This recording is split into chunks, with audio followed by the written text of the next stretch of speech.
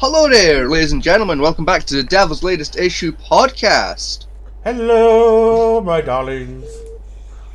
I am your slightly... We're not doing that bit 2 weeks in a row, fuck off.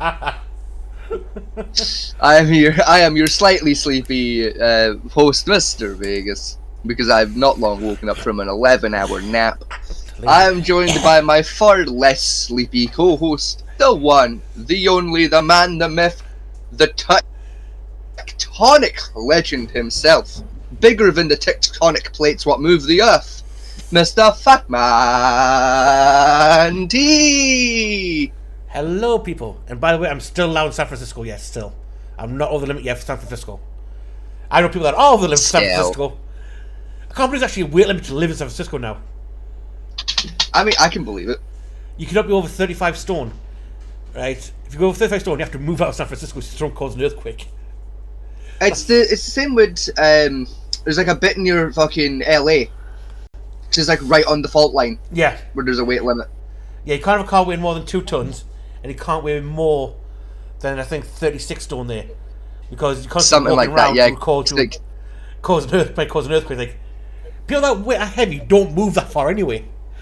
Like I remember rightly, like the statistic for it of like anyone over like 30 odd stone literally triples the odds of an earthquake happening if they live in that area. Yeah, it's so stupid. That's the walk. But if they fall, it's like a 50-50 shot. Yeah, pretty much. So the fat guy. It's not even a fat phobia thing. It's just like you're right on the fault line. Yeah, they're like to test like on like the fault line. And like the weight of a fat man falling, about 30 odd stone. And the height limit is for the fall, right, is 3 steps up. Yeah. 3 standard steps, 4 from that. Lands on the floor of his house in the fault line could trigger catastrophic earthquakes which wipes out LA.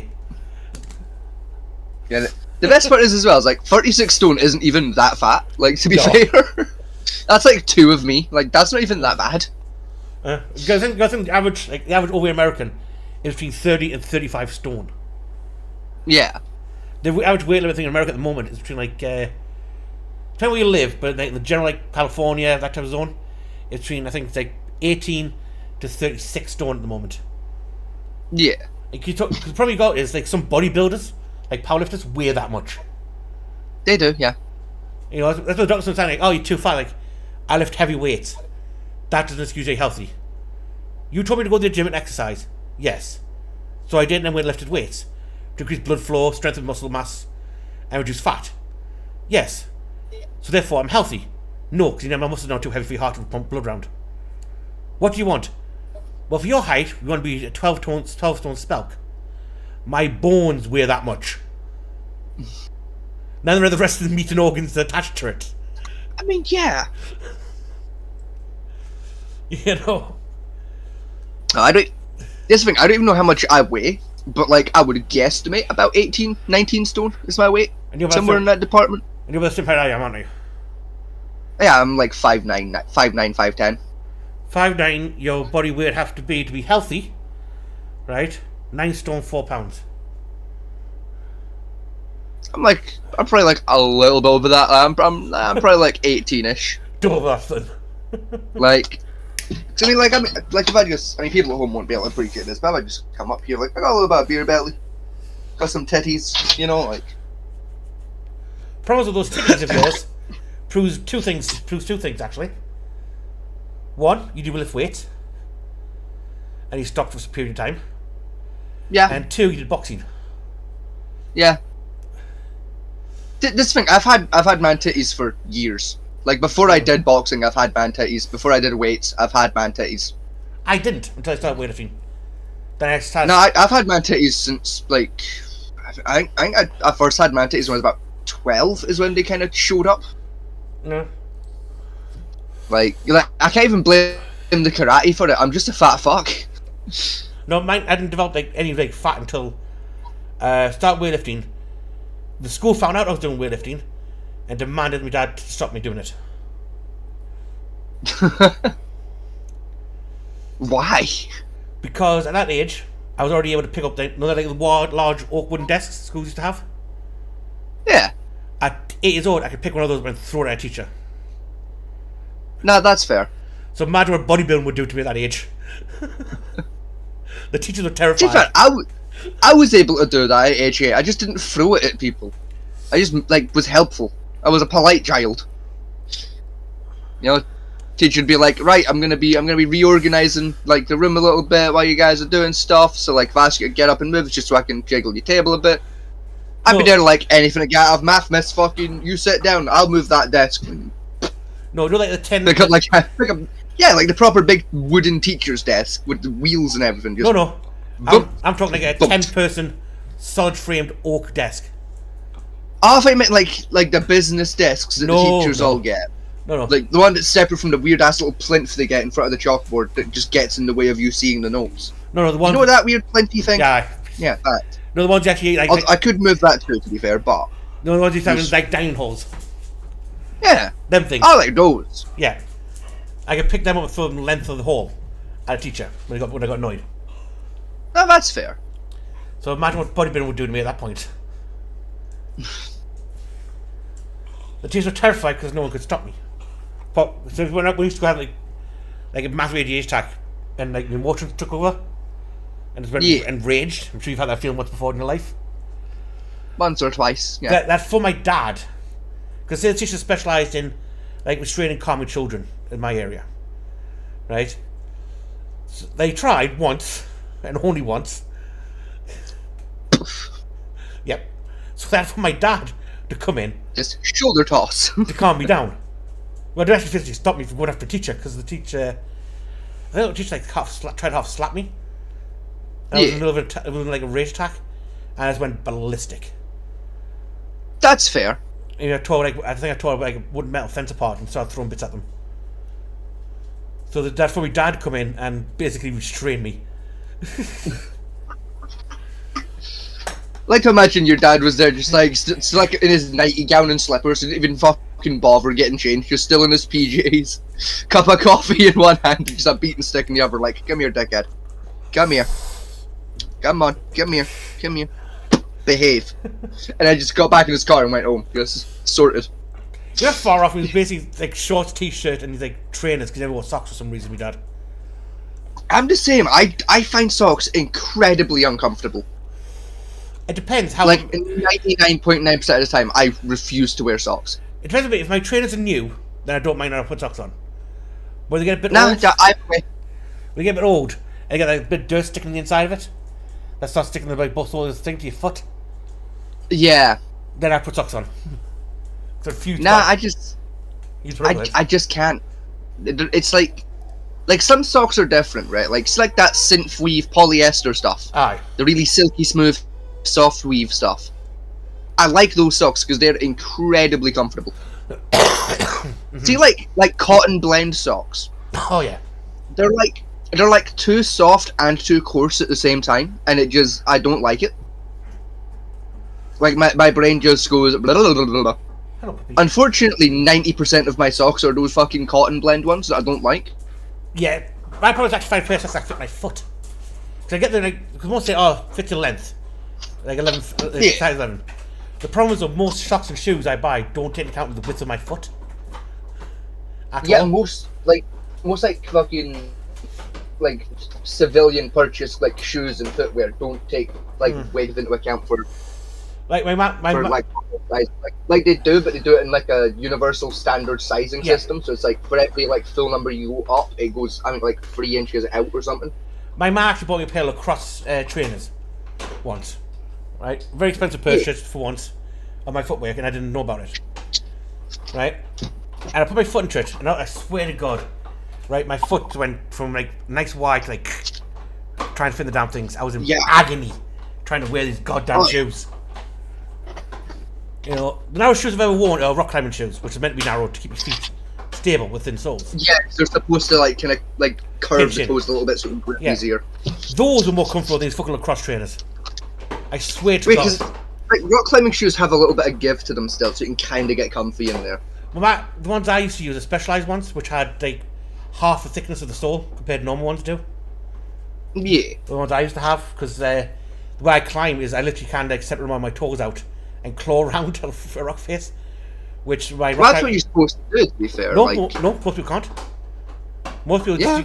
most people just pin their toes on. Yeah, because that's why the rock climbing shoe does that. Because it's kind of like a ballet shoe. It's supposed to force your foot to like arch up a bit, No. so you can then like use your muscles to actually arch it round Yeah, fully to like that part. grip a rock. But I can spread my toes like that Yeah, and grip round, yeah. which most people can't do. That's perfectly normal. It's not. It's a genetic quirk. Yeah. No, you're supposed to be able to like grip with your feet. That's normal. No, you can grip your feet, but you can't spread your toes out. Most people can't do it. Really? I mean, no, not to clue you in on fucking my OnlyFans or nothing, but like, I got some pretty good toe spread. Like, Yeah, most people can't do it. Oddly enough. It used why? to be It's not hard. used to be no trait. And one thing that determines the fact you can do it means, as a child, you rarely wore shoes. Yeah, that's true. Yeah. You ran around outside barefoot. Not outside. I always wore shoes to go outside, but indoors, very rare I wore shoes. I didn't. I spent a lot of time outside barefoot as well, hence why my feet are so wide and flat. See, it's only like nowadays that I'm older. Like since I turned about 15, 16, I've like gone outside barefoot more. And even then, it's not like I don't like go to shop barefoot because that would just be fucking weird. It's like, if I gotta go put the bins out, Aye. and I Alright. cannot be fucked. I just got my fucking bare feet, just like whatever. I won't walk around town Done. barefooted. But like I say, as a kid, I used to go camping a lot with my folks. So, like fields, riverbeds, like rocky areas, I used to just like fuck it and just walk out barefoot. Down the campsites and stuff. Without any I question mean, over that's it. fair. Right, now today's video is from last week, the war episode. We're talking about some Yes. ideas from military. But first, I have two video shorts. So, one video short Okay. for you, which I found, I think, a couple of weeks back. I was meant to show you it a few weeks ago, but we never got around to doing it. Right? Well, to do that, you'll have to start a Discord screen share with me to do that. I'm remember. going to, but I'm going to start the share on YouTube and sure that's up and running first, before I forget. That would also help. Yes. Like I did last time, halfway through the fucking show. Sure, that was my fault for like needing to take a quick break. That was my fault. It's that one. Go live, you bastard. There we go. Right. Now, no context for this. Only Tal gives you context for this, that thing. Alright. Are you ready?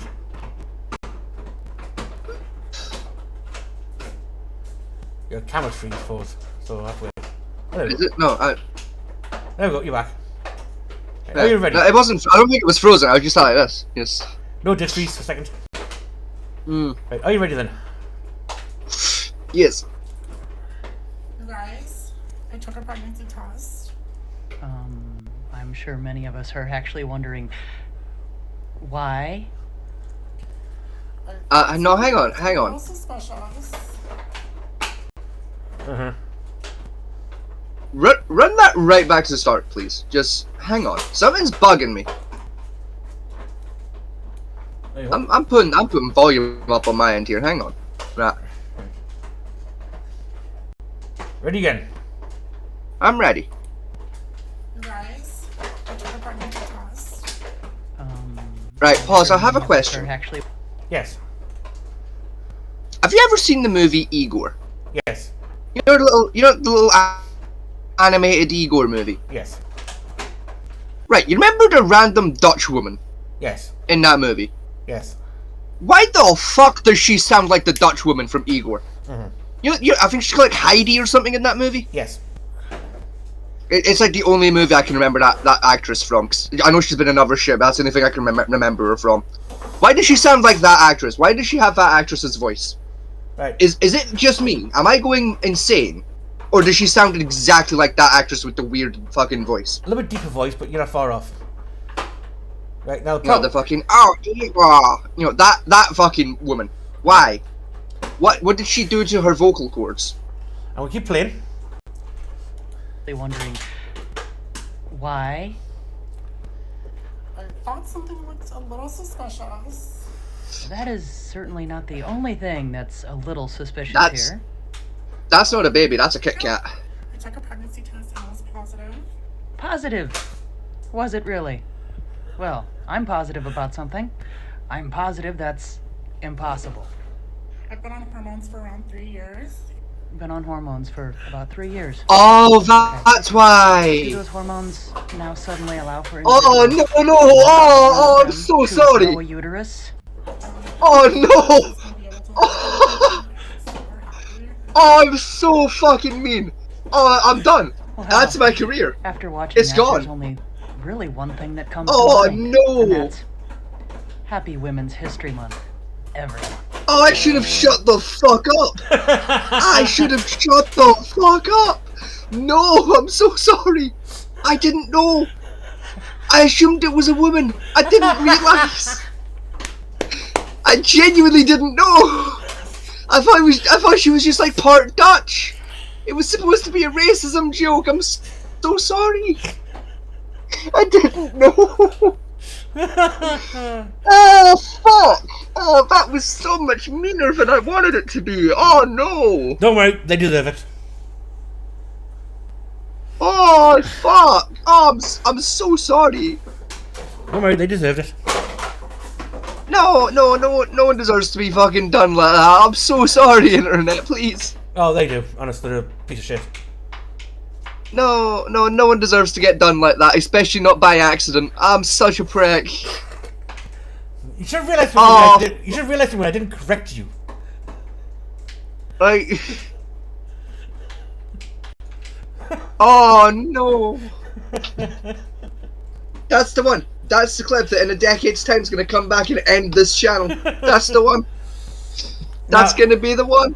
I would love to play this next video for you, but I can't because of copyright issues. Copyrighted music, I presumed. Well, I'll play 5 seconds. That should be enough. Yeah, that's fair. Yeah. I understand. Black Sabbath don't fuck around, I understand. Thank you. Now, just read this. This was last week. An 80-year-old man in Finland created a belt-fed 22 caliber machine gun out of an electric drill. The cam-driven weapon had a firing rate of 420 rounds per minute. For comparison, the US M3 grease gun is 450 rounds per minute. This man was not prosecuted, but he had to give up his creation. Jesus fucking Christ! The worst part is like low-key it actually looks kind of neat. Like it looks like something you'd pick up in Fallout. Like, Another worst part about it, though, right? From that picture alone, right? Geeks like me could rebuild that gun in about 5 minutes. it's just, it genuinely looks like something you'd pick up off a raider in Fallout, doesn't it? Though, just the pipe drill LMG. Fuck you. That's what it reminds me of the freaking pipe. Remember the pipe Gatling gun from Fallout 3? Vaguely, I didn't play that much of Fallout 3. It's a late stage weapon. Like you I'm get. replaying it as we speak. Like It's a I'm late like stage when halfway you through it. You pick up eventually. You take one of the pipe pistol series weaponries. You get your hands on. Yeah, I only really know the pipe weapons from Fallout 4 because I've been playing the shit out of that recently. But in Fallout 4, I think what reminds me most of is the Minutemen musket laser. Yeah, a little bit actually. Yeah. More like the hand crank. Yeah, it does actually look really similar to it, just with a bipod Yeah. and like an extra pistol grip at the front. Like, see if you took that pistol grip off, it'd be bang on. Yeah, that's what I'm saying. They'll Like- try to handle them. Like, low-key, Now, the this- thing is like it kind of works similar as well. It's just instead of a crank handle, it's a little crank button. yeah. Zzz, zzz, you know. Like, Now, next video I'm going to play with the music because it's funny for some reason. And that's what makes that LMG dangerous. Is like the built-in instinct all men have with drills to go zzz, zzz, Yeah. to make sure it's working. And again, though, most men with very little knowledge of good firearms could build that out of things you find in the hardware store anywhere in the world. I'm pretty sure I have everything to build that in my shed. Like, I don't have the camshaft, but that wouldn't take me long to find. I have plenty of scrap. I think the only bit I don't have is a drill. I think that's the only bit I don't have on hand. I've got the drill. I've got the stock. I've got the pistol grip. I've even got a frame mount that would work, and a barrel for 22s. This is the thing. Like, I've got scrap wood and scrap metal. I can make all of that shit. Well, dude, smart one of the airsoft guns as well. The picks I need there for most of it. The only thing I don't have is a camshaft. I got scrap wood, scrap metal, and a jigsaw. I think I'll be set. Now next one I'm going to play because A, it's funny. Okay. See if you get the meme.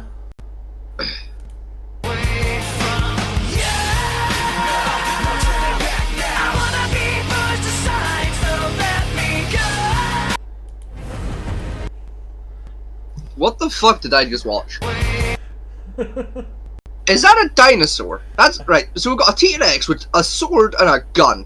2 guns. So we got a T-Rex dual wielding Lara Croft style and swinging about a fucking sword like his goddamn Cloud. Read the name. Oh, it's a right. Dinosaurs make right. Yeah. Okay. Yeah. I didn't read the title. I was too enamored by dinosaur to read the title. It's quite a animation though. Yeah.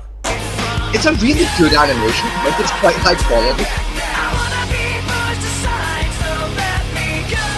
I mean, apart from the jump, right? Which I think Even then, the jump was pretty good. no, it's there for motion of an actual like bipedal lizard. Apart from the jump, the rest of the motion they have that dinosaur doing are pretty much accurate, I mean, yeah. which is quite impressive. It just goes to show, like, just how sad people on the internet actually are. In terms of how much time we have to kill.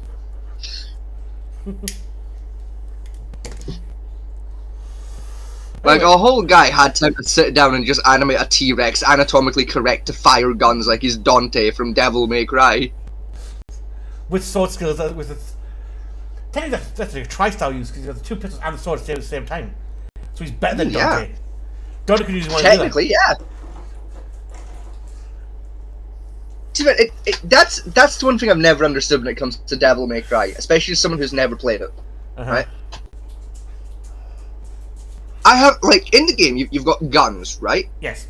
You got 2 little guns, and you go pew pew pew pew pew pew pew pew pew, right? Why the fuck would you ever use the sword? You have guns. Because, right, and this is actually... Like what's stopping me from just going pew pew pew pew pew pew pew pew pew pew pew pew pew pew forever? Right, do you want to know the answer now? Because it actually is the answer to the law for that one. Oh, fuck the Lord answer. I want the gameplay reason. Gameplay reasons is because the guns are weak as shit, by comparison. They're only there to break distance. The sword's your main damage outputter. And to be honest, you rarely use guns anyway because you can launch that sword. One of the skills is called the Sight Reaper. Where you saw there, you literally got the sword and just throw it. And you just slice the enemies and it goes back to you. No, okay, fair. That's one of the early skills you pick up for most Devil May Cry characters. The law reason is that's the sword of Sparta, which is the devil that turned against humans, the one with powerful swords in existence. And the guns are human-made from the church, which have holy bullets but don't do much damage against high-ranking demons. So they do, like, what, they got like a fucking damage penalty against the forces of evil because human. Basically, yes, they're good enough to take out, like, trash mobs, but... It's like, this will kill a human, easy peasy, but Satan will giggle. Yeah, basically the idea... You're right. The idea in Devil May Cry is or either angelic power or demonic power is the only thing that actually hurt a high-ranking devil. So no matter how much human power you put into a gun, like magic and shit, you actually hurt the high rankers. You annoy them at best. Hang on, wait a minute. Isn't in the game like Dante, like the guy you play as? Isn't he like half demon? Yes, he's a son of Sparta. So why can't he just like half demon enchant the guns to make them better? Later in the game, you can do. See, why didn't you just do it right off the bat? Why did you just go gun? Hey, I'm half demon. Oh fuck! It's a hand cannon. Because in Devil May Cry, you gotta kill certain enemies to harvest bits of their corpse to then make it into weapons. No, fuck making new guns. I'm saying like Satan magic. You're like he's half demon. Just fucking. You know, start talking in tongues, Cthulhu style, fucking.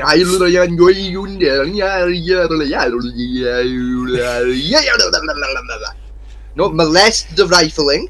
You know, with some finger work. Put some demon magic in that bitch. The main reason, Napalm bullets. is that Dante's mother was human, and he can't use magic. He's got Sparta's strength, regeneration ability, and the ability to control the sword. But he got none of the devil magic. His brother, who tries to kill you several times, inherited that side. So why not, and hear me out here, why not just abuse the half-demon heritage to, like ask a favor of a demon, you know? Just pop a quick teleport down to hell, because I'm assuming he can do that. Mm-hmm. You know, like, chap on a demon door, you know, fucking doof doof doof doof. You know, fucking have, like, Beelzebub open up, you know, what you want, prick. Because... You know, do you have time to talk about our Lord and Savior bullets? Go enchant this bitch. Because his father, Fine. Sparta... Viv. You know, I liked your dad. Viv. There you go. His father, like, one demon must have liked his dad. No. At least one liked. No, because Sparta was originally the Grand General of Hell under Satan. Yeah, so at least one demon liked his ass. Hang on.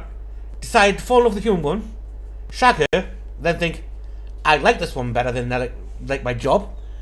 Turn around and slit the other demon's throats, cast them back in hell, and then destroyed the gateway, allow them to get forever escape until they had to build a new one. So they're a bit knocked at him.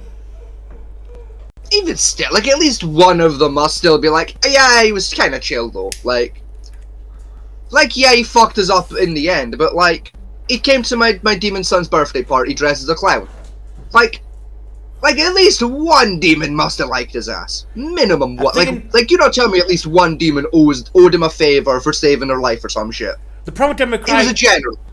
Someone owes him a favor. The problem with Devil May Cry games, right, is that the games aren't released in chronological order. I don't give a shit. I don't. Bare minimum, one demon owes motherfucker a favor. But the problem is though, like, Devil May Cry 1 came out, Dante was around 35, I think, in the third game. Something like that. Then Devil May Cry 2 came out, and he was 18. Yeah, cause like, isn't it in the first one? Like, isn't that the one where it's literally just Dante's Inferno, the book, the video game? Pretty much, yeah. You're looking for, like, your wife or some shit who's on, like, the 9th circle of hell, so you gotta go into hell. Yeah. You fuck some shit up. Because hell monsters, to get her back, to come back, but you can't get her back because she's dead. She's not like the dead you thought she was, she's, like, dead and then died again. No. So, like, she's kind of trapped forever or something. I didn't play the game, I'm, like, vaguely knowing what's going on, because I read the book once when I was, like, 9. No, in the game, so, like, you're not like, far off. she's, like, dead, and, like, half possessed or some shit. So, like, you have a cry, because, like, for, like, the whole way there, she's been, like, talking shit and shit. And she wasn't, it was like a mimic or something, I don't fucking know. So you have a cry, kind of like, it does like a Dom from Gears of War 2, where you find the wife, and she's like, fuck, you can't help her. So you have a cry, and then like, you go home, but to get home, you gotta fight your way back out. So that's like the second half of the game, probably. No. I don't know, and I'm pretty sure you punch Satan in the deck at one point. No, it's like, mood. In the game, you're not far off. A woman turns up and requests your help with the exterminate, like cleaning out the devil trap. Exterminatus, yes. So you go through with it. She turns up now and again, talks to you. You start falling in love with this woman, and then there's the usual like Shisharu type bullshit. Oh no, she's sticking with the devil and one of the devils leading you into a trap. Ah. You find out mid game. So you keep going through, trying to find thingy. Then the big bad guy. Then about 3/4 of the game, she actually falls in love with you and then tries to help you. So the big bad takes her, holds us hostage type thing. So you go fight your way down to the big bad. She helped break her free. Have a cute little romance moment. Then she gets stabbed. Then she cries, not you. You're Dante's heartless bastard. To be honest, right? You just not shed a single tear of the game, while also killing your own brother as well. Doing Nice. This. And then I should do. Then you kill the big bad, but she's already still dead. And then the game ends. And then you have a cry and cry. No. Because Dante, like a real man, cries off screen while the credits roll. No, Dante's literally the boy would have been like the edgy protagonist in D&D. Yeah, he cries like a real man. No, he doesn't cry at all. Off screen while the credits roll. No, he cries off screen like a real man while the credits are rolling. He's basically an edgelord mixed with murder hobo. Constantly. Are you telling me like Dante from Devil May Cry Someone basically made like a human, like a human, half tiefling fighter rogue multi-class, but then gave it the backstory of a warlock. Yes. Basically. I fucking hate that. With also ties to the church, so it also makes him paladin. Fair warning. If you ever make a D&D character that is half human, half tiefling, fighter, rogue, duel up with a fucking backstory revolving around being part demon, I'm coming to your house. With a baseball bat. Like, say goodbye to your knees, chuckle fuck. Yes, but you're also missing. It's also got the backstory of the haunted one as well. Mixed in with that as well. Say goodbye to your knees, chuckle fucks. Mind, I did see this idea of character creation, but I thought it was quite good. It was on one of the shows I was watching the day. And it was, they're doing a Lord of the Rings campaign. And so I said, can I be a tiefling again? So, okay then. Tell me how that works. Mum fucked a bullrock.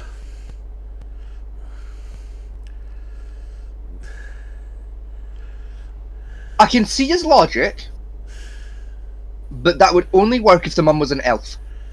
Right, and they do the whole Minds of Moria. Guess what the Borg say in the Borg rolls the ring and goes, "Hi, Dad." So that would only work if the mum was an elf. Because elf Balrog would make tiefling, but human to Balrog, that would just make a fire elemental. Yeah. Don't ask why I know the ins and outs of fucking fantasy biology and what creatures fucking what would make what new creatures. Don't ask, it's a long story. I had to research a lot of weird ass shit for one particular campaign I ran a few years ago, because some of my friends / players were degenerate little pricks. I still like, the thing, what mechanic I still love is a bartender with a notebook with a book of every race and the age allowed to drink. That is fun. I do enjoy that. It's a gnome. Age 42. Nope, still too young. Piss off. No, you can have cola and foods. Oh wait, no, you can have ale if you order a carvery. Oh, it's an elf. How old are you? 247. Way too young, love. Get out of the bar. I ain't risking it, hon. Like I'm not losing my license for you. Get. You're practically still a fetus. Piss off. I do like how in elf culture being like 200 years old makes you an angsty teenager. Like Yeah. that is my favourite thing about elves. It's like being 200 makes you an angsty teenager. I You're was- like 13 to their equivalent. It's like the same with like Mass Effect with Lara when we first meet. Like, oh, I'm sure I'm only 50 years old. Only 50 years old. Only, yes. I'll be. It is fun because like she's 50 years old by human standards, but you can absolutely tell she is written to be like a 10-year-old. Yeah. She is just such a fucking whiny little prick sometimes. And just really innocent about a lot of shit, and it's like, you're 50, why are you a 10-year-old? What the fuck is this? Especially the romance route. The romance route with her is fucking hilarious. It's just It's just weird. Like, Both it's still of- just like I get to your alien species, you're young still, but like, how the fuck can you be alive in this galaxy for 50 years and be this goddamn clueless? No, that she ran away. She ran away Like, from what home. the fuck? Remember, she ran away when she was only 30. That makes it worse. She's been on her own in a dangerous galaxy for 20 years and she's this fucking clueless. How? Yeah, but technically Where, though, where were you living for these 20 years? Because they were- Paradise? you gotta think though, right? For their culture, the way they explain it is the maiden stage where they like go around, shag everybody, and do the goddamn please. Lasts for 300 years. Yeah. Which vibe? Then they reach the breeding stage, which lasts for another 300 years. Which again, vibe. Then they reach the last stage, which is the matriarch stage, which is to where they die. And one of the things I do like is when the weird stories are mixed together at the end, where you meet Lara's actual father. Mhm. And he's like, so, like, what's going on? And, well, you know, me and your stepfather got into a fight, And we had a good long fight because we got together after the Krogan Rebellion. Fair enough. And then we found out we both fought on the opposite side of the Krogan Rebellion. Right. Oh no. So what do we do then? Well, we went out one day and told our daughter again, love whoever survives. And we fought to the death. Like, why? As you do. As you do. The war was 300 years ago. We know, but things like kill still hang together. It's the principle of the matter. Like, So there was risen and fallen the time you've two been married, and you didn't figure that shit out. it's the principle of the matter, hon. It's the principle of the matter. He was a goddamn traitor. It's the principle of the matter. Like, I think one of the biggest black markets in the fucking galaxy is Krogan testicles. yeah, I could see it. 10,000 credits per ball. It's like, Jesus fucking Christ. I mean, I know what I'd be doing if I was a Krogan. No, that's... Like, you only need one bollock to survive in this world. Like, I know I'd fucking do to get a head start in life. The Krogans are paying that money because of genophage. They think replace the testicles with genetically perfect ones would help reproduction. So the Krogans are paying 40 grand to get a new set of bollocks stitched up. Like say some genetic scientist making a fucking killing out there. I mean, does that mean there's some Krogans that like dodge the genophage by just like not being at home when that shit kicked off? No. No. Okay. Because the way the genophage worked as retrovirus, so every Krogan caught it, and as they fucked off, they spread to the Krogans that weren't there at the time. But all technically what the genophage does, theoretically anyway, is Krogans breed like rabbits. Essentially. Yeah. So all it done was reduce their birth rate to the same as any other sentient species, apart from the Solarians, which lay eggs. So just reduce their birth rate down to 1/1000. What? I never realized Solarians lay eggs, but that caught me off guard. But also that makes sense. They're like lizard frogs, so like yeah, I suppose. The frogs, they're frogs. They're like lizard frogs. They're like scaly frog people. So like yeah, I suppose that kind of makes sense. Yeah. No, because you find out in Fallout 3, they're actually frogs. You mean Prothean. Fallout 3? Mass Effect 3, sorry. There you go. Because when I do the seas, you actually meet a Prothean who sees Solarians like, oh, they usually flies. They're frogs. Really? They survived? Like, yeah, they're the most intelligent race in the galaxy. How? They're flies. They're frogs. But one thing they do confirm is that Oh my god, the Solarians only exist because one of the character devs was autistic, don't they? pretty much, yeah. That's what it was! One of the lead character devs was just very autistic. You think about Solarians. That's why they're frogs. Think about Solarians, right? The frogs, the lifespan's 40 years at best. Right? They think fast, babble on, and have like real autistic tendencies as a character, as like a species. Oh my god, I know exactly what happened. One of the lead character devs was severely autistic. Obsessed with frogs. So as a joke, they like made him a character in the game that was just a really intelligent frog. And then it just spiraled out of control from there because he hyper focused on his virtual self. Yeah. Made a whole canon lore for himself, and then it went from there. It was just like no one had the heart to tell him it was a joke, John. And they were like, okay, this is our fault. We'll take it. Let him be happy. And they made a whole alien race just so they didn't upset the autistic guy that they were gently bullying in the office. The problem is, as a race, that's what happened, and no one will convince me that isn't what happened that day. The problem is, as a race in the galaxy of Fallout of Mass Effect, sorry, they work quite well as a species. I mean, they really do. They go everywhere. They breed like very fast, die fast. They don't overcrowd. Yet they learn stuff so fast that it makes, like, technological wise, they create quite stabilizing unit in the galaxy. Yeah. Tell me, the biggest surprise species in that galaxy is the Volon. The Vola, sorry.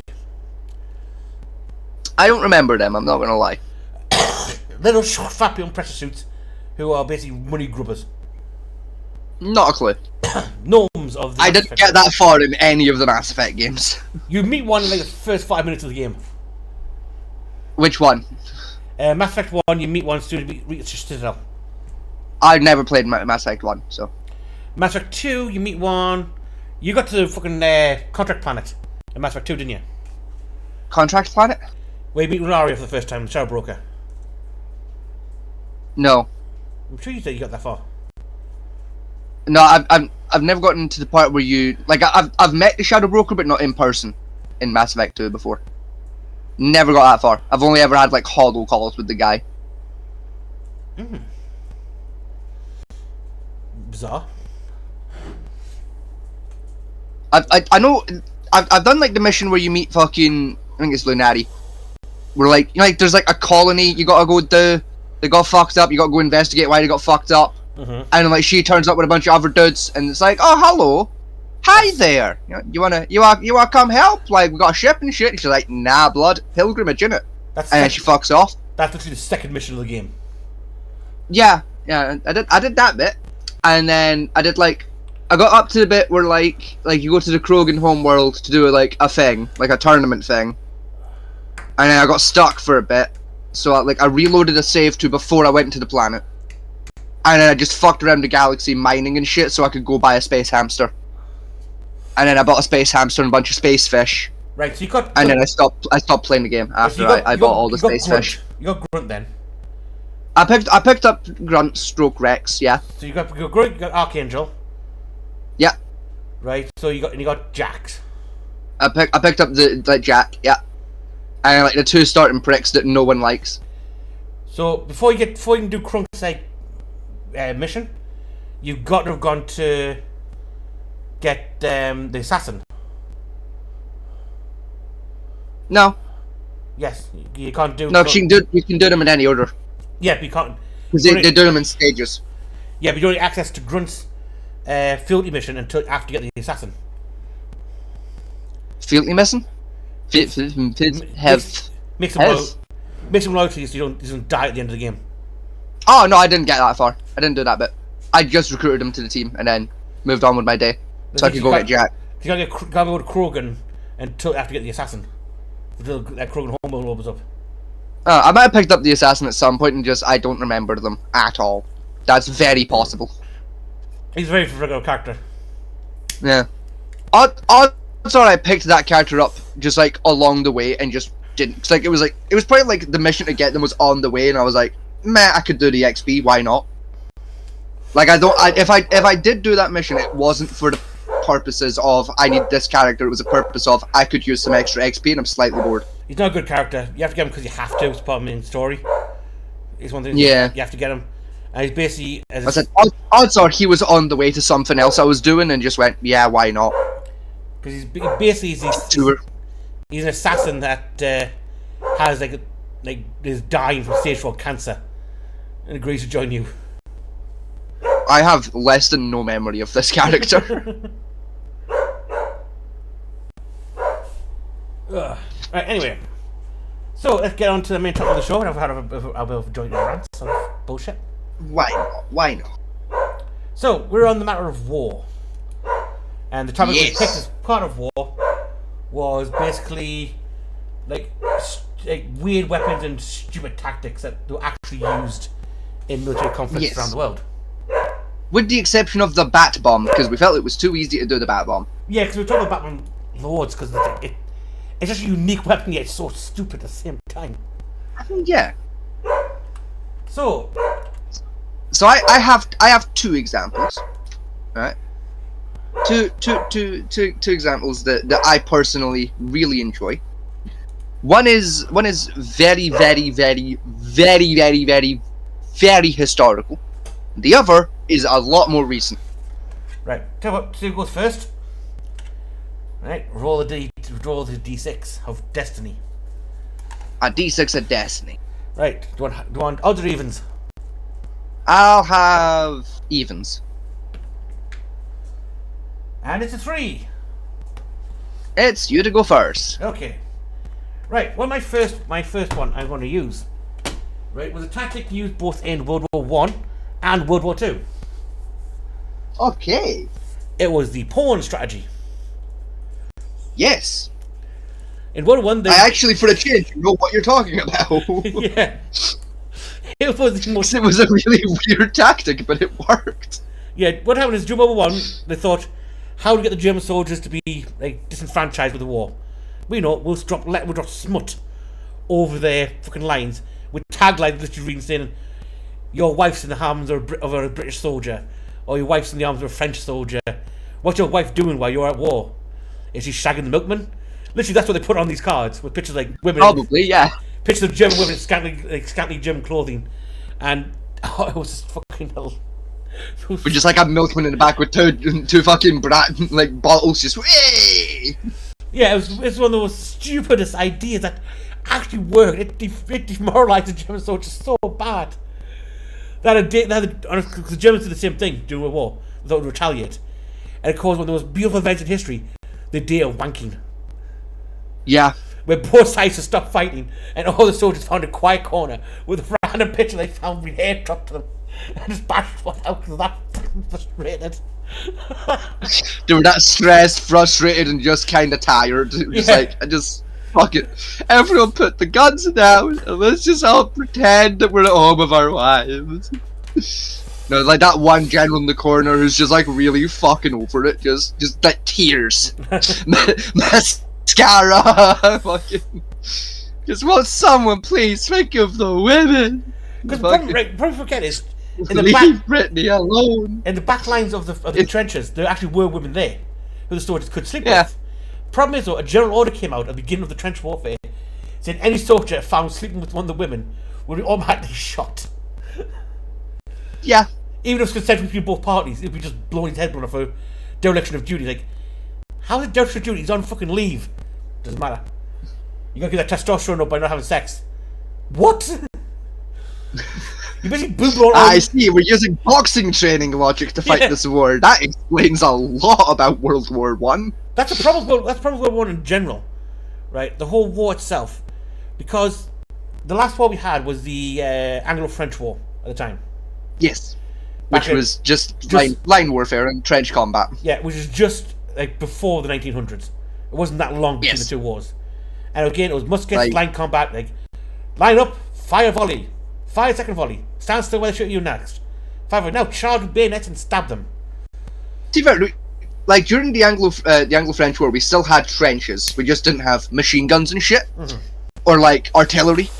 Yeah. We had like basic cannons, but like We've had howitzers, but they weren't very good. yeah, we didn't have like the shit we had by time World War One ran around. Yeah, so You know, which is why we were still sending in dickheads on horseback towards trenches with machine guns placed along it. yeah, Because we didn't quite anticipate machine guns being invented, so we didn't have time to change the war doctrine. well, no, So that got invented, and we went, fuck it, horses. No, And then all the horses got killed, and we went, oh dear, was that didn't work. Once that's in the doctrine itself, how we ran the army was still the same way back in World War Yeah. I. So basically, if Vegas was like a nobleman kind of person, and he had some coinage in his purse, he would go down to the military defense, say, I want to participate in this war. He could buy himself a company of men, Yeah, get the rank of captain or even general, and march those men into battle under his command and play chess with them. vibe. The main stipulation you had to be for being a commander of the company was the ability to buy all your men at least one round of drinks. Bet. That was enough to make you an officer. Right. We're going to the Ministry of Defense, lads. Vegas wishes to become a general. Hence, if you watched the show, the pure drama of Sharp, right? I have not, no. Sharp is a sort of a historically accurate version of the Napoleon War at the time. That's fair. Sharp was a soldier who raised the ranks up to major, right, without any title whatsoever. So he actually got a title by participating in the war. Got rank of major. And he got that good at combat that the snobby bastards who like to buy swords and play warfare, the gentlemen, right, who like to throw up duels, got warned off by Wellington, saying if no duels are allowed with this man. You can fight with all you care. I don't care about the rest of you. We need him alive. Do not duel him. Why? Say you're losing? He goes, no, because I can't be writing to your parents that your snobby bitch has died because you went to get the best soldier we have, and he sliced you to ribbons.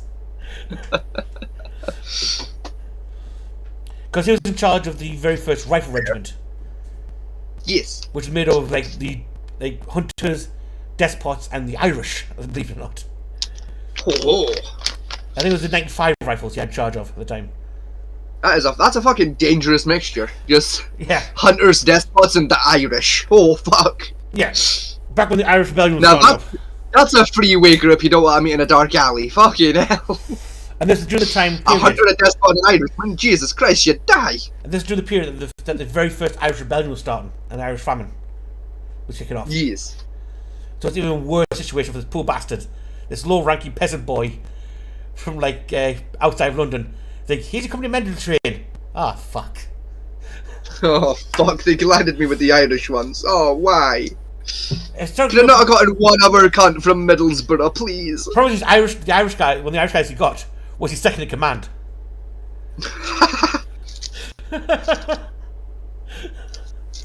It was literally second command. Like the Irish just like, oh, I get his name was Paddy as well. Of course it fucking was, yeah.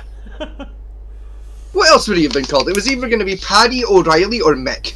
Those were the only three options. And his weapon of choice in the show was the multi-barrel musket. Nice. An obscure little weapon. It was. Most people don't know that it's a thing. Mainly because it was shit. It was very shit. It was meant for ship combat, really, and it was just bad. Even by like fucking standards of the time, it was shit. I mean, hang on. Like that thing made Smoothbore look like a good idea. It was so fucking bad.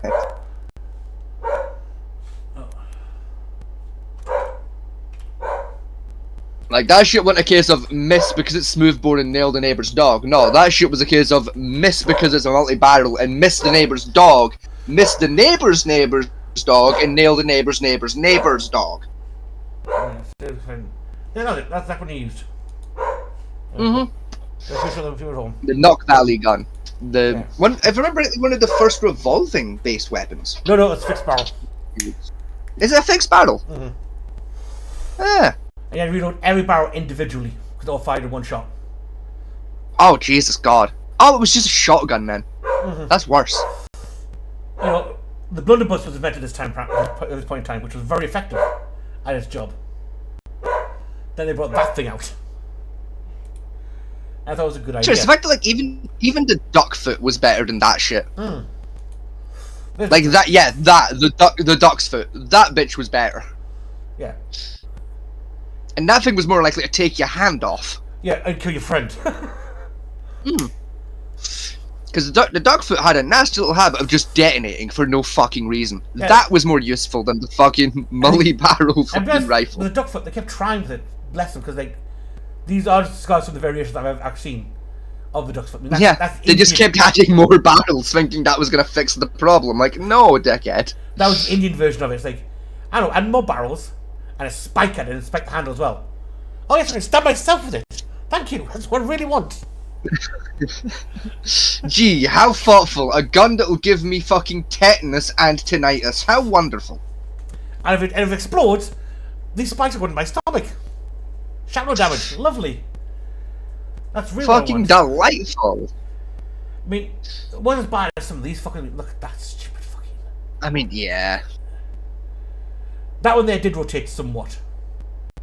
But it was still just... like... idiotic in its design. You know... So, no, I tell you a conversation this actually reminds me of a little bit, right? This is a little bit of story time I'm going into here, right? I remember back in when I was in high school, right? Mm-hmm. Me and one of my friends had a 6-week-long argument about something, right? What's that? It's related to this topic. You know how like there's the double-barrel shotgun? Yes. We argued for 6 weeks about whether it would even be technologically possible to make a 4-barrel shotgun. Yes. Because one of the Saints Row games has a 3-barrel shotgun in it, and we were arguing about how stupid that is or isn't. Yes, it is possible to do it. And it has been See, done. that was my that was my standpoint of like you do like a double barrel shotgun, and then like another double barrel shotgun on top of it to make a quad shotgun. Essentially, yes. And like my friend was like, no, that's fucking stupid. That like, how are you gonna fire the other barrels? And it was like the same way I fire these barrels, but with an extra trigger up here. So I go bang, bang. It's not No. fucking rocket science, Dave. The way they worked it, Bang, bang. first ones, basically you fire 2 shots per click.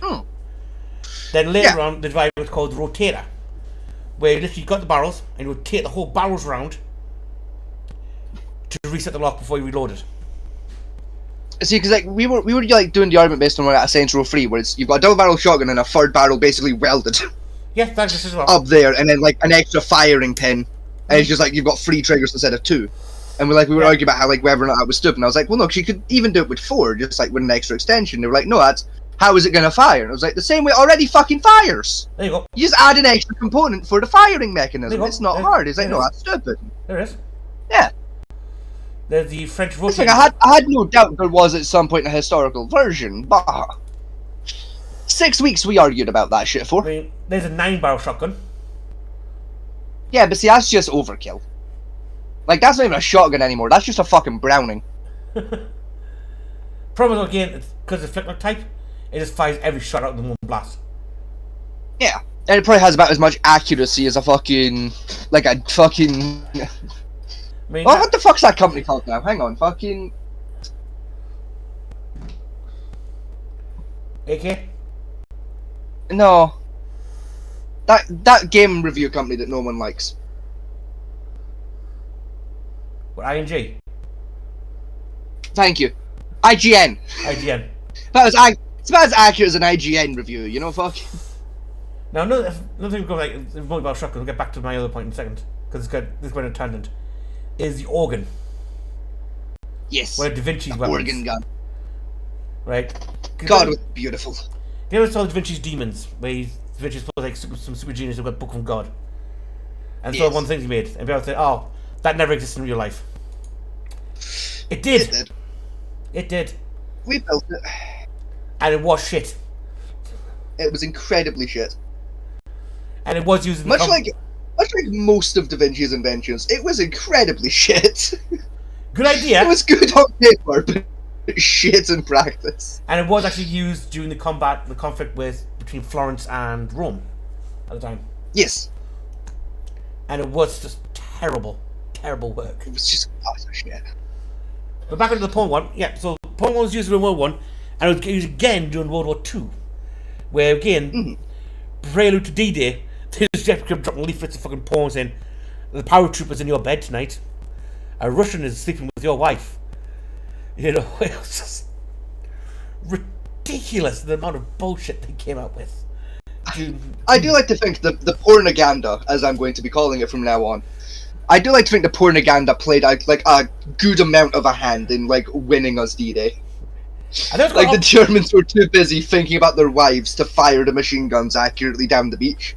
I like to think the pornaganda is the reason for that, you know? You know, the thing was, the British at that time were very like tight-lipped about sex and didn't like anything. You know, stuff. We were very, very toffee-nosed about things. You know, showing a bit of ankles enough to get you fucking sent for being a hussy. And we call it, and our Ministry of Intelligence and Warfare thought of porn. That would work. Yeah, it would work on us, so it must work on the enemy. Yeah. And then it did. Yeah. It's like, it's like they've done stupid, like, stupid Somehow memes. that worked. You know the stupid memes you always say sometimes, like, porn will save the world. It did, yeah. Shit. Yeah, technically it did. By accident, but still. My Vegas, one of yours. Alrighty. Right, which would you like? Would you like the very historical one or the slightly more modern one? Let's do the history bullshit for now. Save the history one. We'll do the more modern one first, Yeah. then, will we? Okay. So, see during the Afghan and fucking other one conflicts, Afghanistan and the other one that's near Afghanistan that I don't remember the name of right now, and will come to me later. Fuck. Someone help.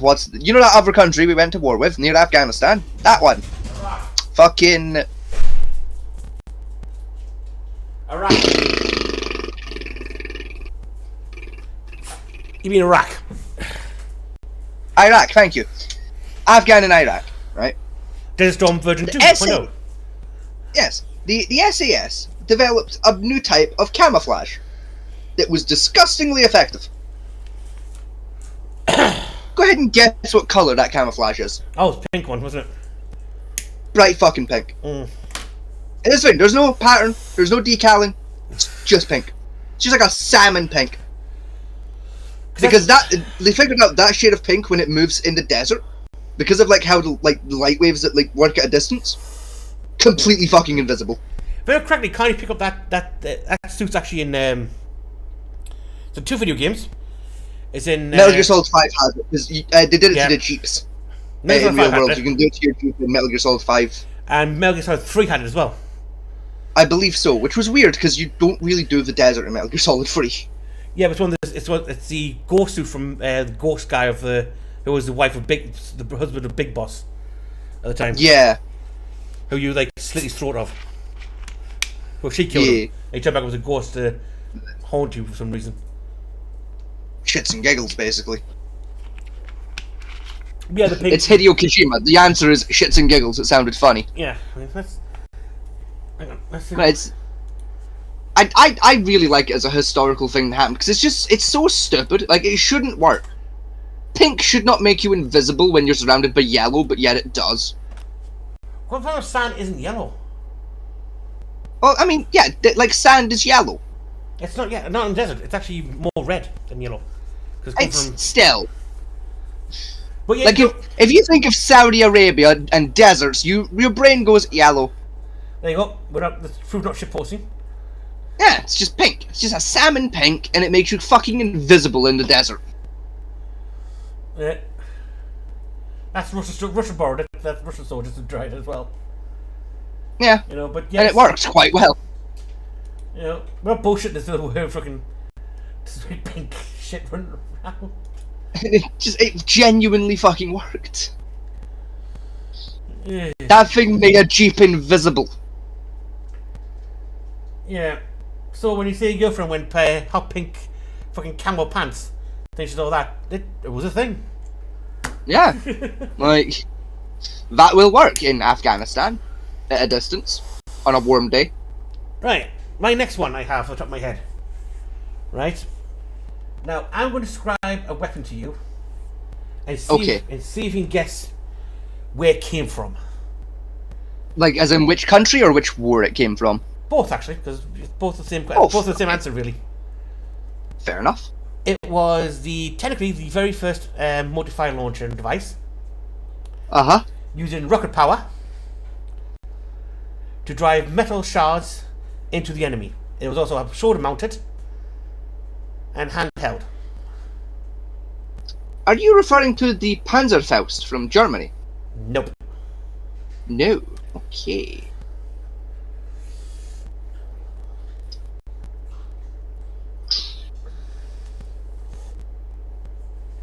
I'm trying to think. I've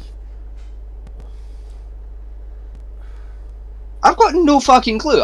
I can't think of anything. Like, other than like the Panzerfaust in World War II, not a clue. It was called the Wasp, The Wasp. and it was invented. Drumos, please.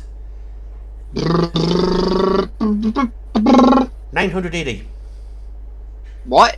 980 Rockets. rockets. 980. 980. Fucking how? If I tell you the country, you understand how. Alexandria. China. Yeah, that'd do it.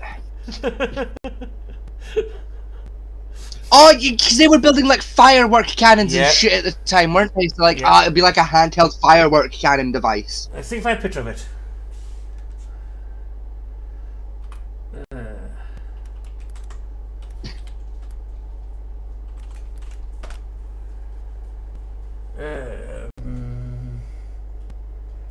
No.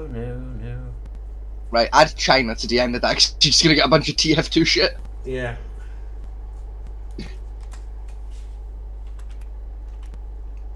No. Yes.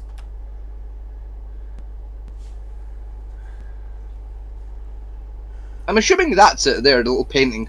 That, no. No. No.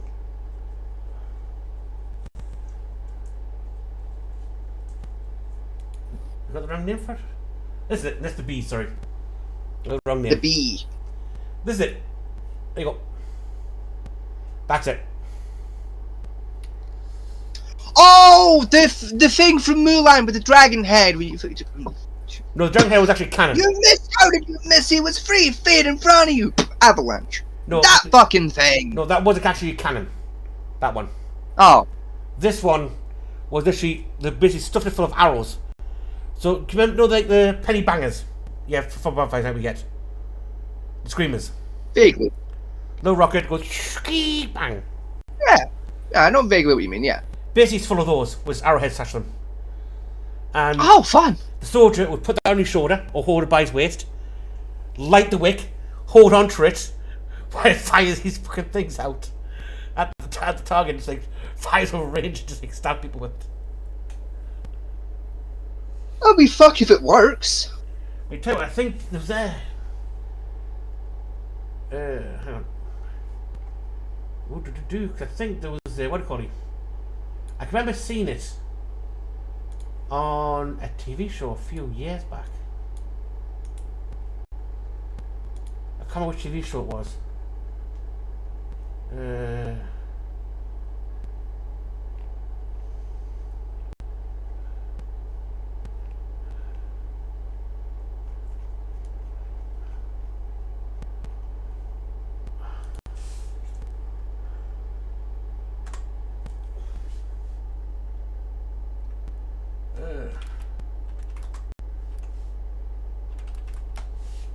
I guess we won't.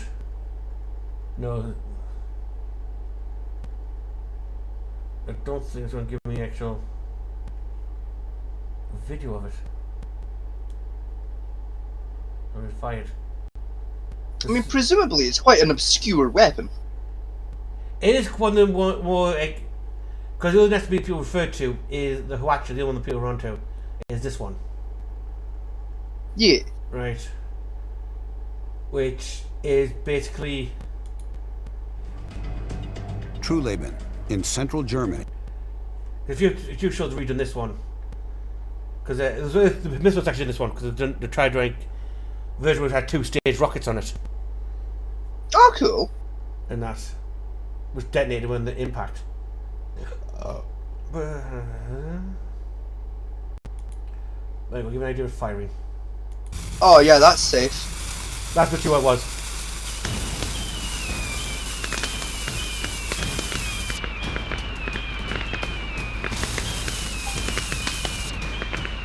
At the end of the 16th century, Koreans are battling a Japanese invasion.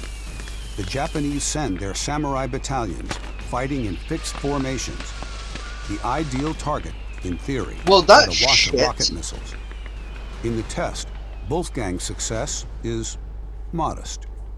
Ein Ergebnis. Well, Modest. that's a You didn't result. hit nothing. Yeah, You didn't hit shit. The fuck you mean a modest? You didn't hit anything. The fuck you mean a modest success? It fired. You didn't fucking hit anything. That's Like- shit. like I said, the Mythbuster version of this, right?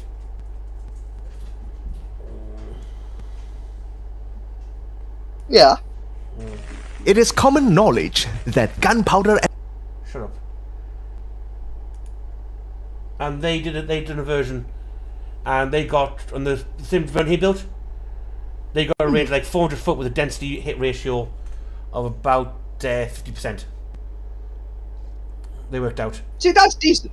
with like 600 meter hit per like they didn't have many targets themselves, but they say it's a weapon used against like a large formation, not like a few random targets he had there. So you're talking like Yeah. like formation like, you know, like 10 soldiers deep, you know, 100 soldiers wide type thing. That's what you would aim it at. Yeah. You know, not like a few random balloons on the deck. Hang on, let's save it.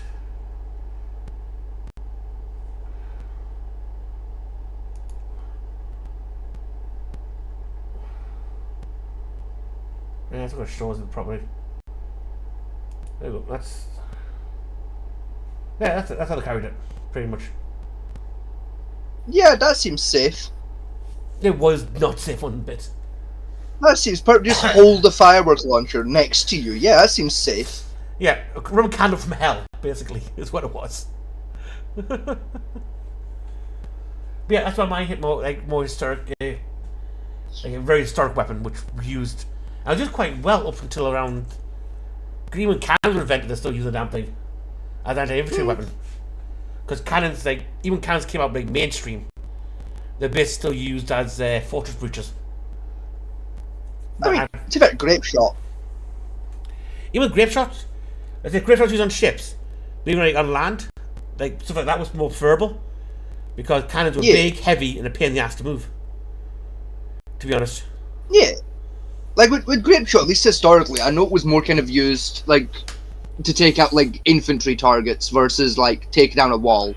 Yeah, if you had a force, like 500 little BBs is going to be better at hitting a dude than like versus a wall. Whereas like, if you want to take down a whole ass wall, one big fuck off 500-pound bastard is going to take down that wall in like 2 goes. To be honest, like cannons didn't take big part in the field combat until like the War of until the War of Independence and the Civil War. That's when cannons really took more to the field.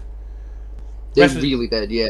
Because even during the European combat we had still at the time, we still preferred musket lines over cannon fire.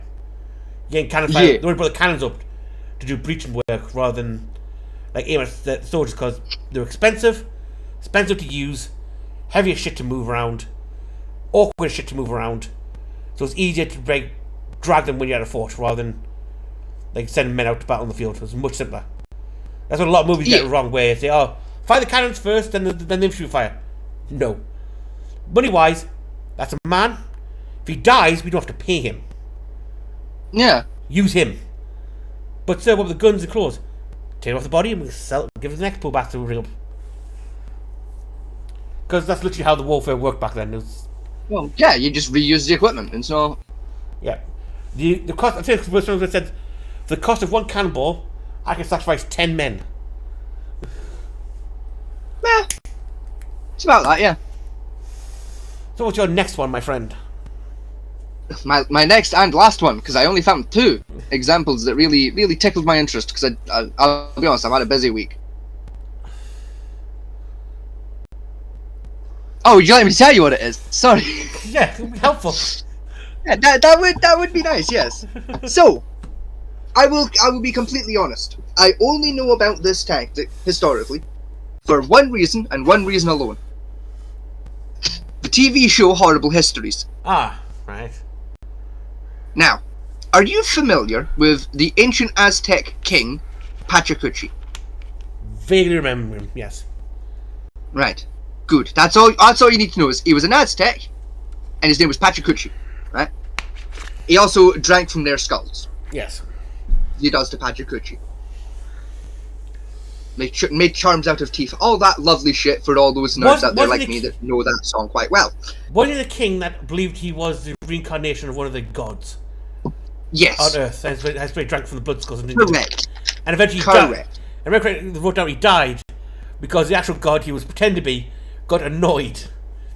And as he was doing a sacrifice of a young girl, the knife slipped, stabbed him in the heart, his heart fell out into the pit, along with his body, and the girl survived and then became the empress. By the will of the gods, something stupid like that. Yes, believe it or not, that's pretty much step for step what happened, with a couple of steps skipped in between, yes. I mean, essentially, because that's what I can remember of the historical facts around him. He died by trying to sacrifice somebody, messed up, and killed himself. Well, one other fact about Pachacuti that is rather important to this story, right, is Pachacuti is well known for being the Aztec king that basically made the Aztec Empire the fucking size that it became. Yeah, he was a ruthless Pachacuti spent most of his time just fucking up the whole goddamn month of other tribes. Yeah. That was his whole shtick. Was just fucking up people's days, right? Now, would you believe me if I told you that Pachacuti technically is the reason warfare is the way it is today?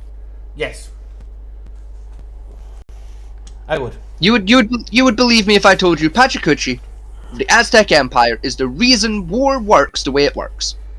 Yeah, to some degree, because the Dire Well, I was gonna say, would you like to take a guess to why? If I remember correctly, the conquistadors, when they went over, one of the things they found was a Dire Stone, which recorded his warfare and battle tactics. Mm-hmm. And they used that to translate that. Okay, it was a good idea at the time. To an extent, yeah, you are correct. That is why we know about his shit, and then adapted the good ideas. I mean specifically, which of the good ideas written on that Dire Stone, like, still gets used today and is possibly the single most influential warfare tactic ever discovered. It was either the guerrilla warfare, Nope. Kind of, but no. or it was It's in the same department. or it was the ambush techniques they used. Again, same department. It's one key element to both those tactics that Pachacuti fucking invented. Oh, you mean camouflage? Camouflage, yes! Yeah. Because Pachacuti had this fucking thing he used to do for battles, right? Where he would figure out ahead of time roughly where the battle was going to take place, Yeah. and would set up a bunch of rocks, like big fuck off boulders where the battle was going to happen a few days beforehand.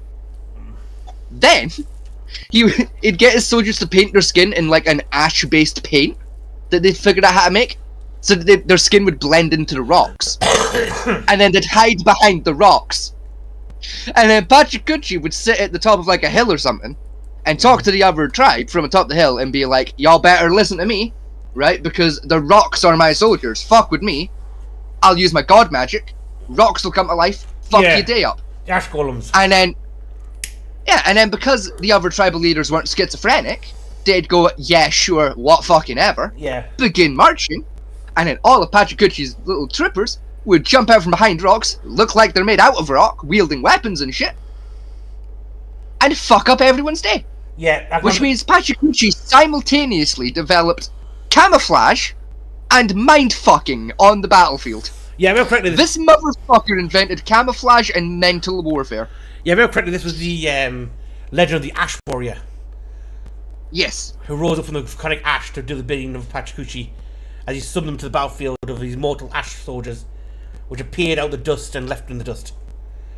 Yeah, he used a similar tactic if he couldn't find rocks with just the sand and shit. Yeah, he used to, from the hills, he used to get some of the women to throw ash and sand in the wind to create a dust cloud which his soldiers emerged from and start attacking people with. Yeah, let's say he had various different versions for if like rocks weren't on hand, but like his favorite version was to just put a bunch of boulders on a hill and have people jump out from behind the boulders because it looked more visually interesting. And one of his other tactics was he built his forts into mountainsides and had sliding rocks. He had his swords in it. He used to pull the rocks out, and the men came out of the rocks and descended onto the unsuspecting people of the land. Like Pachacuti really is like the historical proof that Megamind was onto something in that movie. There is a difference between a villain and a supervillain. Mm-hmm. And by God, that difference sure as shit is presentation. Because by God, did Pachacuti have the presentation. Well, yeah, it is. If you look, I mean, like if you look at it historically, it doesn't come down to how fucked you are as a guy that makes you a supervillain. That just makes you a villain. It's the presentation you had around your life that makes you a supervillain. I mean, going to like one of the facts, like let's go for like Merlin when he was first presented to the court. He said, "If you don't believe me, I shall turn the skies dark," and the eclipse happened. Yeah. The guy's very good at predicting eclipses because he knew it happened before, and he's like, like, the eclipse. Oh, we bow down to you, and the eclipse now goes away, and look, they're light now. Behold my power. Type bullshit. You know, but it works. I mean, like, say if you took like your cell phone back in the medieval period, we burned it stick as a fucking witch by that point.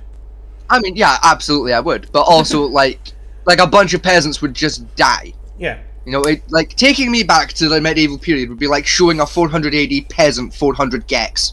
They'd just die. You know, their brains wouldn't be able to comprehend all this. They'd stop. I mean, say like smartphone working. They kept smartphone working somehow in the time travel point. One of the tricks you could use, which you use quite effectively, is snap. They flash the camera snap. I now have your soul trapped in this phone. You must obey me. Yes. And they will fucking believe it. And they would just go along with it, like, okay, Yeah. I guess I'll obey you then. And it's like, that fucking worked. Wow. Yeah. Because one of the things back then, right, and this is what I love about the church. The church are such grifters, and I love it. I love the church for this They bit. were, yeah. One thing the church did was what's called a box, called the box of a Yes. saint. And I was got people, this is how it worked, and it's how people believe, because belief still worked up to the 17th century. This, right, is No, this is the thing. I need to understand something, Fat Man T. I know the thing you're about to mention. This still works today. There are still Yeah. people buying these today because they believe they fucking work. yeah, and I need you to know that. which is even more stupid, really.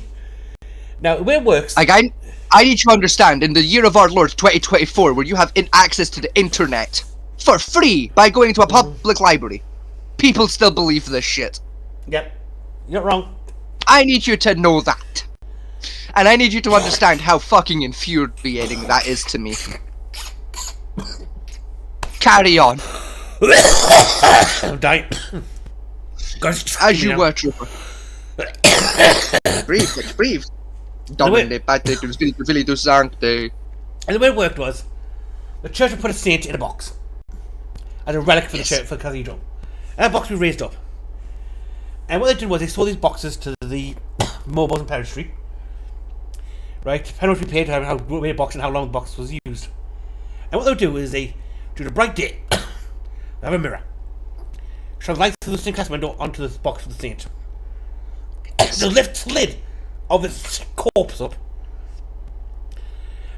Then the priest will take a box, put a stick, lift it up over the saint's corpse, open the lid of the box, which had a little mirror in it, let it shine light into the box, close it, and then give you a light blessing of that saint, and then hand it off and sold it. Now, you're talking these boxes weren't cheap. For like a large one for the nobles, was like 2 gold coins given to the church for this fucking thing. For a box with a mirror on it. And this is the best part about the church. They said, if you open the box, the light will escape and then the blessing will go away. So no one ever fucking opened the damn boxes. It was a beautiful Again, scam. there are people today still buying these from churches, and they are paying upwards of 2,000 fucking Great British pounds a box. Then there's the buying the piece of a saint. This is the finger bone of Saint Margaret. Oh, Yeah. 30 grand, please. Yeah, please take my money. He's a snot rag of a saint that blew his nose once. I'll have it, thank you. Yep. And I wish I'm lying about how people still, because the group of collectors called corpse collectors, who collect these kind of bullshit items. You know, the femur bone of Saint John. Yep, that'd be mine, thank you. 1 million, no problem. Do you actually That's the thing, know- like having this like a collection is just like a hobby because it's like an interesting historical thing. Sure. Yeah. Sure. And those aren't the ones I'm referring to. I'm referring to the chuckle fucks that are buying these because they still genuinely believe there's magical properties to a light box with a mirror inside it. Yeah, that was hanged over a box with a mirror shining on it, and some Yeah. light from a stained glass window. Yeah, because like there are still churches that are performing those fucking ceremonies, There's one island I think and does it.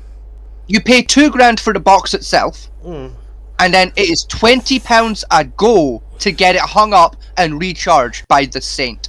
Yeah, it's a beautiful scam. It's beautiful. I fuck you not when I tell you that there are people that do it weekly. Weekly!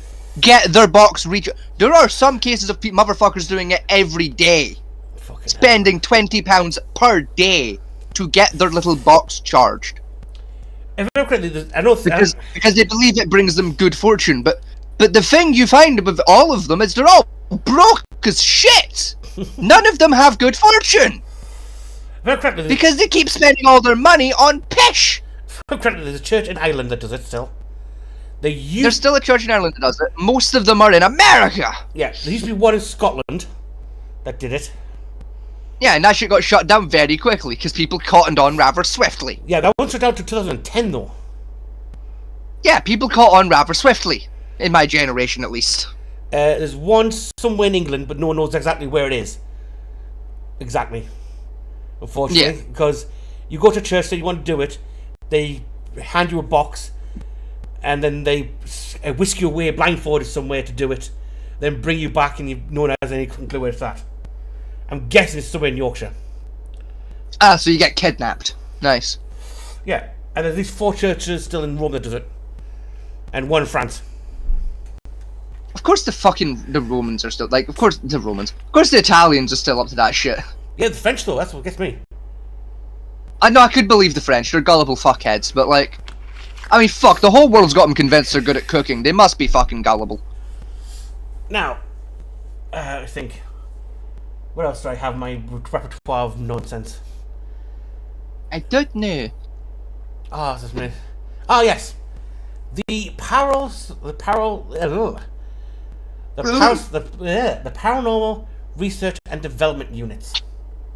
Yes! I say we've talked about these before, actually, on the show. I say units because both the CIA and the Nazis had them Yes! during World War II. What do you mean had? The CIA still has. Yeah, they still have those, yes. Along with the FBI, yes, the X-Files are real people. Yes. Which I'm joking about that, but I'm not. The X-Files are technically a documentary. Yeah, yeah. And what's worse is, yeah, MI5 has a division that specialises in this bullshit as well. Yeah. It's like the only bit of MI5 I want to work for, because, like, low-key... What's your job? Just, like, looking at a bunch of pagan artifacts sounds really fun. What's your specialty? I'm a cryptozoologist. What the fuck is that? Well, no Cthulhu, yes. I guess what he looks like. Ah. So you're both an artist. Yes.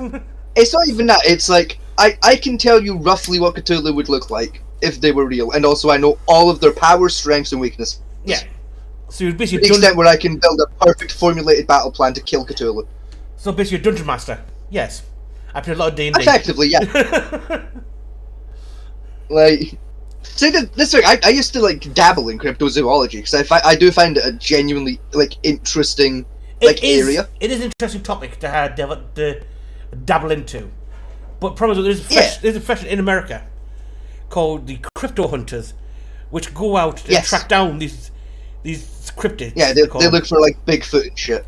And the Mothman and... What gets me though, right, is one of the main ones you go after is a Jewish one. Right? Yes. Which legends stretch back into Jerusalem, where goats are common, yet they hunt it in America. Yes. Instead of going to where the legend came from. Yes. You know, it's like... They're Americans, Batman. Like, are you expecting logic? We're going to the Yeti. Where? Nebraska. Isn't the Yeti from Nepal? Yes. So why are we in Nebraska for it? Because there's snow there. I don't see a logic here. It's a snowy mountain. Looks a bit like Nepal. Might be there. Aha. Well, my best one was I was one Bigfoot guy doing this calling. I'm doing the mating call of the Bigfoot. Which one? The female one. So basically, your way of meeting Bigfoot is giving it a raging boner. Come charge the thing with his leg over. Yes. Then what? What's your plan then? Say Bigfoot charges out of that tree line with a raging erection. What are you gonna do now? I'm gonna shoot it with a 4-gauge shotgun. What if it's bulletproof? What then, dickhead? I hadn't considered that. Roll for damage. Damage? You're thinking of the top in the situation?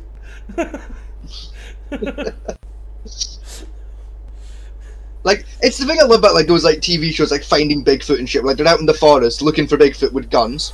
Yeah. It's like, you clearly haven't considered the idea of what if the Bigfoot is part honey badger? What if that bitch is bulletproof? What then, dickhead? What is they basically describe Bigfoot. What are you gonna do if you shoot Bigfoot and it doesn't care? What's your plan now, fuckhead? The best one I love is they describe Bigfoot as basically an orangutan that's nearly 12 feet tall. Yeah, it's like a big fuck off gorilla monster. It's like, yeah, Right. what if it's bulletproof? Now, in order to take down an What are you orangutan, gonna do then? now fortunately, to take down an orangutan, use elephant rounds to kill it, because small arms fire it would injure it. It would just piss it off. Yeah, because orangutans have disgustingly thick skin. And an angry orangutan, even a normal one, can rip out a tree and beat you to death with it. Yeah, And surprisingly, given their size, it can fuck up your full week. I mean, Give you an idea, right? Clint Eastwood did one with Clyde, the orangutan. Yes. And with Ripper Loose. That was a baby male orangutan. Right? Yes. About 5 years old. That had enough strength to rip off your arm and then beat you with it. Yes. Right? An adult version of that creature is still look quite fat and unwieldy. They can still run at about 20 miles an hour. Catch you and then And they're beat still incredibly adorable. and catch you and beat you to death with your arm. As Like, in- orangutans are my second favourite monkey. What's your first favorite monkey? Lemurs. Lemurs. Madagascar? No, they're just so fucking chill. Like I went to Belfast Zoo a few years ago, and like I've got a photo of this somewhere on my phone, where it's just I've got a photo of a lemur just like chilled out on its back, right, just like laid in the grass, but like in one hand it's holding like a blade of grass, like a joint. Yeah. And just like yeah, just it looks stoned as shit, You do realize. and like I saw that and just went, I fucking vibe. I think the lemur might be my goddamn spirit animal. That is fucking rad. you do I realize, want to be a lemur. You realize lemurs aren't. What do you call it? Monkeys, I don't care. They're marsupials. They're a squirrel. They're fluffy little human-shaped things with tails. That makes it a monkey. I don't care. In fact, raccoons closer to monkeys than them fucking things are. I don't care. It's a monkey. Yeah. When you go to a zoo, you're in the same bit of the zoo as the monkeys. That means it's a monkey. I don't care. Fuck you and zoologists. It's a monkey. You get back into paranormal. It lives research. in a tree. It looks like a little guy. And it's got a little tail. It's a monkey. Yeah, getting back onto me. That's what I was having at the time. Yeah, Germany, Sorry. German War II. Hitler was that paranoid with weird shit that he sent out this this whole division where, to be honest, this entire division had most of the Nazis in it as a group. Yeah. Most racist fucks were in this division, which is weird, but it's true. Right? Because a lot of the high-ranking SS officers were part of this division at one point or another. And their job was to hunt the world for, like, Indiana Jones shit. Yeah, cause like, they were looking for like the Spear of Destiny and shit like They got that. that. They found that. They got the Spear of Destiny. Or as it was named for the Lance of Longinus. They got that. Yes. Because Hitler believed that got given power to victory. And the best part is, it's a historical factor, right? When Germany started falling in the war, right, a British SS troop found the vault it was hiding in due to a random raid and stole it. Yeah. That sounds about right for the SAS, yeah. Right? Because Hitler so believed that having the spear with him gave him the power to be indestructible by the power of God. And it got stolen and everything went to shit. Like, my spear. My stabbing stick. It's like, fuck you, dickhead. Some of the other things he collected were the buttons of Alexander, which were like the lion Yep. pendants he had on his cape. And they are beautiful. Yeah. They're gorgeous. Hitler had them tailored to his main military uniform. To give He the power did. of the lion. They went It didn't work. They went for the Ark of the Covenant, the Holy Grail, the Crystal Skulls, the Man in Who Wrote in Paul, the Fountain of Youth, which they brought back and built as a puddle. They had to find in the middle of the mountain. Yeah. They went after Strangler. They did try and convince the Japanese to go after Himiko, but that was a very iffy thing. Yeah, some tells me that didn't work. You know, they did find the island support Himiko lived on, but the Japanese were not going anywhere near that plague infested rat hole, as they called it. Yeah. Because bad things happen when you go near the island. That's what they're part of. They're just like, A, bad shit happens when you go near that island, and B, why would we want to piss off Himiko? Yeah.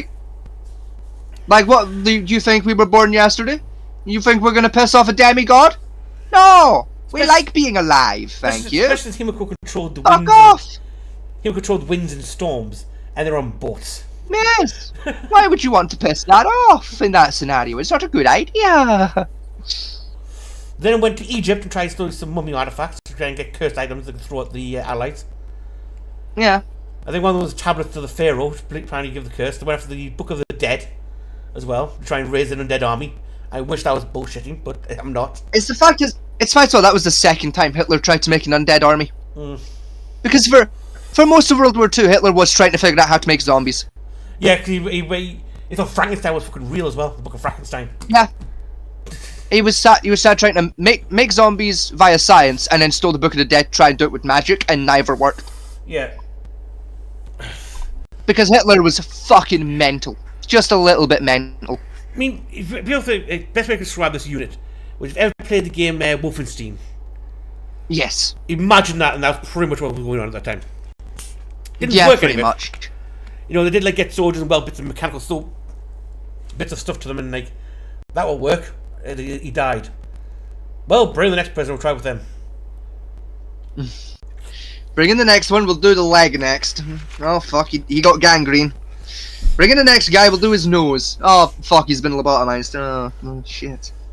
Well, Maybe the cyborg business ain't really all it's cracked up to be. I don't know. Let's go for Jericho. Now, if you don't know what Jericho is, it's not just a town in America. Jericho is an actual city. It's supposedly one of the oldest cities in the world.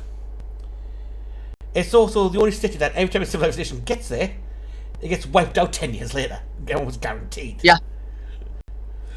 Now, the reason for this is it's believed that God, when he made his first creation, Leviathan, which, and I'm quoting here, was neither male nor female, was beautiful but ugly, was strong but weak, human but not human, solid but not solid. He made this, got terrified of it. Oh dear God, it's Cthulhu. He made this, got terrified of it, and buried it beneath the walls of Jericho. And then said, humans, go there and guard that seal for me. And humans did. And the city still exists, but abandoned. No one really wants to live there anymore. I think Does anyone even know where it is? Yes, we actually do. Oh. The French Foreign Legion occupied it for a while, and then they said, fuck this idea, we're not staying here any longer. Why? Did he ever say why? Like, what was happening in Jericho? They lost their entire supplies to a plague of flies. All their water got tainted, and the ones in the canteens as well. They meant the ones they found in the water trucks. All that went algae and tainted, and they couldn't drink it. Soldiers came down with a unknown illness at the time. Yeah, no, fair enough. Fuck that. Fair enough. That's cursed. During the day, it was so hot. It was hotter than any other place I've ever been. So heat stroke was a problem. And during the night, when they tried to light fires to keep themselves warm, because it dropped down to like minus 20, the wind would come through and blow out every fire in the camp. Yeah, no, screw that. So they left. You can't even blame them, can you? Like, you fucking would, wouldn't you? You'd leave.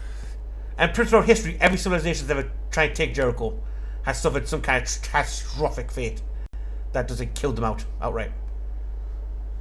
So Jericho still exists. I think some archaeologists now live there, and they do stay Jericho. They have a camp like 2 miles away from it. They drive there every day to do research. It's like, it's probably bullshit, but we're not risking it. Yeah. Like, we're not superstitious, but we're not stupid either. Like, so to counter to the we Germans, can't prove it's cursed, and we can't prove it's not cursed, so we're not gonna risk it. So they want to counter this. The CIA at the time, which wasn't CIA, but was Strategic Intelligence Division, I think it was called. Yes. Developed their own unit. It was the SID. To go after the Germans, trying to steal this mystical shit, and then steal for the Americans instead. Yeah. And it kinda worked. Yeah. Well, then there's the Jedi Project. I love that one. Well, before we got into the Jedi Project, just like to follow on from like the World War II Hitlery topic. Yeah. Have you ever seen the photographs of Hitler's corpse? Like when they found it? Like in the bunkers? After they burned it to ash. No, before. Oh no. The Russian troops actually did manage to take a photograph of Hitler's corpse, like as they entered his bunker, like before they burnt it and shit. The Germans, you know something that's... the Germans burnt it. No, it was the Russians that burnt it. They burnt it out of sheer fucking spite towards Hitler. Do you know what's really quite like interesting when you see see that photo? What's that? Hitler was emaciated as fuck. Yeah, because he was around the food. No, even by that extent, like if you look at a picture of Hitler, during like his last television broadcast, yeah, versus like his corpse an hour tops after he fucking offed himself, He's so fucking skinny. You gotta remember though, right? Hitler was a vegan. Like, you can see his fucking jawbones and shit. You gotta Like, remember- his cheeks are like fucking... You gotta remember, Hitler was a wasn't vegan, he was vegetarian. Right? Was like, Even still, like, that motherfucker was just skin and bone by the Yeah. end of that war, and like... But like, Because- 'cause, like, his last TV, like, appearance, uh-huh. and that photo, there's like 2 weeks between them, and it's chalk and cheese, dude. Yes, because even It's like, looks Adright versus, like, fucking skeleton. It is Yeah. impressive. it's generally believed that the last TV appearance wasn't Hitler. Because Hitler was apparently, the full record, Hitler was in that bunker for 6 months once the Allies started making the attack and the food supply was cut off. Basically, steel bunker went Yeah. under the what you see on TV is actually a stand-in they had. Because you measure the two between Hitler's first speech he ever made at the start of the war and that one. The guy who makes that speech is about a foot taller on the camera compared to what Hitler was. I could believe it, to be fair, yeah. So it was basically a Bible they had they used. While Hitler basically wrote out the speech. He had to read out to the troops. Yeah. But speaking back, still keep it Hitler for a bit. This Chief Intelligence Division thought of this idea but didn't quite carry it out. Okay. Right? And you know which one I'm going to refer to, yeah. One of these stupid Is it the plans. gay bomb? Yes, the estrogen. The gay bomb. Yeah, the estrogen dosing estrogen in his food by a internal spy. The gay bomb. Oh, you mean the one where they tried to turn Hitler gay? Yeah. I thought you were referring to the gay bomb, No. which was literally a bomb filled with estrogen gas with the idea of we'll drop it behind enemy lines and it'll turn the soldiers gay, Yeah. so they'll be too busy fucking each other to fight. That was one. That started the premise. This one came was like the idea of like, we've got spies. Oh, that's the thing. Not only did they think of the gay bomb, they tested the gay bomb. Yeah, it's useless. It didn't work No. at all. It didn't do shit. No, well, the plan was to sneak estrogen in Hitler's food to make him less aggressive. You know, until some scientists pointed Yeah, out. because women are so well known for being less aggressive. Yeah. Yeah, it was supposed to like, increase his murdering instinct, you know, so he wouldn't like be a genocidal No. maniac. And at some No. point out, guns. Oh yeah, have you ever seen someone take estrogen? That's a male. No. Well, here we go. This is a guy who's been doing it, and he's schizophrenic now. Oh. Oh dear. Do you want to release that into the world? Well, you know that would be predictable. A little bit. like a little bit. Like I kind of want to see what happened if Hitler got schizophrenia. Like a little bit. Like we shouldn't. We're not going to. But you asked if I wanted to, not if Yeah. I should. And I'd be lying if I said just a little bit of me doesn't want to do that. Just a little bit of me is like, what would happen if Hitler was just schizophrenic though? Like, Now- would it be worse or would it be better? Like, what would happen? Now, speaking of weird bullshit from World War II ideas, I actually have a video for some of this one now. Okay. Can you remember during World War II they discussed building the super heavy tank, which is basically a battleship on treads? Yes. Well, the Americans have built one. They did, yes. Are you referring to the Fat Electrician video that got put out a couple of days ago? No, Fire Electrician was about the fucking turtle. Black turtle. Yes, the turtle tank. No. Did you mean that one? No. No. I mean, Don't listen to anyone who tells you size doesn't matter. When it comes to military machines, nothing is more important than size and power. Today, we're going to show you the biggest military vehicles ever created. Watch to the end, you'll be amazed. And don't forget to subscribe to the channel and hit the bell. Thanks. because in the video somewhere, but quick video this way. Just Google it. It's quicker. Ah.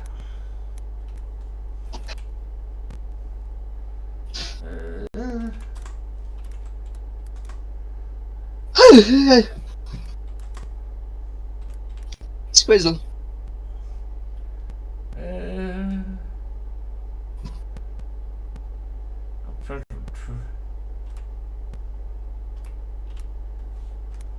Alright, while Fatman T does a Googling, I'll check the chat, see if there's anything on the go. There is not. Darn. Grr and shit.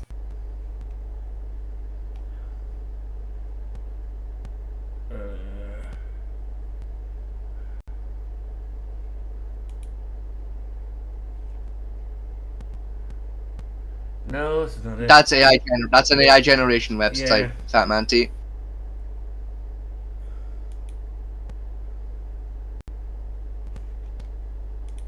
What's this? No. That's a mod for Command and Conquer Generals. Oh, fuck's sake.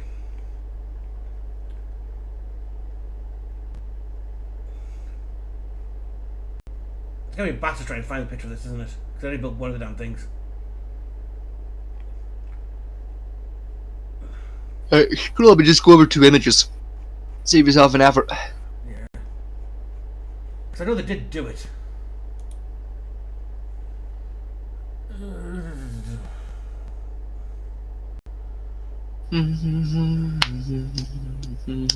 Where the fuck is it, man? Oh, that's all the image is going to give me on it, so that you bastard. Well, essentially, it looks something a bit like Here, that. let me go do a quick Google, see if I can track it down.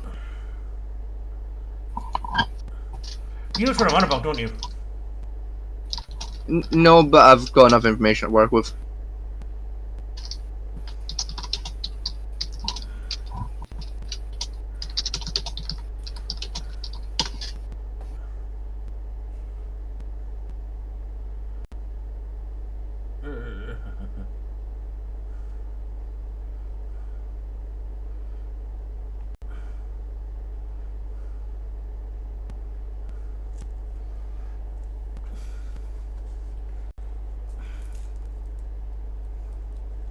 Now, the only one I can find any information on is the T-28 and the M103. Neither one looks like a ship on treads. Yeah. Because this one I can remember Dad told me about before he died. And it was basically, they basically got like I think it was a frigate at the time. And it's basically just raised up, put treads on it and basically drove onto a beach.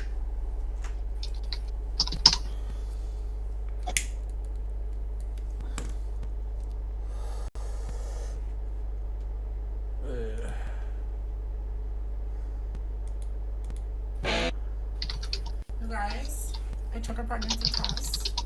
Shut up.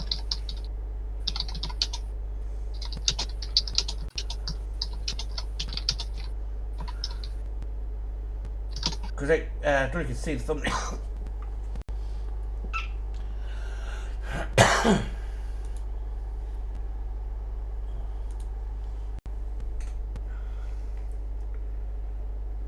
I'll show you. There. Do you mean the UHAC? The UHAC? That's something up there from one of the concepts for it. Something like that. Something like that, okay. I can't remember.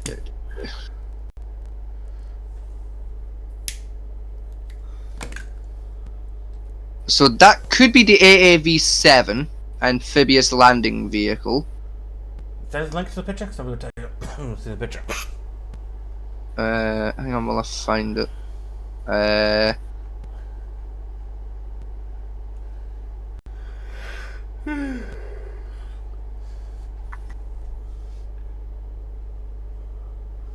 Right, I'm gonna send you a Google link to the picture because that is quicker than me trying to download the fucking image. Where are you putting it? It's in links and sources. So that's the AAV-7, Oh, what the fuck is it? which looks kind of similar to what you're suggesting.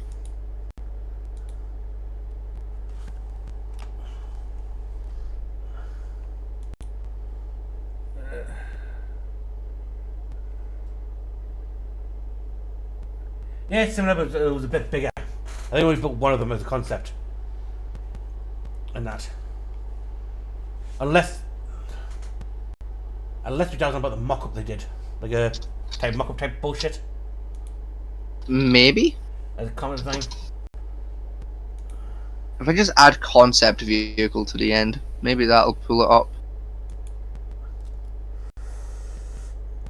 I keep forgetting that they built fucking amphibious hovercraft landers. I keep forgetting those are Yeah. actually real and not bullshit that we made up for COD Ghosts. Yes, they did. Like, it still hurts that was the most accurate part of COD Ghosts. The amphibious landers. The amphibious hovercraft landing fucking craft. It's like that fucking thing from COD Ghosts and the fucking, like, the Odin rods from COD Ghosts are like the two only good bits of that game. Because the only two historically accurate parts of the fucking game.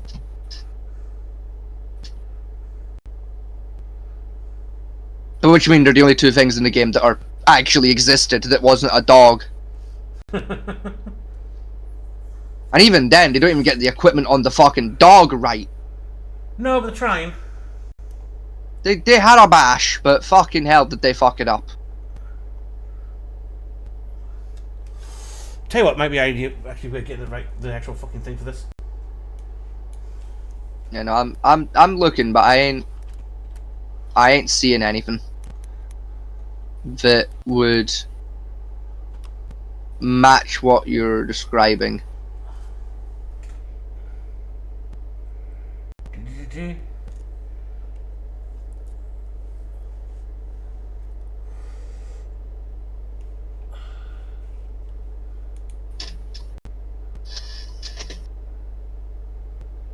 No, that's bullshit.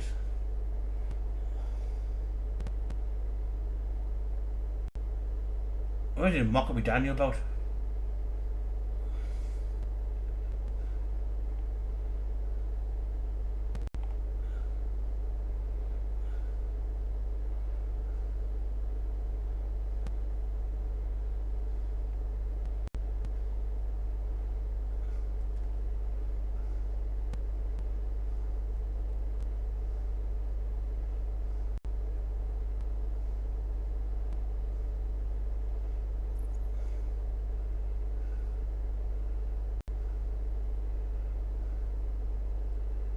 Yeah, I can't find it.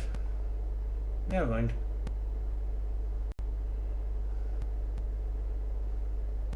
Oh well. Such is life. Just, there was something my dad told about this. So he told me a few years ago. That one of his friends was telling about the development in the U.S. military, and he saw a trial version of it. Basically, a frigate on a tank tread, which the idea was, you know, sail to the beach, drive on the beach, and then you have basically the power of a battleship.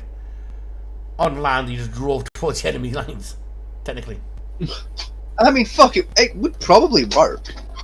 Concept, it probably is the weight of the ship is a problem Yeah. for the treads to work.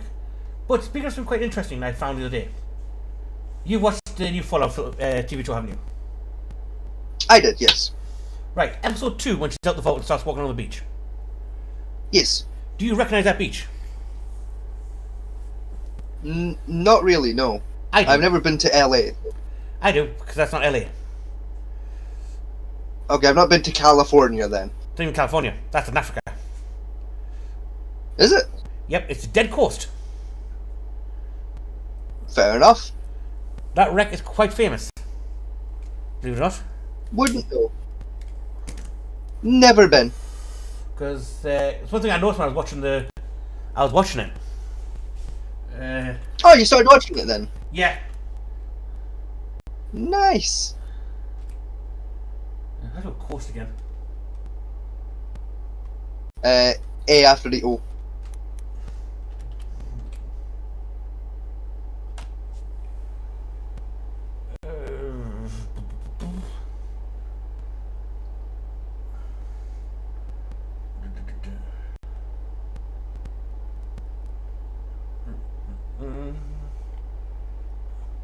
Google, you know the fuck I'm on about, so why give me a little random bullshit?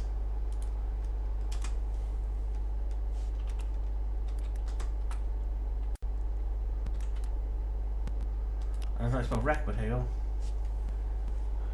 There you go.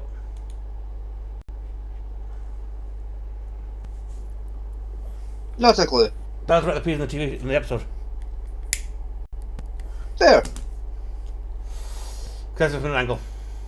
So it's Skeleton Coast, it's called. Because you see it actually climb up and board it on top of it in the show. I mean, fair enough.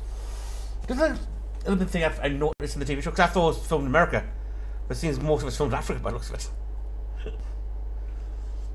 Fair, like, I know bits of it were filmed out in Africa. I know, like, quite a lot of it was filmed on, like in person in the States, or just in, like, a sound stage. Like, I know a lot of the outdoor scenes where there's, like, buildings and shit, quite a lot of that is just, like, done in, like, downtown LA, and just, like, cordoned a bit off, and then fucked it up a bit with some moss, and then, like, took it down later a bit. Yeah, I mean, it was like a little thing, because there was only 3 times I've seen the Scouting course actually depicted on TV.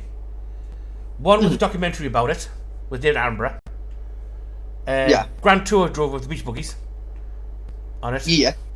And then, actually, in the Fallout episode I was watching. Fair. So, do you want to try watch a video? Back on this. Sure. What do you have in mind? That's our break later. I have a list here, which I found. Okay. Just Google dumb weapons and stuff. So we have video 1: new weapons designed by Russia, inventor, Demon Throne of the Destroyer US, is their own Russian tanks. 15 biggest military You vehicles butchered that horribly. I did, yes. 15 biggest military machines ever made. US testing the monstrously powerful $500 million dollar railgun. Craziest solar machines you won't believe existed, part 1. The most insane weapons in the world. The most insane military technologies and vehicles in the world. 12 most powerful military weapons in action. And the top 10 scariest military weapons of all time. Any and all. I do not give a shit. 1, 2, 3, 4, 5, 6, 7, 8. Fuck this. Right, crack out a D8, lads. Fucking. Have you also acquired a sacred bag of Click Clack? I've got a tin of Click Clack. Nice. Oh, did it come with like your starter kit? Yeah. No, it came with the magazine I was telling you about. Oh, right. Yeah. The first thing that came with the magazine. Not bad little dice either. I mean, I forgot about that magazine. To be fair. Yeah, a little black and red. Yeah, Right. but I've got a bag. I've got all the different types of 4. dices in there. So 1, 2, 3, 4. The craziest submachines you won't believe exist. That'll do. For almost 70 years, the Soviet Union was a superpower that was virtually unmatched I'm when gonna it keep came an eye to on the mechanical might. They YouTube. invested in many experimental designs to prove their power to the world, but some vehicles that Shout out BMAs. They usually don't like strike anybody, but hey yo. Yeah, good. Yeah, they're a good channel actually. I've used them before for research stuff. They're usually pretty on point. Yeah. emerged from the socialist state were jaw-dropping, but for all the wrong reasons. From fortresses with wings to screw-propelled trucks and even flying saucers, no Soviet design was too much or too mad. So buckle up and brace yourselves, because we're about to take a look at some of the craziest Soviet vehicles that you won't believe are real. Go on, give me a shot. The 2B1 Oka. Oh, In the Soviet yeah. Union, the idea of bigger is always better was made pretty clear from the creation of the 2B1 Oka. Yeah, I remember that fucking thing. Oh my god, it looks like a Decker Max, but like not quite as stupid. It's essentially the frame from the Thragun tank. Yeah. Which I just ripped the turret off and found the biggest gun they could find, which is I think it's a big naval cannon off the battleship and just glued it on top and said that would do. Shits and gigs. This very, well-endowed experimental artillery model was designed back in 1957, just as the Cold War was beginning to heat up. America had It was fucking recently useless. rolled out their Atomic Annie mortar, which fired huge 280mm. Yeah, I mean, if you want a dumb weapon, you know, oh, let's get an artillery shell which can blow up in your face. put a nuke in it and then fire it out of an artillery emplacement. Shoots and yeah.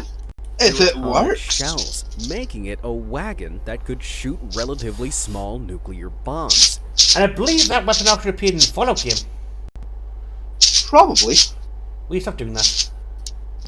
What, playing with my dice bag? Yeah, it's sticking right to the mic. Sorry. You're not turning the slides, are you? Here, kitty, kitty, kitty, kitty.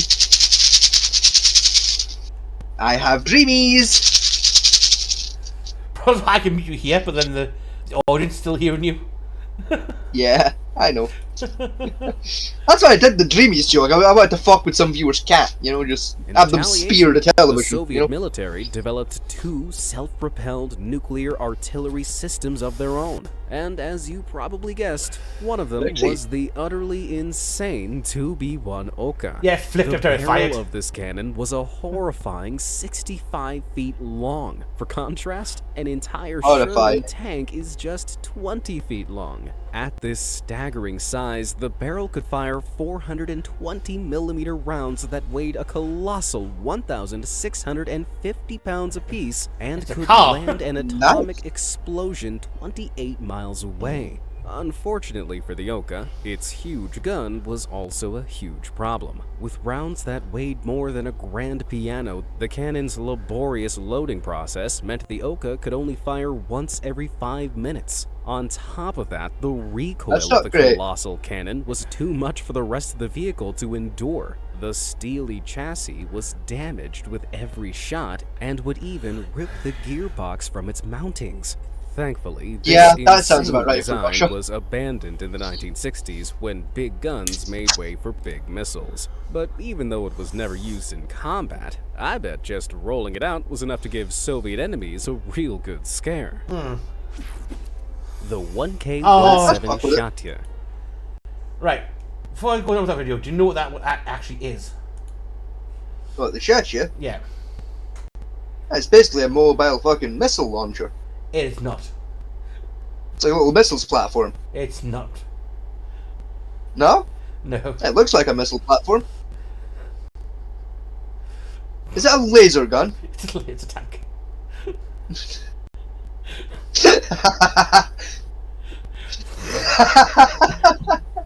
Please tell me it worked. Nope. Tell me I actually was able to fire a laser. Okay, oh, fire lasers, yes. They just weren't effective. They didn't do anything. It could blind you.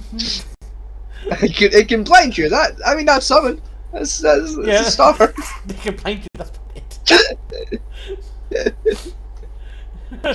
Oh, bless them. They tried. They tried so hard. Bless them. K-17 Shatya.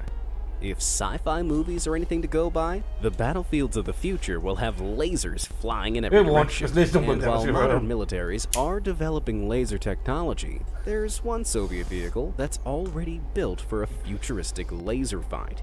This is the 1K-17 Shatya, also known as the Soviet laser tank. It was developed back in the 1970s, although it wasn't That built to burn a no. whole That city. looks fucking photoshopped, bro. Look Yeah. at that.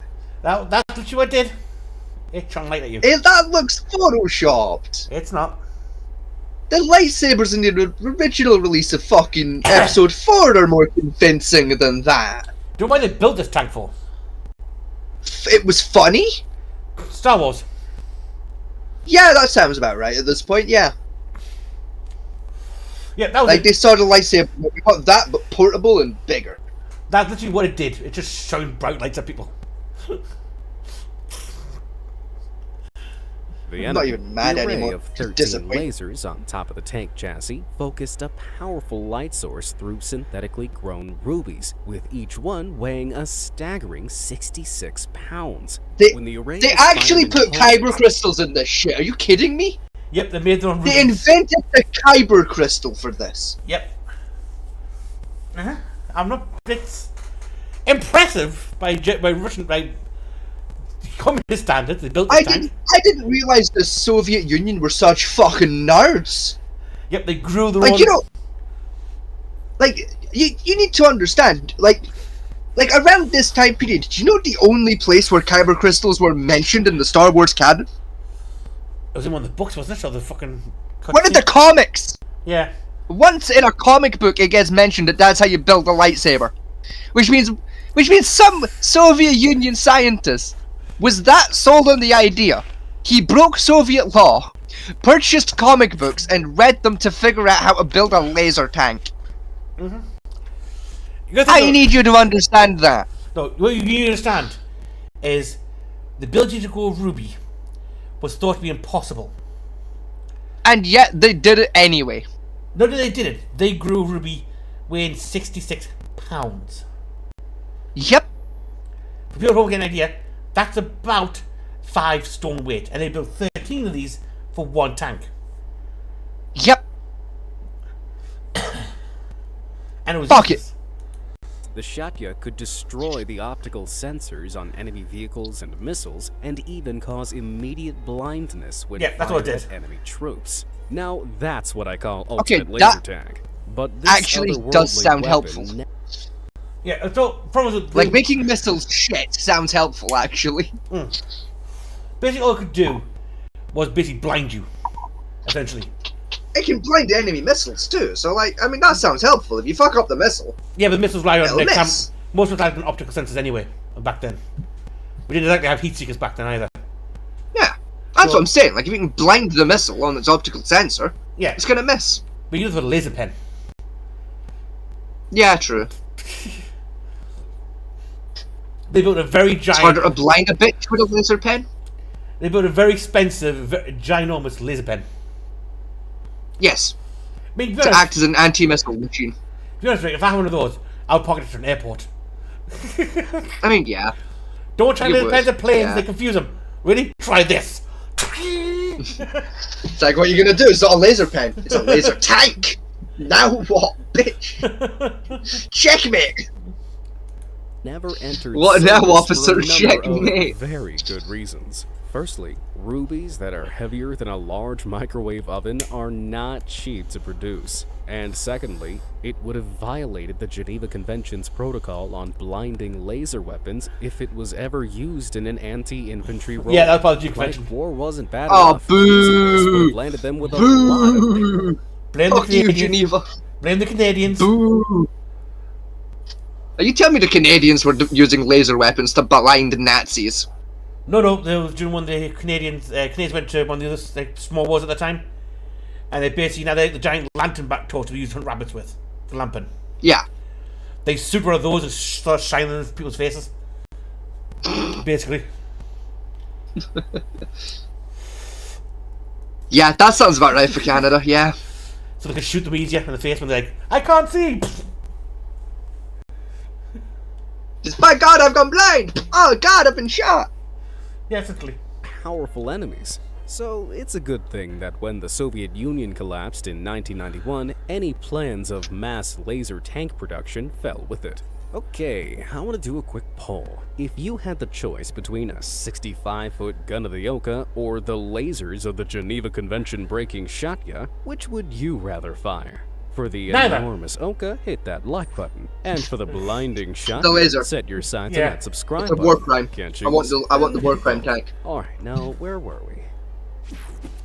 The Svenno Project. Oh yes. In the 1930s, a little Are over those- a decade since the end of the First World Is that War. a plane-based catapult? No, that is a plane. Are they trebucheting planes? No, that is a plane, a large plane that flew off. Then once in the air, it dropped smaller planes out to do its fighting.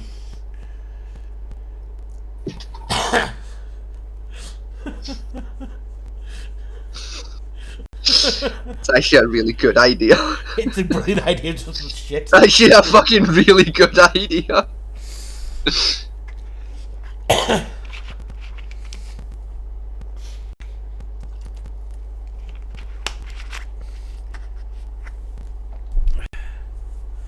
I'm willing to bet it wasn't even the RAF that came up with this, was it? I bet it was like the fucking Lithuanians or some shit, wasn't it? No, these are all Russians. These are all Russian inventions for the Soviet Union.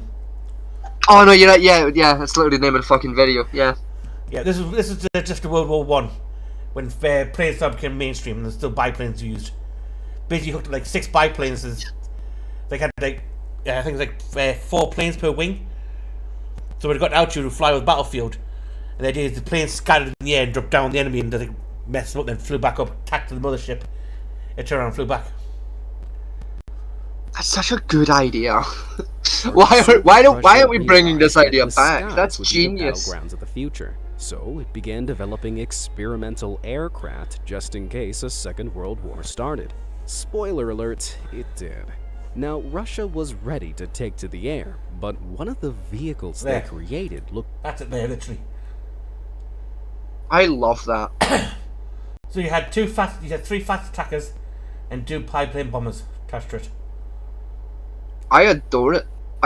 It's such a good... the only downside is that looks like it's a pain in the arse to land. It was, yeah. Because there's like a whole ass plane in the way of your wheels. Mm-hmm. That's like the only downside to this idea.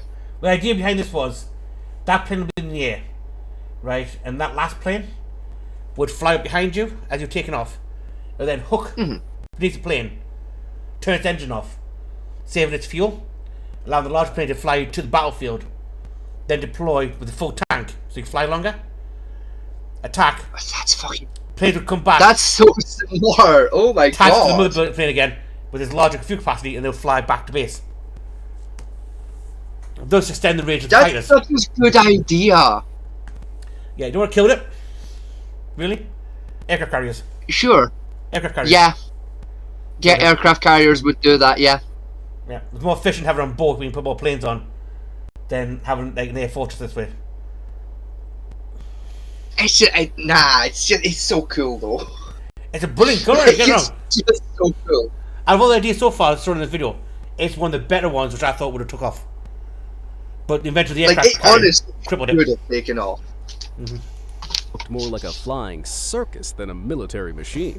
The Svenno project, also called the Chain Link project, involved a bomber that had been specially modified not to carry bombs, but smaller fighter planes. It was an out-of-the-box plan to save fuel on the front lines, as bombers were much more fuel efficient than the smaller fighters. After takeoff, the fighters docked with the carrier while in flight by using some special fastenings. And once they were all strapped down, the bomber flew them off into the fight and refueled them on the way. Each of these amazing motherships could carry up to 5 fighters, and each fighter was loaded up with around 1,000 pounds of bombs. So if you saw one of these things on the horizon, you knew you were in for a whole swarm. Probably like a lot of anime based around wartime stuff, planes and that. How this is a concept. And again, a lot of sci-fi films, this concept of like, you know, the battleship releasing like small drone fighters out to do damage. Yeah, little Peregrine fighters and shit to like just like give cover. So it's a good concept. I mean, you know, say they had bombers and all sorts. So think if you're trying to take a naval fleet from land. Remember, Russia has like a lot of land, and like say most of their ports are in the freaking Arctic Circle. Not a great place to be. You know, starting war in America, which is naval based. That's flying high up in the air, over the water, out of the way of air fire. Release the drones, they fly down high speed, drop the bombs, fly back up, connect back to the ship, and piss back off. For anyone knew ever what happened. It's honest, it's such a good idea. Like, Warm please, I implore the US military, bring this idea back, please. Successfully at the beginning of World War II, the Svenno project wasn't developed any further. During the wartime technology boom, these aircraft quickly became obsolete and were replaced by state-of-the-art fighter jets. Yeah. Well, the design didn't fly with the military, but I wonder if the project found a home in the Soviet circus scene. I don't know why, because it's still such a damn good idea. Even by today's military standards. Like all I'm saying is like it was made obsolete by the aircraft carrier, right? Yeah, aircraft carrier and new big things with big engines at the time. Now think how fucking effective it would be to have those on the aircraft carrier, though. Yeah, that's what I'm saying. It's like yeah, you wouldn't be able to fit as many planes on the aircraft carrier, true, but you could attack targets from a further range. not that though, right? Aircraft carriers are good, right? They can carry fighters and stuff, right? But again, can you imagine they bring this fleet in, right? You've got this like stealth version of this in the air. Yeah. High in the air with battlefield, right, and just deploy the like. Say using planes, use like predator drones, type shit. So drones are like, That would work. and that's fucking with it. I know people say, oh, well, we look at bombs anyway. Yes, we have bombs, but say you're being strategic about your targeting on this. Say instead of bombing the whole city, producing like 1,000 drones off your ship, you can be very strategic on how you target something. Yeah, 'cause you only want to hit like 1,000 certain targets. Like, yeah, I want these particular buildings because these are where the important shit is. The Antonov Oh, yeah. 40. The Soviets may The have tank given plane. up on that Yes. fortified flying circus. flank, but if they you were will. Far from done with crazy aircraft designs. Don't believe me?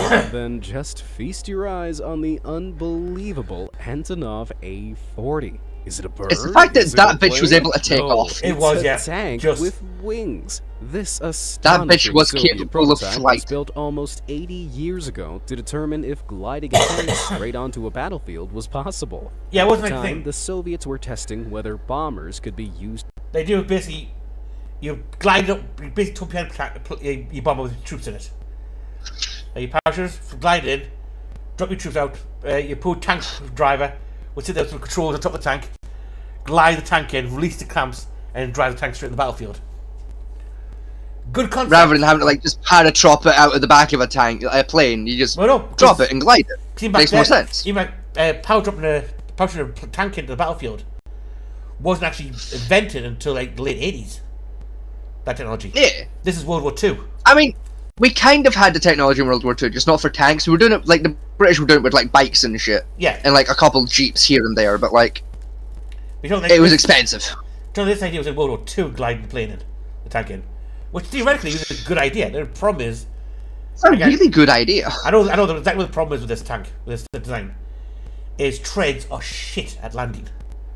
They're incredibly shit. They just pop off when they take an Yeah. impact like that. to drop tanks into position mid-battle. Some of these tests even plunged the tanks into bodies of water to see what damage they sustained on impact. Catastrophic. But in A lot. 1942, Soviet glider designer Like, tanks aren't meant to go in the Antonov water. took the idea one step further. He created a detachable cradle made up of biplane wings and a twin tail that could be attached onto the chassis of a light tank. The A-40 would then be towed behind a bomber and released, gliding into enemy territory where it could shed its wings and Such a- fight as a standard tank. It's such a good during the idea. A-40's maiden flight, the bomber towing it was forced to drop it early because of the incredible amount of drag the tank generated. It was more like an anchor than an aircraft. Even though the tank and its driver managed to survive the fall, the project didn't. It was, ironically, dropped in favor of a more conventional weapons system, much to the That's a relief of shame, because whole that honestly aircraft could have been a operation. really good idea. The Milmi-10. Oh, Now, when the Soviet fuck is military that? wanted some seriously heavy lifting done, they called in a Milmi-10 helicopter. it was basically like a large passenger airliner helicopter that could pick up anything and fly it off. Okay. The military version of this was basically scaffolding. All this was scaffolding, pretty much an engine and that kind of design with a cockpit. This is like the civilian version they built. So yeah, You're telling me they basically built a cargo bob with extra steps? yeah. Okay.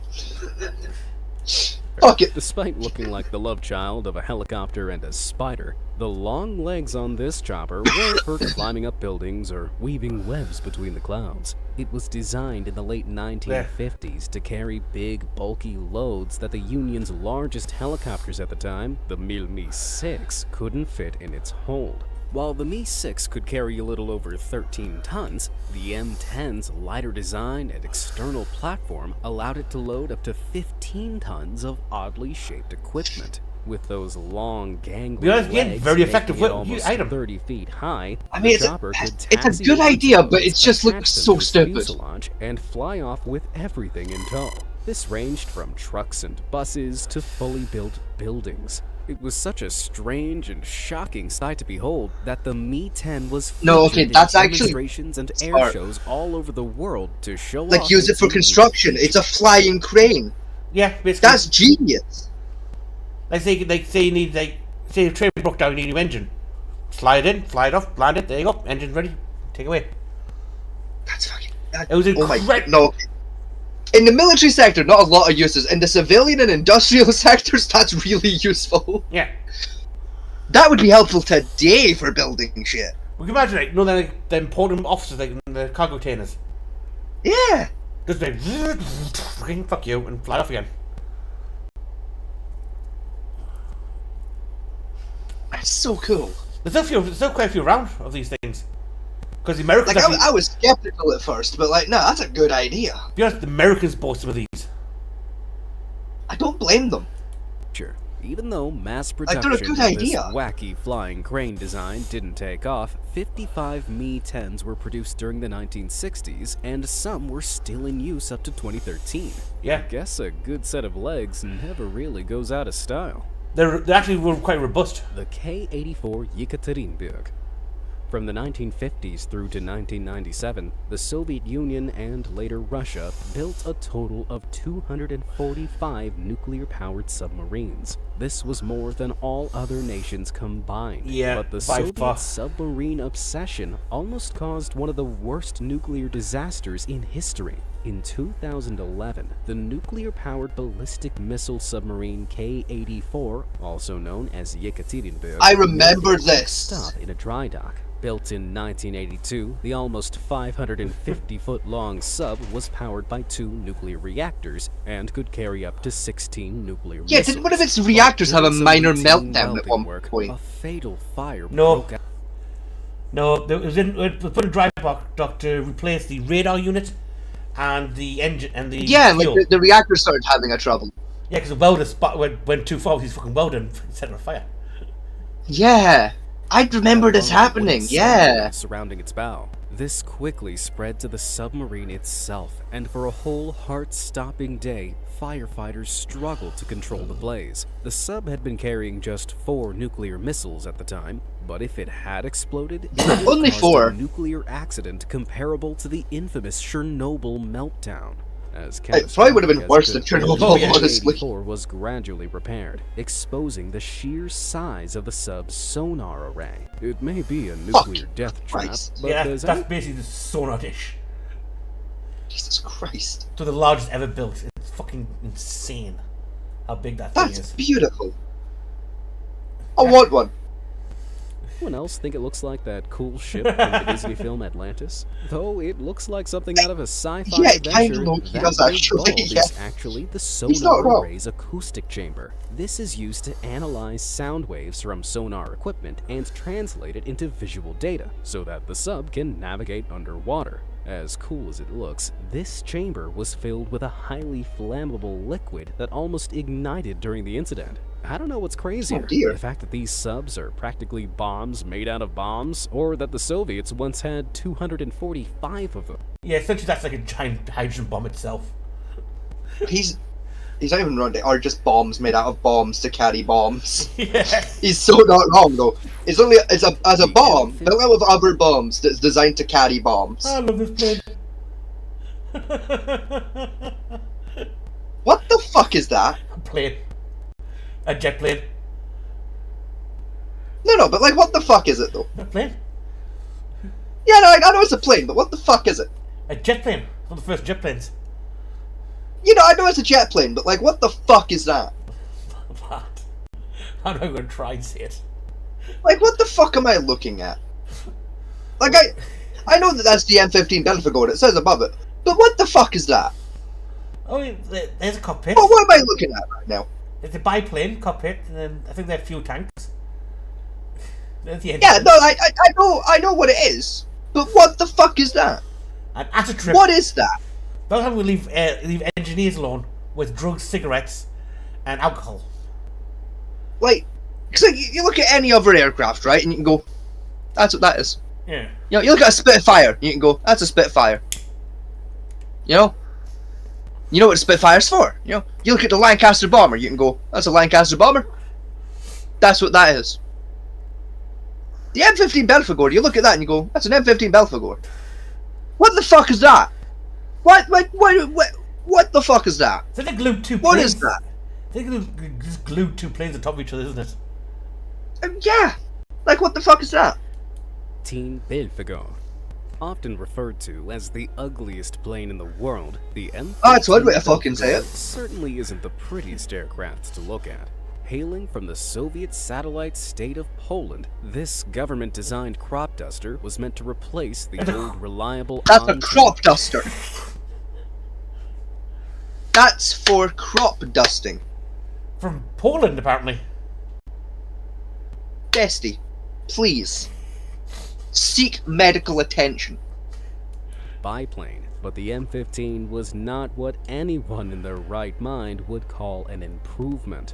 Like the An-2, the Belfegor was also a biplane, but its design traded a propeller-based turboprop engine for a turbofan-based jet engine.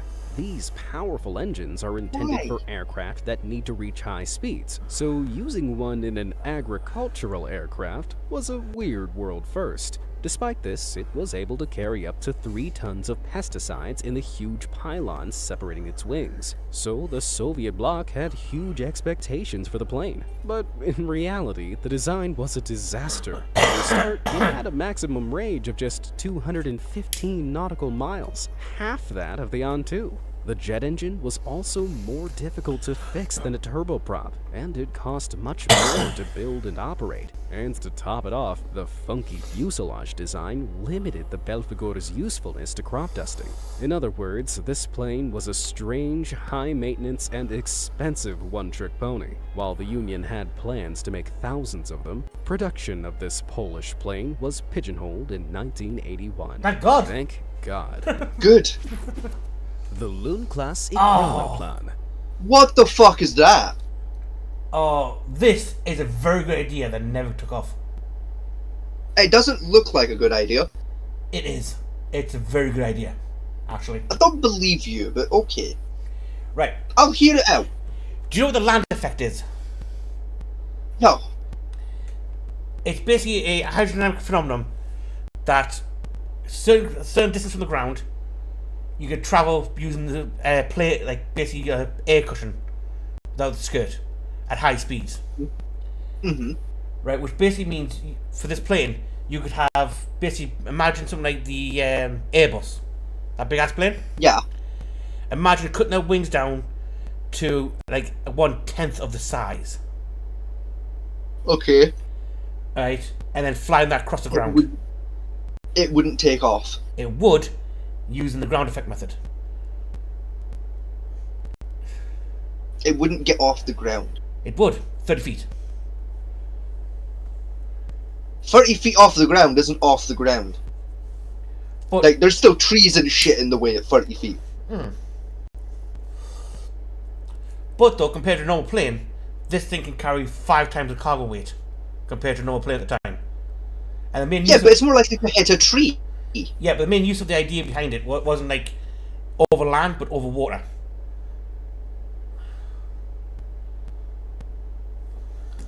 No. No, One of that's the most a unusual stupid vehicles idea. from the time of the Cold War, or any era for that matter, has to be the Lundklass Ikranoplan. At a gargantuan 242 feet long with a wingspan of 144 feet, this bizarre beast could only just fit inside the lines of a standard American football field. You may think, with all those wings and jet engines, that it's some sort of Soviet aircraft, but this amazing machine is actually a boat-plane hybrid. Instead of taking to the skies or chugging across the seas, the Ikranoplan exploits something called the wing-in-ground effect. As it flies closer to the ground, air pressure builds between its specially shaped wings and the surface below. This creates a cushion of air beneath the plane, allowing the entire vehicle to float just inches over the surface of a lake or ocean. And by mounting 8 That's not a good turbojet idea. engines to the front, this behemoth could travel at a terrifying top speed of 340 miles per hour. Not only that, but its sheer size meant it could carry upwards of 110 tons. So it had the capacity of a ship with all the speed of an aircraft. On top of that, can you see those 6 twinned cylinders lining its top? Those aren't party poppers, they're missile launchers. With all that speed and firepower, these monsters were designed to take out any incoming US aircraft carriers intruding in Union waters. One prototype entered military service in 1987, but when the Soviet regime crumbled 4 years later, this low-flying hybrid was left to gather dust. Although, if Good. Right, you might say stupid. The Americans, British and British currently are trying to redevelop this technology. Don't. No, it is, honest to God, it looks stupid, but actually, think about it this way, right? Consider how big, consider the size of it, and carry just as much weight as most boats can, much faster. So you talk, Right, think about it like this. Think about it like this, right? It's doing what? 290 odd miles an hour, he said? 300 odd. Right, you're doing 300 odd miles an hour, and you're what? 5 foot from the water? Nautical miles. About 30 feet. Like Tops. one fuck up. One thing goes wrong. Just instantly, you're dead. You're done. You're game over. Yeah. Game over. That's Now, a normal plane, something goes wrong. Your ass is so high up in the air, you got time to get out. It's not game over. You're in a boat. One thing goes wrong. You got time to get to get to a little life pod and get out. Yeah. It's not game over necessarily. That fucking thing. One thing goes wrong, you're hitting the water at 300 miles an hour. It's game over. You've got 3 seconds before it's game over. That's not time to get out. You're done. Yeah, It's done. Game over. Yeah, You're dead. You're lost. I can think of. Do not pass go. Do not collect £250. Right. Go straight to hell. I think of 3 places this plane can be very useful at. It's a bad idea. Right? Antarctica. The Arctic. No. Yeah, very flat there. No, that's worse. There's ice and shit in the way. There's icebergs and shit. And I'd be Titanic 2 Electric Boogaloo. Fuck you. And the, what do you call it? The, Sahara Desert. How are you going to use it in the Sahara Desert? The clue's in the fucking name. There's no water there. Because you don't need water. All you need is to fly close to the ground. Oh, yeah, because if it goes wrong 5 inches from the ground, that's going to have a much better survival chance than the water, sure. 30 feet from the ground. When you're in an aircraft going 300 miles an hour, 30 feet and 5 inches might as well be the same fucking difference of distance from the ground. Yeah, this back. Either way, you got about 6 seconds to decide how you want to die. Yeah, Do you want to be found in a funny pose or a normal pose when they exhume your corpse? you're going for the funny That's pose. about as much time as you have to decide over. You're going for the funny pose, aren't you? Every goddamn time. Yeah, we've got to think though. 300 nautical miles at the time was back in the 80s. We have much better engines now. It's still like you're missing my key point of one fuck up, game over. You're done for. Then don't fuck up then. Like it's not necessarily like how you fucked up. Like one engine goes and you tilt slightly, done. Then just don't. Wing made contact with the water, it spiraled, it fucking hit head first into the ocean. You Then- like now your bones are being gnawed on by fucking Tony the Tiger Shark. Then don't make a mistake. Don't let an engine fail. Like one thing goes wrong, you're fucked. You really hate this thing. You're fucked. You really hate this thing, don't you?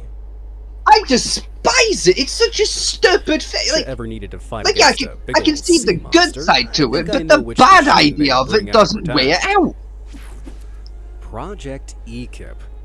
As much as I hate to admit it, the tin hat loving conspiracy Oh God, you're too young for this one. theorists are right. UFOs I should like do this better. exist, but they don't come from outer space. They come from Soviet Russia. Say hello to the EKIP, the Soviet aircraft that looks like it was made on Mars. Conceptualized back a in beetle. 1978, this Russian flying saucer didn't resemble any other plane of its time, or our time, come to think of it. Its striking domed design was based on aircraft that didn't have any distinguishable fuselage. Wait a minute. Certain Wait a stealth fucking moves. minute. Uh-huh. That's the fucking robots out of that movie. You know a movie where like there's like an apartment building with a bunch of old pricks in it, right? Barry's not included, John. And this property man, the property man wants to buy the apartment, and then some alien robots come. You're Like they're like this big. You're talking about batteries not included. Batteries not included. Yeah. They made the robots that batteries not included, and then strapped guns to them. No, that's a passenger plane. Those are guns. No, those are what do you call it? Like engine pylons. Oh, I thought those were guns. I won't lie. No, that was built as a passenger plane. They take on Boeing. Okay, still, they built the fucking robots out of batteries not included. And reconnaissance aircraft. The elliptical shape acted like one big wing, and with its turbojet engine, this strange saucer could rely on air cushion technology to take off and land. Just like the Ekranoplan. This meant it could take off from the ground as well as from the water. It was a truly alien concept, but in all Hear me out when I say that's actually an okay idea, though. Appealing to the Soviet Union's military. Like, that looks like no that could matter get more what than it looked 5 like. inches off As the ground. prototypes were being developed, engineers estimated that this highly aerodynamic design would only use 14 grams of fuel per passenger kilometer. For contrast, regular planes at the time used 45 grams of fuel per passenger kilometer. Damn. And the commercial implications this had were huge. So larger models, like the L3, were designed to carry up to 400 passengers, and others would even be able to carry passengers alongside their cars. But its fate, like so many other crazy Soviet vehicles, was bound to the demise of the Union. The EKIP program ground to a halt, and sadly, never took off. But if it had, That's a shame, because that could have what been our so airports cool. would look like today, I'd take a trip on a UFO. Probably there's an American aviation expert built one of these things to test out the theory it would actually work or not. And it works. Works quite well, actually. Oh, cool. And the fuel economy is not exactly what they said, but it's something like 15 grams per passenger kilometer. It's like pretty close. Yeah.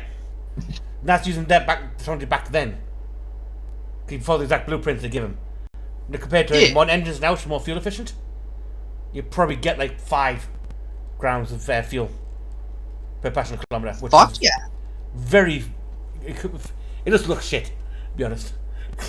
I mean, it looks shit. Like, it's ugly, but, like, I like it. I vibe with that. I want one. Like, someone get Boeing on this shit. Day. The Baratini Bari VVA-14.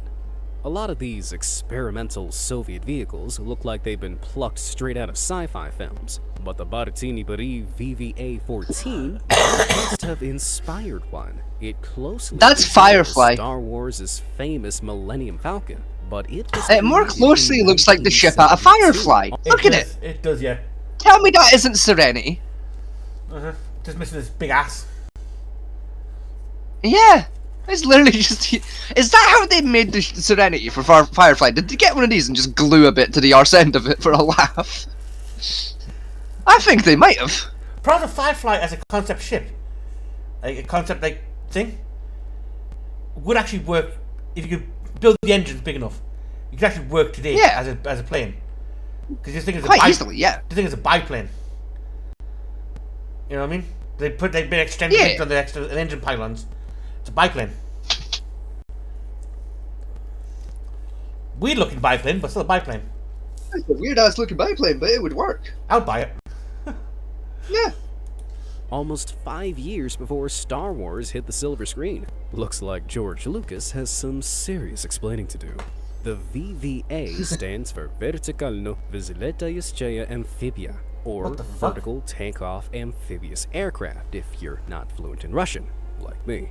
Like its title suggests, it could take off from the water and fly at altitudes of up to 33,000 feet. But it could also fly just a few feet over the ocean waves, using that previously mentioned wing-in-ground effect. It achieved this thanks to 2 large pods you can see connected to the fuselage. The two engines at the front create a cushion of air by directing the exhaust into narrow channels between the fuselage Okay, that's and actually a good pods, idea. allowing the plane to skirt That's over the genius. waves. It needed this sea-skirting ability to destroy the USA's Polaris submarine missiles, which kept the Soviet Union awake at night during the Cold War. Initially, the VVA-14 was designed with 12 lift engines for vertical takeoff and landing abilities, but these were never installed. And after its designer passed away in 1974, this project hit a wall. The two prototypes that were built were retired in 1987, Why? although their legacy clearly lives on in the Star Wars franchise. I want it. I want to buy it. Hear me out when I say it looks like a sad puppy. It does, yes. Like it looks like it's got a sad little face on it. Probably right. I want to buy it, get it functioning, right? Even if it's a boat, get it functioning, and live on the damn thing. I mean, yeah. Can you imagine Greg Rock? Because it does look really cool. Can you imagine that Rock from the Yacht Club? You know, the big fancy boats. You know, oh, I've got a 50-footer yacht. Yep, mine's like 200 feet long. Hi. Can you imagine driving that to work? Well, can you imagine commuting to that every day? Just coming in, Rolf! You just land it on the roof of the office building you work in, just poof. The ZVM-29. Oh, this stupid thing still being What built the today. fuck? Oh. What the fuck? Is it using a mining drill as instead of treads to move? Yeah, it's using a screw drive. And that's what it's called. You don't get it wrong, they're still building this shit today. This vehicle. 01. What the fuck? All-terrain vehicles are designed to conquer everything off-road. With huge wheels or Caterpillar tracks, they Actually, can a make decent quick work idea. with any type of terrain and look incredibly cool doing so. But back in the 1970s, in an effort to think outside the box, Soviet Russia's outside the engineers box. brought the strangely screw-propelled ZVM-2901 to the table.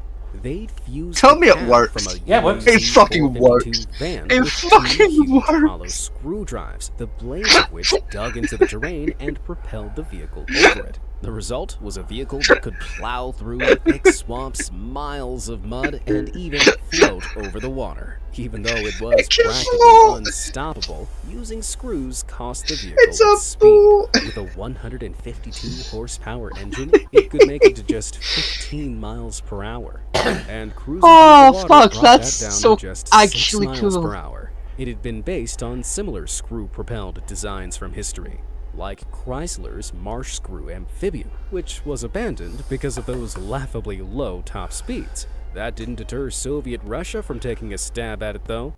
While the experimental design was incredibly eye-catching, vehicle speeds and applications of tracked and tired vehicles were vastly superior. And so... I don't this give a shit, I want one. That's actually really cool. Problem is, right, there's one area where this thing actually excels very well. Right? And that's in the Arctic Circle. Yeah, no, I can imagine actually. Yeah, they're still building like snow versions of this to this day. They're still being used. I want one. Like, it's shit, but it looks neat. Tell you what, if you want to see one actually being built, Old Scrappy Challenge, they built a few of these things. No, I don't want to see one get built. I just want one. I'd like to own one, please. screwy design was left in the past. The Kalinian K7. Oh, that stupid fucking thing. What the fuck was that? Today, planes with Bring wings it back. spanning hundreds of feet are pretty common. Hang on. All you have to do is look up and you'll see a commercial liner like a Boeing 747 with wings stretching out around 200 feet. But back in the 1930s, just 30 years after the Wright brothers proved that man could fly, Soviet Russia wheeled out the mega... Yeah. Let you soak that in. The longer you look at it, the worse it gets, honestly. Like, what the fuck? And those are cannons, by the way. Yeah, there's cannons attached to the wheel mounts. Mm-hmm. I don't want to know what that fucking thing is in between those cannons on either side. That's fuel pod. It's got a window in it though. Yeah, it's fuel pod. There's like 900 propellers. That's the bridge slash cockpit. I hate that. They actually built this thing and it flew it. That got off the ground. Back off the ground. Fucking hell. That's the impressive bit. The That took off. monstrosity That's the that was impressive the thing. Galimian K7. It had a wingspan of There you more are. than Jesus. 170 feet and a Just wing area why? of almost 5,000 square feet. It is bigger than that of a B-52 bomber. It was initially going to be powered by 7 propeller engines, with 6 along its wings and 1 planted at its rear. But as it was being built, it exceeded its maximum takeoff weight, and 2 more engines had to be added along the wing. Once constructed, the almost 27-ton Flying Fortress was the largest plane in the world. But depending on its configuration, it could be used for different missions, such as troop transport or as a gunship or a bomber. So it would have had the capacity to carry up to 120 people or around 21 tons of bombs. Unfortunately though, it never made it into battle. The principles of flight the K-7 grappled with were just too advanced for the technology of the time, and the only prototype disastrously crashed and burned during testing. While the Soviets get points for testing out such Good. a bold idea, this Flying Fortress was definitely a flying failure. I mean, you get the idea of this difficult design they had. That bridge concept there was like a bridge on a battleship. So your pilots forefront, you had communications one side, you had things on the other side, you had like a captain sitting in the middle of it, looking over the command deck, and I hate it. The Tsar tank. Now, this next machine may not What have the been Jesus sold, but Christ? you can the tank.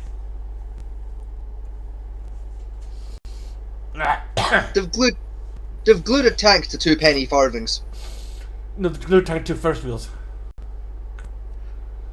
They literally are spoked first wheels.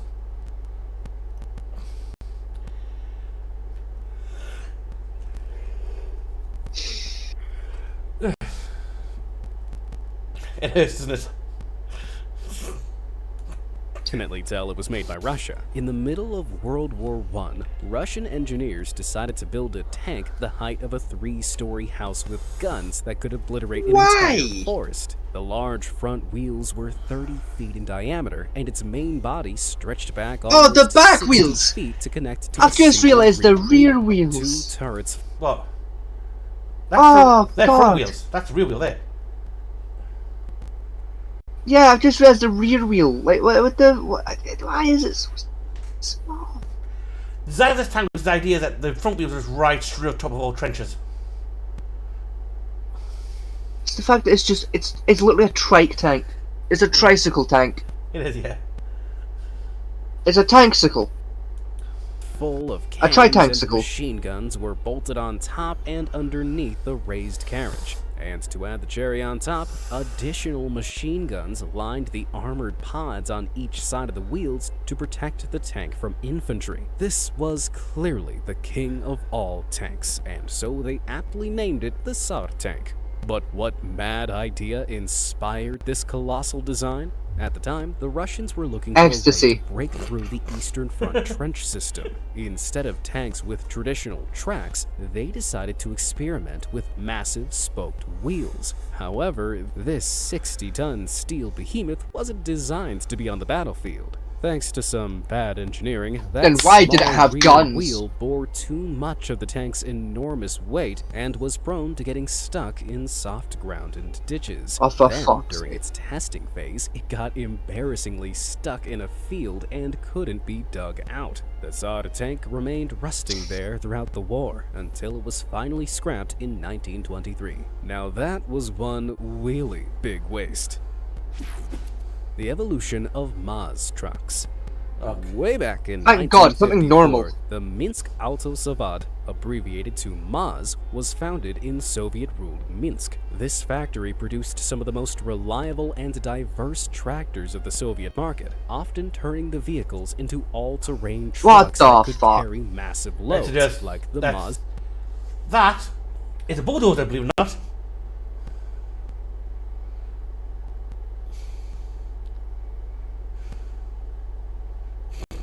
I see you trying to work out how it works, aren't you? Where's the dozer part? There.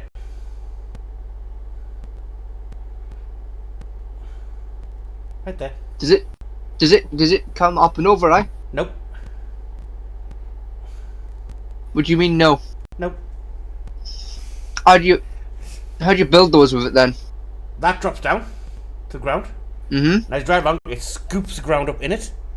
You lift it back up, drive to where you dump it, open the back, and it slides out. Go back and do it again. Oh, so you drive it that way then? Yeah, you drive forward. You drive comes here. You drive forward. That drops down. And as you drive over, it basically goes down, scrapes up the ground into the hopper. Lifts it back Oh, up. I see. So you can't see what you're digging. No. It's basically less of a bulldozer, more of like a ground leveling device, like a giant plane for the soil.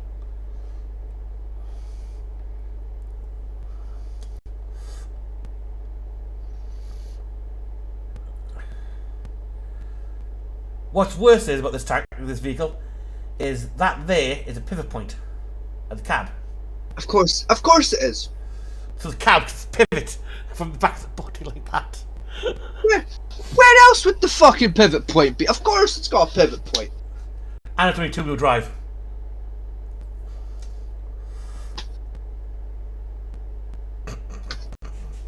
Y'all need Jesus. I don't think Jesus. All y'all need Jesus. 529. This uniaxial engine could tow up to 34 tons of just about anything, from cement mixers to ice rinks. This caught the attention of the Soviet military, it can't. who commissioned the factory's first biaxial vehicle, the Maz 535. And this 8x8 beast of a tractor didn't spread manure, it spread munitions. At almost 30 feet long and 10 feet wide. Problem though, out of the Soviet Union, that's one of the best things that came out of it, was that truck. To be Yeah, honest. because it's like the most normal thing they've built so Could far. carry up to 8 tons, meaning it could tow anything from tanks to massive missiles. But this wasn't Maz's final form. As the Soviet Union began making bigger ballistic missiles in the 1960s, the Maz 543 was created to carry them. As you can see, the front cabin was split into two, though it was only driven from the left compartment. The divot this left in the middle So what's the point of the right allowed it to compartment? horizontally carry sensitive loads that weighed up to 15 tons. The left compartment was basically navigation and communications.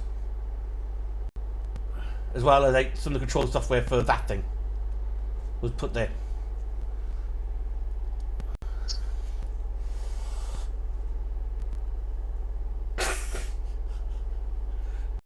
I know it went from bad to good to bad again. The problem is Russia still has these things driving around, you know. I know. Tons. Although they didn't stop there. As the size of the rockets Oh, increased, where does he so go did the next? Maz, leading to the creation of the astonishing 12 What by the 12 fuck is that? Maz 547. This 6-axle truck could carry a staggering 62-ton payload, and with its 625 horsepower engine, could move at a top speed of 24 miles per hour. But then, somehow, the rockets got even bigger, and so did the Maz. The next successor, the Maz 7904, was a whopping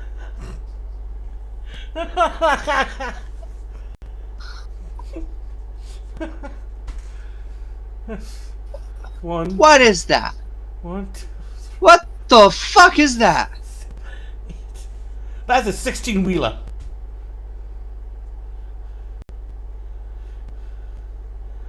This. I will send you to Jesus. 100 feet long, 20 feet wide, and could carry missiles weighing a terrifying 200 tons. Whoa, those cabins are so far apart that this truck is starting to resemble that sloth from Ice Age. Does it stop there? Of course It not. actually does, yeah. The jaw-dropping 24 Oh! by 24 wheel 12-axle Maz 7907. This 24 wheels. The fuck is that? That's missile launcher, apparently. Well, can't put together. Jesus. I think the Saturn V rocket could fit on that thing. I'm pretty sure Godzilla's cock could fit on that. Fully Monstrous erect. machine was designed to carry the Tselina 2 missiles, which were going to weigh over 100 tons and measure in at a staggering 74 feet long. That's almost the same size as a 6-story building. Unfortunately, the Soviet Union collapsed before the project could launch, and only a few Good. prototype 7907s were made. This was the end of the road for the mad military Maz designs, but what a wild and wheelie ride it was. Which of these Soviet vehicles did you think was the most insane? Or have you None- seen none any of them. the They were all movies shit. with your own eyes? Let me know down in the No, none of those belong in museums. They all belong at the bottom of a ditch. So, do you want to get another roll of dice? Or do you want to get a video? I want therapy. That's what I want. Should we go with the scariest military weapons ever built? Top Like, 10. bitch, I'm floating my therapist later after, like, because of this. Like, Well, because of the moths. yeah. Like, what the fuck was that? A big truck. How come you can't tell me you wouldn't love to drive at least once? No, I wouldn't.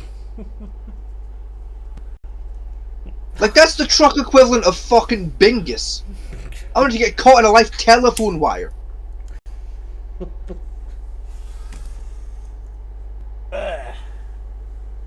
Let's see. What's wrong with you? Nothing wrong with me. Just. Oh, it's fuck all wrong with me. It's everyone else. Yeah, that's what they all said. Let's go for current weaponry. See what they've got here. Since the dawn of Jeez. warfare, man has always strived to invent the perfect weapon to defeat his enemies. And it really is amazing how far we've come since then, with some organizations inventing some unreal weapons. From a fully automatic 12-gauge shotgun to a crazy gun that fires over 1 million rounds per minute. Check out these 10 insane military technologies. Auto Assault 12. The AA-12. The AA-12 AA-12. Auto Assault It's a Shotgun is beautiful one of the shotgun. rarest Oh, yeah. and most sought-after shotguns in the world. It was originally developed by Maxwell Acheson during his time at Military Armaments Corporation in the early 70s. Production rights were then sold to Jerry Baber of Military Police Systems in 1987, who released his improved model in 2004, and a year later it entered production after having no less than 200 changes and improvements over the original blueprint. The AA-12 is a fully Not bad. automatic gas-operated API blowback shotgun chambered for two 3/4-inch 12-gauge shells, including buckshot, flares, slugs, stun batons, and Flares? high-explosive Frag 12 grenade rounds. Hold on. Go back to that way, bitch. Those are illegal. Maybe. Those are a war crime. I'm not joking. They are literally a war crime. It's only a war crime if you get caught putting it inside of a gun. It can use two types of magazines, a detachable 8-round box magazine or a drum with capacity ranging from 20 to 32 rounds. It has a Well, obviously you cyclic rate want of the drum, 300 come on. rounds per minute with a muzzle velocity of 1,050 feet per second. The slow rate of fire makes single shots or bursts very easy to achieve by briefly pulling the trigger, despite the fact that it fires in full auto only. Expanding bullet. Oh yeah, this thing. It's interesting to know that even See, war now has that's a rules war when it crime. comes to using certain Oh yeah, it's a highly war crime down the frag That's round. a very much a war crime. kinds of ammunition. During the First World War, German newspapers began accusing the French, along with mythical Belgian free shooters, of using what was called dum-dum, or expanding bullets. An official German complaint showed that the British were issuing this ammunition to its army. The bullet, a No, we .455 weren't. MK4 round, was a We weren't. flat-nosed, unjacketed No, we weren't. man-stopper type Prove of it. ammunition. It was quickly withdrawn We from didn't do frontline shit. service because it was outlawed by the 1907 Hague Convention because they could cause terrible wounds and unnecessary suffering. It was the Indian Army that developed the hollow-nose expanding bullet in Dum Dum, an industrial municipality outside of Calcutta and where the round got its name from. Bullets with pointed tips were then designed for use in the early 1900s to improve ballistic performance, but these had a tendency to tumble upon entering the human body, and sometimes causing far more damage than dum-dums. The interesting thing is that hollow point ammunition is widely used by police forces in the USA because of its stopping power, along with the argument that restricting them would harm innocent bystanders. Nerve Agent VX. Oh, this is the fucking Cold War, Call of Duty Cold War bullshit. Yeah. When it comes to being the most insane and deadly weapons of all time, VX or Venomous At least it's Agent not X Novichok. should be at the top of the list. Stockpiles of the stuff Oh, have been hello, continually destroyed Venomous. since the Chemical Weapons Convention of 1997 outlawed their use. Classified by the United Nations as a weapon of It's disgusting the fact that they only took in 1997 to outlaw that bullshit. Yeah. And it's still stockpiled, they haven't destroyed it, it's still there. Yeah. The excuse is, and I love the excuse they've got, is we're trying to find a way to make an anti-agent turret just in case someone else uses it. That's the excuse they've got. mass Sure. destruction and defined by the CDC as the most potent of all nerve agents, VX is an incredibly potent and rapid-acting poison that cripples the nervous system and causes total paralysis, and eventually the victim suffocates. It is fatal after Whoa. breathing in just 25 to 30 milligrams, or just 10 milligrams if it comes into contact with the skin. Once in the body, it works rapidly by acting on a neurotransmitter called acetylcholine, which neurons rely on to send signals to muscles ordering them to move. Once the signals are sent, acetylcholine breaks down, ending the line of communication. VX prevents acetylcholine from breaking down, resulting in an overabundance of communication. The muscles get overstimulated, and the brain can no longer control the body's movements. Symptoms include blurred vision, drooling and sweating, rapid breathing, and irregular heart rate. It is when the muscles that guide the chest's rise and fall during breathing are affected that it becomes a major problem. And when they are paralyzed, breathing becomes impossible. And it all happens within minutes. No wonder this terrible weapon is outlawed.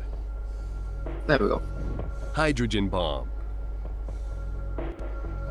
The hydrogen bomb, or thermonuclear bomb, is more powerful than atomic or fission bombs like the ones that were used to devastate the Japanese cities of Nagasaki and Hiroshima during World War II. Those bombs exploded with a yield of 15 and 20 kilotons of TNT, respectively. In contrast, the first test of a hydrogen bomb in the United States happened in November 1952, which yielded an explosion of 10,000 kilotons of TNT, and by 1954, the United States detonated a bomb in nuclear test Castle Bravo, which had a yield of 15 megatons of TNT. 2.5 times more than the predicted 6.0 megatons, which was the result of using lithium deuteride, resulting in a tritium bonus, where cascading neutrons transformed it into tritium and helium, and tritium causes extremely energetic fusion. At 6:45 a.m. local time on March 1st, 1954, the device was detonated, and many observers knew something had gone spectacularly wrong in the first seconds. The flash from the bomb was so great that men saw their Whoa. bones appear as shadows through their flesh, and streams of light shone through the smallest cracks and pinholes in secured doors and hatches. More than 30 miles away aboard Navy ships, sailors said the heat was like having a blowtorch aimed at their bodies. The shockwave was incredible, almost knocking observation aircraft from the sky. And In contrast, you want to know about this experiment. This is Nuketown, by the way. Yeah. When we see Indiana Jones climb into a fridge to try to survive it. You know, it's... Yeah, He doesn't just try, he succeeds. Yeah, bullshit. Yeah. The force of the explosion alone would turn his internal organs into, like, some kind of liquid jelly. He tried. You know, it's just... Yeah, the Americans fucked up in this one. They thought, oh, we use this new type of radiation device. Yeah, we just bashed a little bit of tritium in there. What could go wrong? Oh fuck! No, they didn't put tritium in there. They put the lithium in there. The problem is, Yeah. though, the detonation of the lithium caused adverse reaction, which created the tritium, which then quadrupled the fucking yield of the bomb. It's fine. Then there was the fireball, stretching 4 miles in diameter and hotter than the surface of the sun. It was the biggest explosion in history at the time, but later, the Soviet Union would drop something much bigger. The SAR bomb. Metal Storm. What If the a name fuck is ever that? fit a weapon perfectly, then it would be the Right, back in my childhood days, there's a show called Future Today. Mm-hmm. Right? Or, no, sorry, Tomorrow's World. And it's got a feature on that back in 1997. Yeah. It is a machine gun capable of firing 1 million bullets per minute.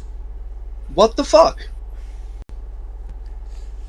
It was designed by a average Joe American, and the reason he designed it was his son was in the military, and he wanted to build a weapon platform that could help keep him alive.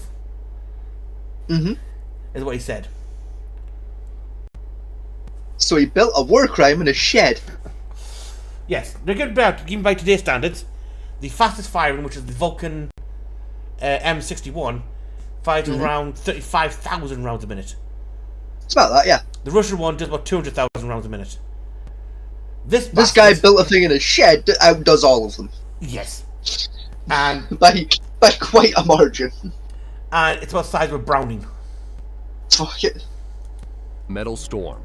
This thing is an Australian-made US-funded weapon and has 36 barrels put together in a box configuration that can reportedly fire 1.62 million rounds per minute and fires 180 rounds in a 0.01 second burst. And at its peak, it can send a wall of 24,000 9mm rounds moving at Mach 5. The fastest mechanical weapon system can only spit out around 6,000 rounds per minute. But the Metal Storm ammunition cartridge is special and has no shell casing and no primer. In fact, the gun itself has no trigger hammer or breech block. The craziest thing is that the only moving part is the bullets, which are stacked up nose to tail in each barrel and are fired electronically one at a time from front to rear. Although it's really insane, the cost and the weight, not to mention the setup time for single use, keep the application of this weapon very circumstantial. Like when you need to shoot something 1 million times in just 60 seconds. Yeah, that's what it fires like. That's so cool. Yeah, the way it works is it's got electrodes running down the barrels. Yeah. And the bullets lined up to the back of an electrode, and it fires a spark of electricity, setting the gunpowder, firing the bullet off. That's so neat. It's lethal. And that. It's neat. It's one of those guns you have to set up like fortress defenses. Yeah. And they just like I think they put depleted uranium rounds in it once to test against the Abrams tank. Hmm. Yeah, there wasn't much left of the Abrams tank apart from like a cross-shaped hole. I could imagine. Located in Harbin, China, Unit 731 was created with legitimate intentions by the Yeah, I know what this is. It's the plague bomb. Japanese government to promote public health He said and conduct research that would benefit Japanese soldiers, including how long someone could survive hunger, thirst, and certain diseases. But as the war went on, the Japanese turned to using prisoners of war as test subjects, and at least 250,000 people perished at the hands of experimentation. The most terrible things you can imagine were done here. Oh yeah. So terrible, we can't speak about them on this video. Yeah, it puts the Nazis to shame, that tank, that unit. And that's saying something. I mean, yeah. But one of the things they tested was releasing rats infected with bubonic plague with the intention of infecting the prisoners so they could be studied.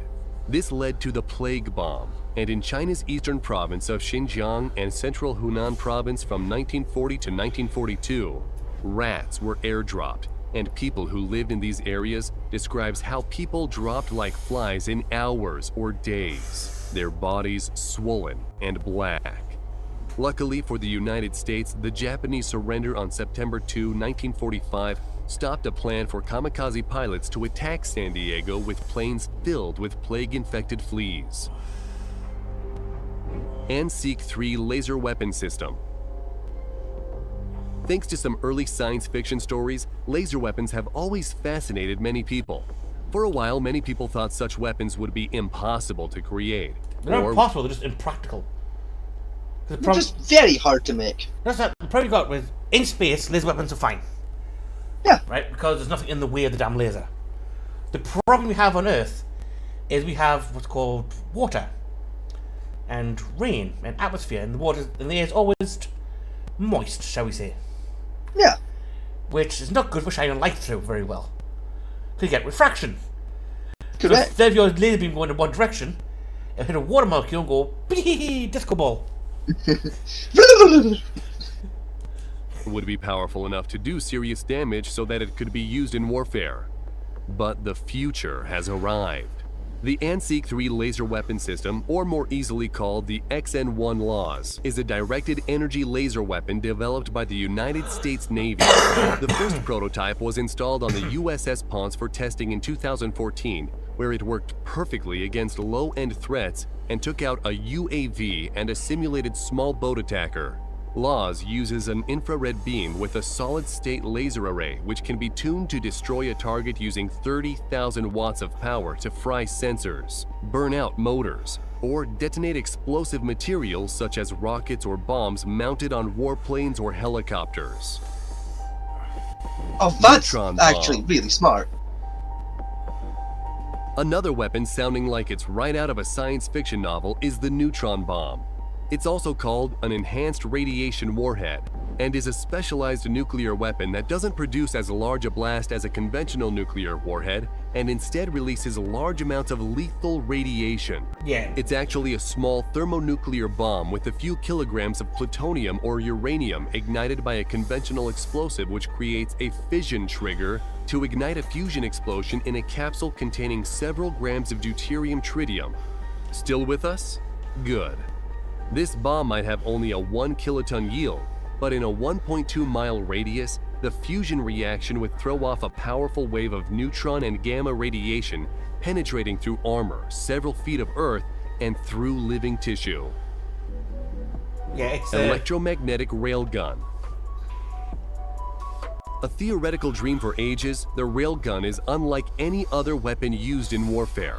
It's faster, cheaper, and more lethal than a conventional type of gun or cannon. Conventional guns or cannons use an explosive propellant to send a projectile at its target, but the railgun uses a heavy solid slug that relies on its mass and velocity to do heavy damage. In a railgun, the two rails act like wires with a magnetic field circulating around each rail. It takes 2 minutes to charge the weapon and only a fraction of a second to fire. Upon impact, the slug projectile superheats, which results in a hypersonic spear of slag capable of penetrating armor, melting steel, and burning everything else in its path.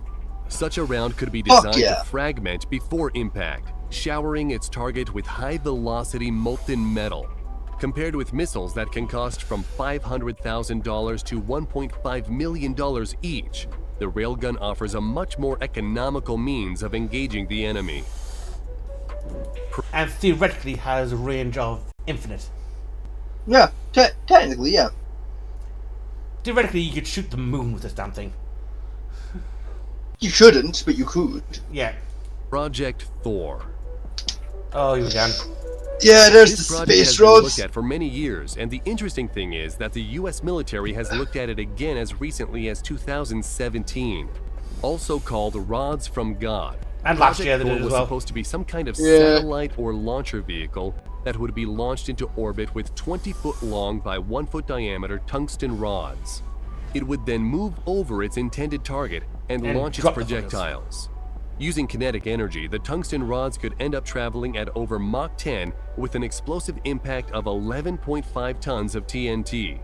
It is said that the US has the technology to deploy this weapon at will, but the biggest drawback is the cost, and also the concern that non-tungsten components of the projectile would melt if exceeded Mach 10. Whatever the case is, Project Thor would certainly be a terrifying weapon. Oh yeah, That this concludes is our list of 10. this is for Call of Duty Ghost, why don't you? We've got time for one more video, I think. Yeah, why not? What do you reckon? Well, hang on. I'll remove the two we've already seen from the list. Okay. Yeah. That's gone, and that's gone. I'll tail the real gun as well because there's no point to it. We've already seen that in action. And that's gone. So that leaves us with 1, 2, 3, 4, 5 videos.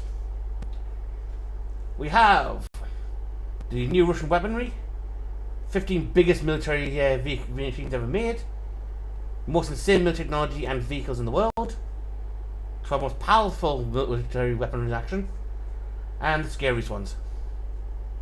Again, I don't really mind. And I have a door. I can let you roll a click-clack for this one. I click. That's a D5 I'm gonna need, isn't it? There's no such thing as a D5. Yeah, you're right. There isn't. No. Be a D6. Yeah, do a D6 and just don't count one. Don't- In fact, I might have a D10 cutting about actually. Mm. Just do it instead of 2. Yeah. Yeah, here we go. Here's a D10.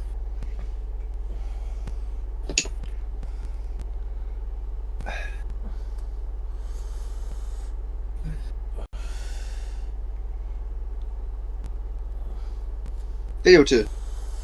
Scored a 40, so I had to do my math there. Which video? Number 2. The biggest military machines ever made. That's will do. Don't listen to anyone who tells you size doesn't matter. When it It's from comes Mad to Lads. military machines, Wee, mad. size and power. Today, The we're lad gonna gets show mad. you It's the fucking biggest mental military mad machines lad. ever Wee. created. Watch to the end. You'll be amazed. And don't forget to subscribe to the channel and hit the bell. Thanks. What the fuck is that? This four-wheel drive beast has an armored monocoque body made of all welded steel, which isn't phased That's by bullets and explosive kinda neat. shells or even mines. 8-ton buggy can accelerate to 150 kilometers per hour, and it can't be stopped by off-road conditions or drops of 1. It's the way that door opens. Because the Like, he combat goes guard for can them. transport 8 people and another 1.5 tons of payload on a 70% grade. And if that's not enough, then a Fuck yeah. remote-controlled weapon station and active anti-missile. I can see a big flaw in this vehicle already. What's that? That loose suspension it's got there. Mhm. By the time you soldiers drive there, they'll be sick. Probably, yeah. Inside that vehicle, because it'll be sealed as well, air sealed. Yeah. It will just be like you open the door, it's like a tiger with sick will just leap out the door for him at the enemy. The LARCLX is a 100-ton steel amphibious vehicle whose 3.2-meter wheels are bigger than the man in the photo. It's almost the size of a pool, 19 meters long, 8 meters wide, Wow. and 6 meters high, like a 3-story Sexy. building. But most importantly, it can carry a load equal to its own weight. Let's see what can fit inside it. A tank, an armored car, 8 12-ton containers, or even another 60-ton amphibious vehicle. And since the LARCLX can not only swim but also drive, it's better to just stay out of its way. It just hates these tiny cars. Could you imagine a flying Excuse me. ship 7 stories high Coming with through. a wingspan of more than a football field? The rocket-powered ground effect vehicle Your favorite vehicle. really exists, not in the Star Wars universe. It's 74 meters long and weighs as much as 2 atomic Godzillas, 243 tons. With that kind of mass, it's I thought Godzilla was capable of 300 lifting tons. another 500 tons. No, Atomic into the Godzilla air. was only 100 and odd. Astonishingly, the Loon can easily cover 2,000 kilometers at a speed of 500 kilometers per hour with such a load, which could decide the outcome of a naval battle. It can also fire 6 Mosquito missiles. Everyone's heard of a nuclear suitcase, but how about a nuclear train? The Molodets Combat Railway Missile Complex looks like a regular train. There are 3 intercontinental ballistic Scalpel missiles hidden inside its That's car. in Russia, isn't it? Each of them is I was gonna say, didn't the Germans have one of these during the war? No, they had the armored train. and Not the it nuclear distances train. 10,000 kilometers. It was a And that's similar just idea, three folks. It fired missiles and if shit. launched at No, the we'll fight same cannons. time. Ah, The nuclear missile cruiser Pyotr Veliki is the world's largest and most powerful battleship. This Was. was. It's now Coral Reef. Yes. six-deck ship is 252 meters long and contains 20 kilometers of corridor. Contained. It's easy to misplace its three 13-meter K-27 helicopters and 40-meter-long tugboats look like toys next to the cruiser. As for weight and Looked war, like. the cruiser packs 3 PLCs, including a torpedo. But the previous flagship is a dwarf compared to the world's largest aircraft carrier, the Gerald R. Ford. Oh, Like yeah. a giant Lego, it was assembled from 1,000 blocks, Giant and that's Lego. just the foundation. It took 9 years to build and cost $17.5 billion. That's more than enough to buy the Bahamas. The result is a floating fortress taller than the 93-meter-tall Statue of Liberty. It's 337 meters long and 78 meters wide. It has enough space to accommodate 90 fighters, 100 vehicles, and 4,660 personnel. 2 nuclear reactors were required to move this vessel, enough to power every home in Hampton. That Virginia. drifted. They were drifting that The boat. tank with the largest dimensions ever put into service is the 70-ton Char 2C. Built over a century ago, this 10-meter giant is 4 meters high, like Shaquille O'Neal standing on Jason Momoa's head. The Char 2C was Thank equipped you with for the that most way of powerful describing its weapon height. of its time, a 75mm gun, as well as 3 8mm machine guns and 35mm armor, practically making it the god of war. It can withstand any shelling and literally punch through walls. Except it Such couldn't. a superpower could change the outcome of a battle, but the tank was only completed towards the end of the war. But the largest combat vehicle ever built is the Russian Tsar tank. It Which hit more? That or the ground effect? It's the plane. It's the fucking ground effect plane, bitch. I hate that way more. is a wheeled structure with a 12-meter hull secured between 9-meter front wheels that could easily overcome bumps and ditches, and a 1.5-meter roller in the back. However, due to incorrect weight That couldn't distribution, overcome the any weight fell obstacle. on the rear roller, which became something more like an anchor. The tank had become a 60-ton monument to itself, so it was never admitted into service.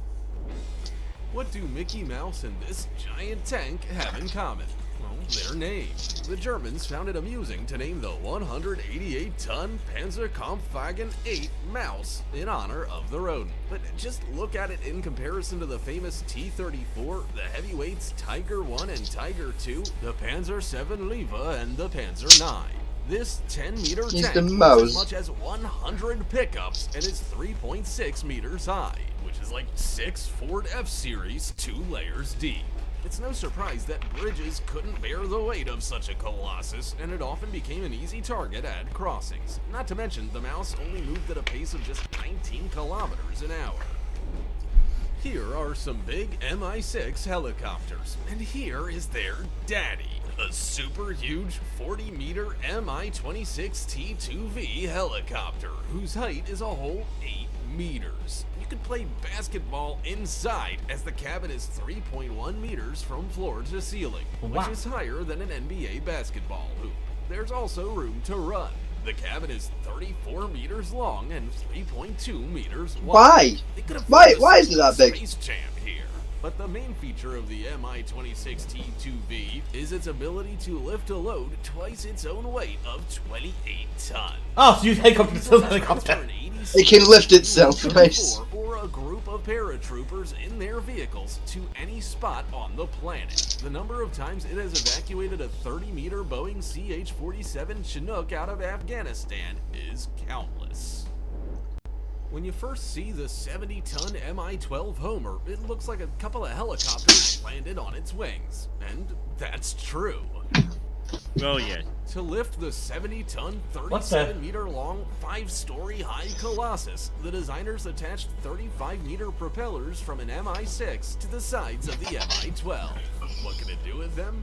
Carry a tank, a truck, and ICBMs of 44-ton load An in the Ickman. cargo bay.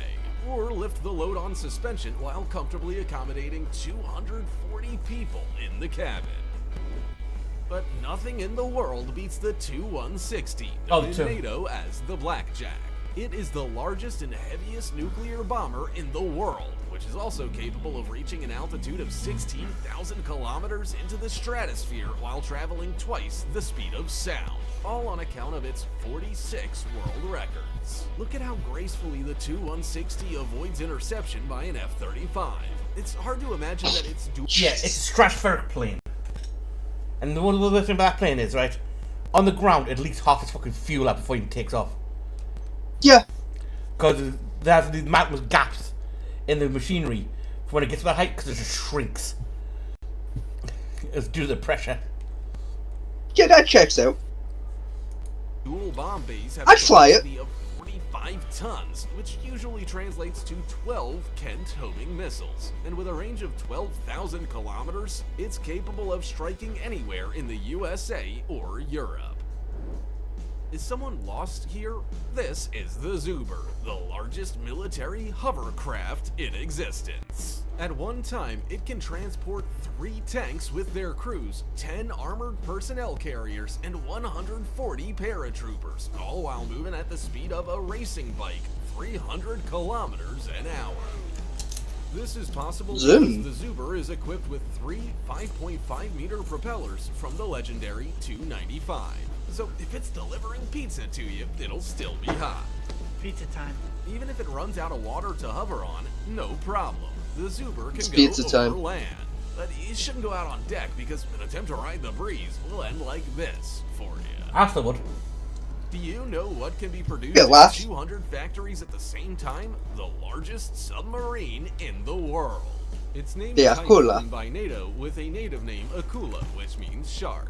This 172-meter nuclear missile launching pad is 24 Sexy. meters wide and 27 meters tall, so 2 Ural 4320s can easily be deployed on it. In fact, these are 2 submarines in one body. But despite the What? size of the Akula, it is very maneuverable and can overcome any obstacle. It can easily break through. Wait, what?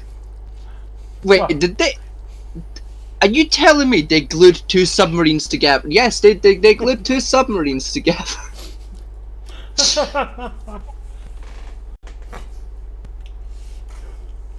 Why? It's a fucking it's a submarine equivalent to a cat canoe. Which I think is 3, if you look at that diagram. It's a submarine cat canoe. Why?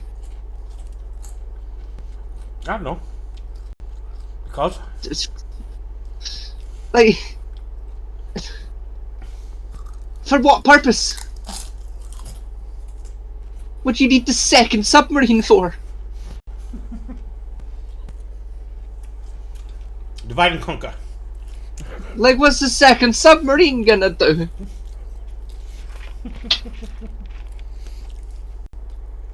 Just make the submarine bigger. You don't need to make it wider. Just make it longer. Yeah, we're not really terrified about the submarine though. Yeah. Sure. 28 on the map, on the market here. Mhm. They're the nuclear reactors, Yeah. right? And here is where the crew lives, Yeah. where the reactor is.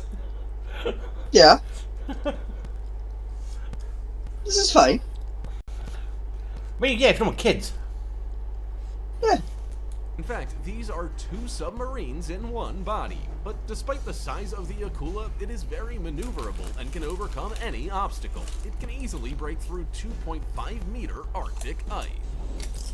Okay, that's cool. Akula is nothing but a minnow in comparison to the Megalodon Yamato, 263-meter Japanese battleship. Seeing a 72,000-ton armored monster many times larger than a missile cruiser rush across the sea was enough to cause people to freeze in terror. It's no wonder, since It was, surpassed even yeah. the famous 190-meter Independence in size. To sink the Yamato, it took 3 raids of 227 American aircraft. This is Bruce Banner's vehicle from the Avengers, but a transport for the Hulk is the world's largest SUV taken from the 40s. And What the hell? Why? Its one 6.4 meter wheel, which costs $40,000, is no more than a modern Jeep in cost or size. Look at the host of BBC's. Yeah, that was a shitpost a Saudi prince made of the world's biggest Jeep. Why? And guess what? It can drive. Why? That steering wheel actually works. And it has an engine that drives it. What? But like, what's the point? It was a point. There's no one big enough to make it work. What's the point? Top Gear Like- behind the wheel like, of why? this monster. You can fit a whole family behind its grill. And on this largest treasure in Arab Sheikh Hamad El Nahyan's car collection, we'll wrap it up for today. Write in the comments which behemoth impressed you. Like, what the fucking why? Because it was funny. That's why. I mean, you're not wrong, but still. It drive. Let's think. Imagine trying to drive. I'm going down to take the car, love. Hang on to say. Are we there yet? The problem is, you technically don't need to sail out the window. To be honest, because let's be honest, if something's in your way, It's not for long. Even the buildings are gonna move for you. Like, yeah. I was going to the shop, love. Where's the shop at? There it is. there it was. We'll try the next one. I like to imagine, like, you steer with one hand, right? With the other hand, you hold a periscope, right? And you just change gear by like leaning and using your elbow to just like nudge the stick. You just gotta kind of It like ta- that, it takes- change gear. It takes 5 people to drive it. Okay, you need 2 assistants, like, to control throttle and brakes. No, remember it's clutch. You know, It's got like- clutch there as well. Well, okay, so you need 3 assistants to do like stop, go, and clutch. One for the gear stick. No, because I can just use my elbow for that. It's fine. The gear which weighs 100 kilograms. Okay, yeah, I'm gonna need a guy to do that for me then, because like my elbow is not that good. And a guy on top of the window to tell you where you're going. No, I've got a periscope. It's fine. You just steer with one hand and use a periscope. You know, who needs depth perception when they're driving? You know, like, it's fine. What time is it? It's 1 in the morning. Oh, Do you want to end it there? let's. One more video. Yeah. Nah, let's stop. We've got like a little 6-minute here. Let's stop. Let's stop. Let's stop. Right then. Where's my pen? Because I'm going to need my pen. I'm going to need a post-it note. So I can take this post-it note now. So that was for this week, and I can tear up the post-it note. War is gone from our list. War is gone. Right then. Why does that sound like a punk album? Just war is gone. And we spin. But yes.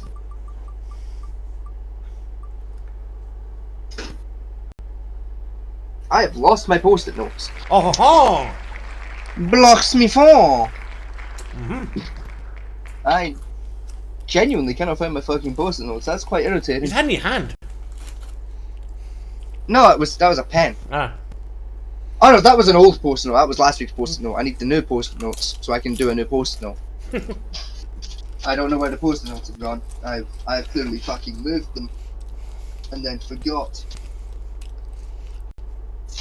Me sitting on them. No, I've checked.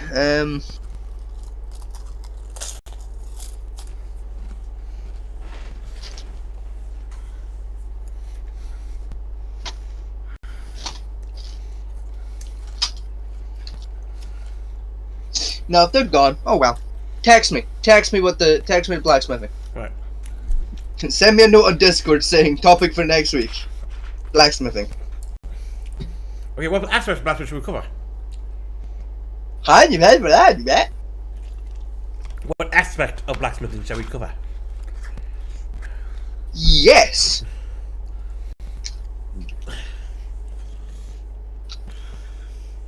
You have no idea, do you? All of it. No. At the dawn of time, there was a guy called Gavin with a hole in the ground and fire. What, you want to know the history of blacksmithing, or just want to do the blacksmith videos? All of blacksmith. All of it. Okay then. All of it. So We're gonna speedrun blacksmithing. Fuck it.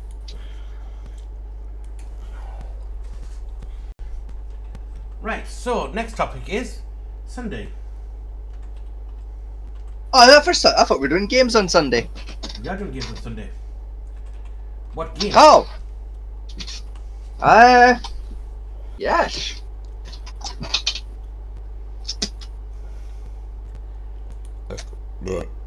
We could go out to Stellaris, I suppose. Yeah, we've still got like our Stellaris run through to finish off. Yeah. Because we haven't finished that yet. We're in the middle of a war. And that's with an otter with the tentacle syndrome. Yeah.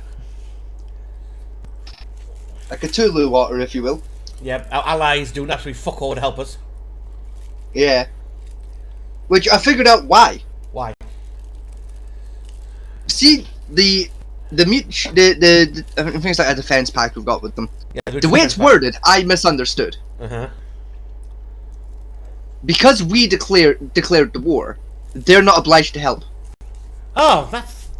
That agreement only comes into effect if the enemy had declared war on us. But because we're the ones that declared war on the enemy, they don't have to help if they don't want to. Yes, but the enemy was clearly aggressing us, so we had to declare war. Still, the game isn't programmed to be that nuanced. Why? Pandora... Because it's Paradox. Paradox has put everything else in this fucking game. Why not that nuance? Because AI isn't that intelligent. Clearly it is, because it's got everything else in that damn game. Like artificial intelligence isn't able to look at the moral implications around a problem and make a decision. Whenever we've tried to get AI to do that in the past, it ends up being uber racist or shit at it. Not true. So, we'll be doing Stellaris on Sunday again. Yes. Part 2 of Stellaris. Hopefully we solve our warfare problem. Stellaris 2, Electric Fuck Yugaloo. No, the human Imperium shall rise again. Yes. We are just basically creating space marines, aren't we now? Yes. The hell divers. Wait, speaking of Helldivers, there's bullshit around that recently. Oh, the new fucking, you need a PlayStation account to play, and if you don't connect your PlayStation account, you don't get to play anymore. Yeah. Yeah.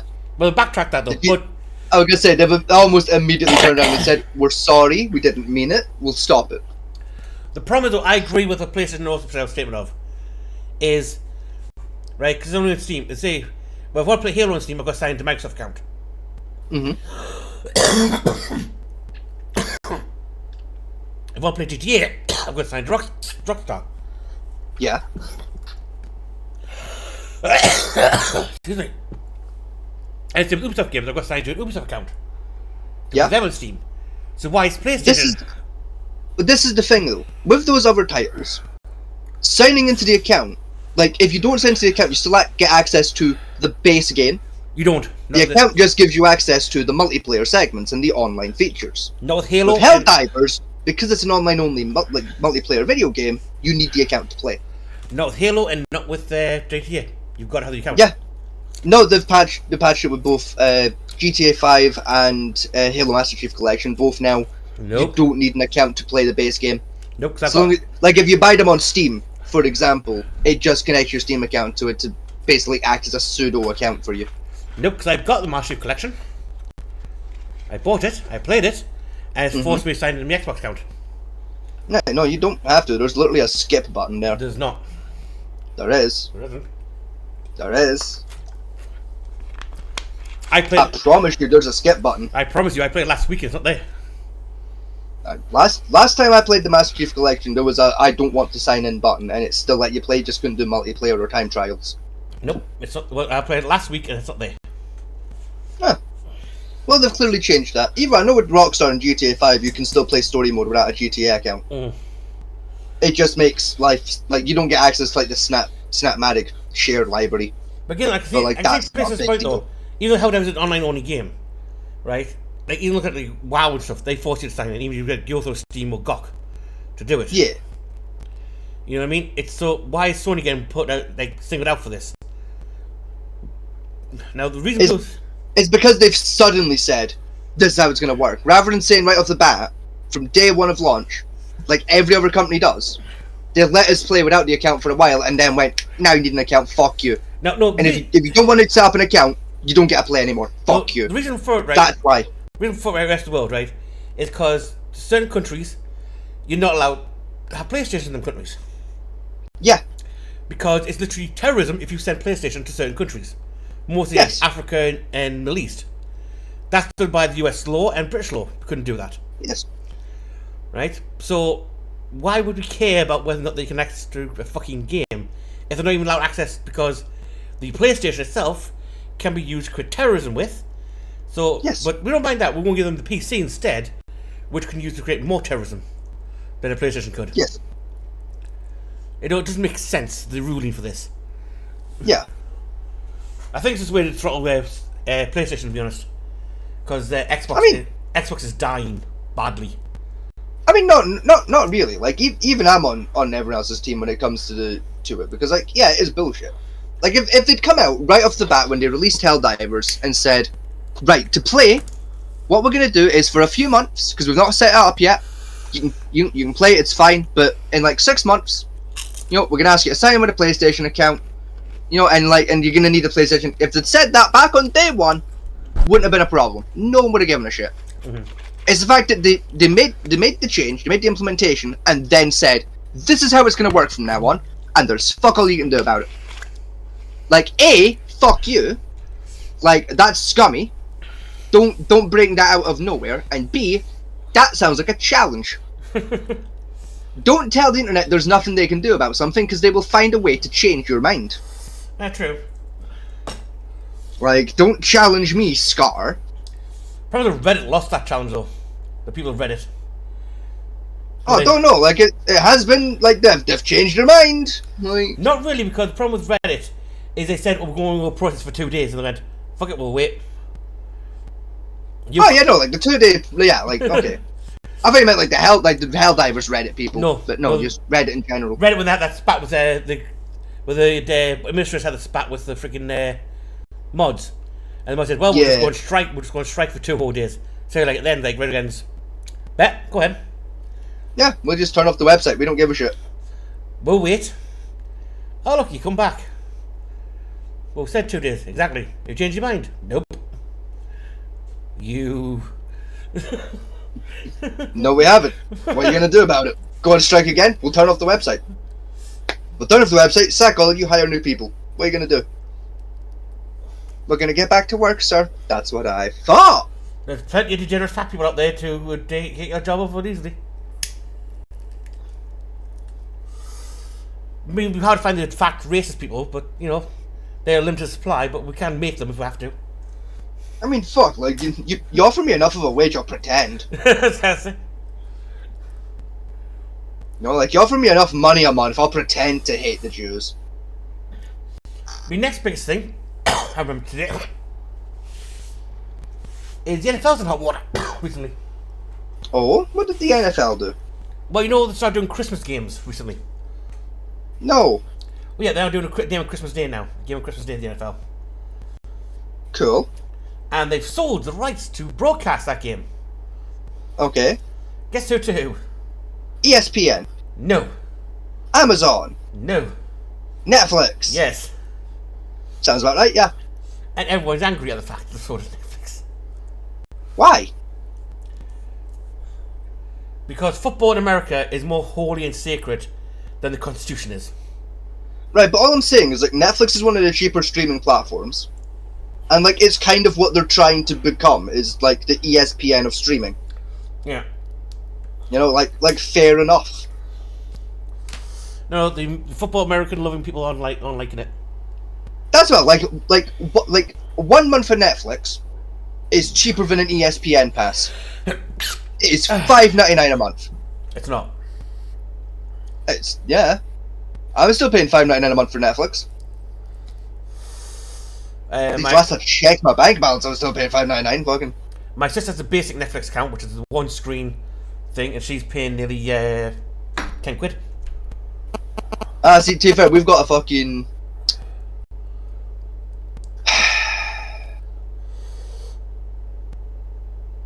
It'll come to me. Is it a deal through a phone contract? No, it's. See, because like we set up a Netflix account when Netflix first came out to the market in Britain. Like our price has been like freeze locked to that original price we were paying back then because we've been subscribed for so long. They've done as a deal, like it's like a loyalty boost essentially. Are you still getting the advert free one, or are you getting the adverts now? Yeah. Oh, advert free. Oh, you lucky bastard. You get the full kit and caboodle, $5.99. That reminds me. Remember when I get paid, I need to send you that T-shirt. Yes. And that. Have you finished designing it for yourself? Not yet, no, but I'll finish up. It's fine. You got 2 weeks where I buy it and send it to you. Yeah, plenty of time. Yeah, Vegas is modelling our merch at the Glasgow Festival. Yes. At the Glasgow Pride Festival. The prices are It's gonna be negotiable. fabulous. The prices are negotiable. You find out that why when you see them.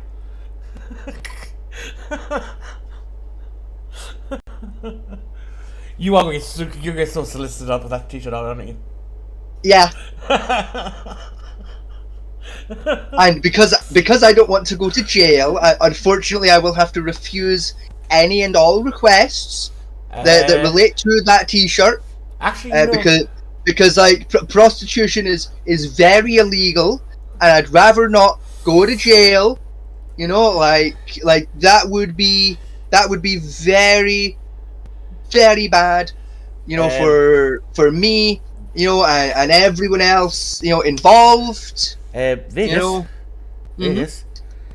Prostitution is legal in the UK. Is it? Yes. I stand corrected. It's curb crawling and brothels which are banned, but prostitution itself is perfectly legal. Really? Yeah. Why? Because they're banned it. Well, they're basically brothels are banned, which is they classify as more than 2-3 girls selling the same service out of the same household as a brothel. Mm-hmm. And curb crawling is banned, which literally refers to you driving to the street, picking the lass off the street, and driving away to have fun and taking her back. But basically, hire an escort to come to your house to bang you, go to her house to bang her, go to a hotel to an escort to bang them there. That's all perfectly legal in the UK. Huh. Well, surely what I'd be doing would count as curb crawling, though. Not really. How? Because the definition of curb crawling is car. Yeah, but I mean, I'm on a curb, and you better fucking believe I'll be crawling. The definition of curb crawling in the law, statute law, states picking up in the car. What you're doing is advertising a service. They come to solicit the service, then you go off somewhere to perform the service. As long as you go to like a hotel room or to a room you have set aside, That's fair. That's separate from any other building. It's allowed.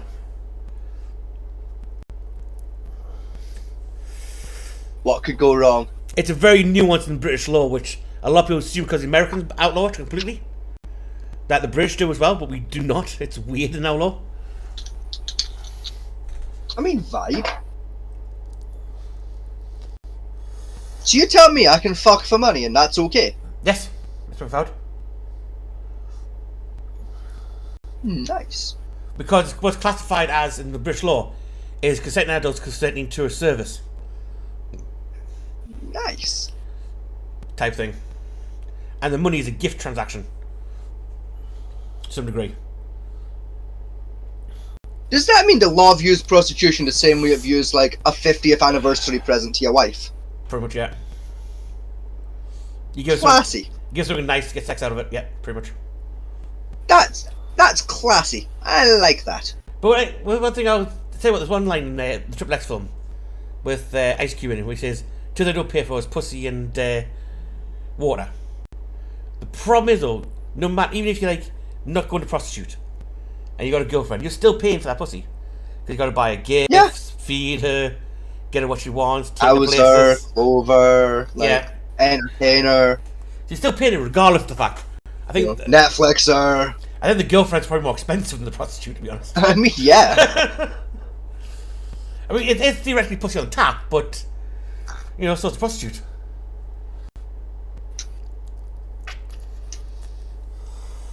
Unless it's I mean, if the pussy isn't on your tap, you're just not doing it right, mate. Like, well, consent is a thing, think about what I said. I know. If the pussy's not on your tap, Yes, still consent is a thing. We've got to stick it like, to. use your imagination. But What my- part of the body could be called the tap? My images are there, but for legal reasons, I've got to say consent is an important thing. It is. At no point was there a rape joke in this. Right. It is It's a youth joke. Your Vegas. dick's your tap. You Vegas. fucking idiot. Vegas. Right? Regardless of what you think is not a rape joke, I guarantee you there's a leftist somewhere watching our video, typing furiously on Tumblr. Right? It's not a rape joke. Tap. I fuck you not. Like, tap is just a slang term for your dick. Yes, I know that. Because you tap your dick. It's. Yes, I know that. But your words are, if your pussy's not in your tap all the time, you've done something wrong. Which Yeah. can be skewed as the fact of you just take sex whenever you feel like it. No, it's if she doesn't want to have sex with you 24/7, you've done something wrong as a partner. And that's the way the It was rape- actually quite a wholesome sex joke. And that's where the rape part comes into it, because that means you're controlling and dominating the one, which is the one to be. That's why I said if she doesn't want to be the one, fuck you. Fuck you and the left. You can all fucking burn. You know what, fuck it, I give up. Yeah, it's a rape joke. Fuck it. I'm literally rape Hitler. Fuck it, I give up. Fuck it. Y'all want me to be the fucking villain? I'll be the fucking villain. See if I give a single fuck. See if I give a single fuck. Hang on. Go on, do it. Do it. Accuse me of rape. See if I give a fuck.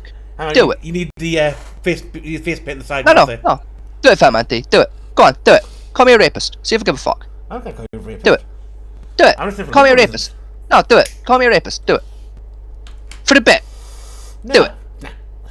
Do it. Do it for the bit. Go on. Call me a racist. See if I give a single fuck. I know you don't give a fuck. It's in your fucking face. Like what's that? What's that? I have sex with people without consent. All right.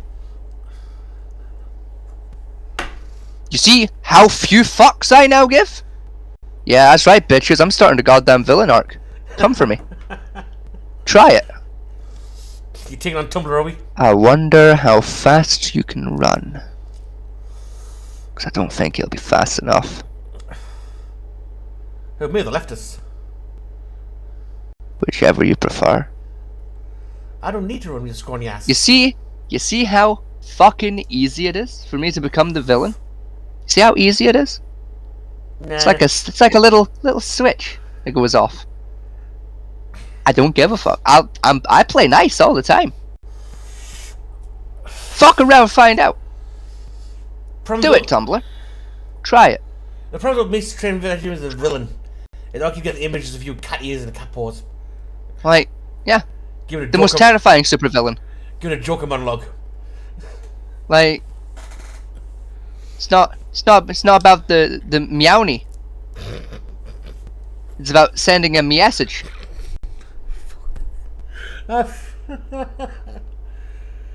Like, do it, Tumblr. Come for me. Oh god. Do it. Try it. Bet. Here comes the Tumblerinas. Shite bag if yous denny. Shite bag if yous denny. Mike, pen drop. Shite bag if yous denny. Yeah, don't drop your mic. I don't want to hear that.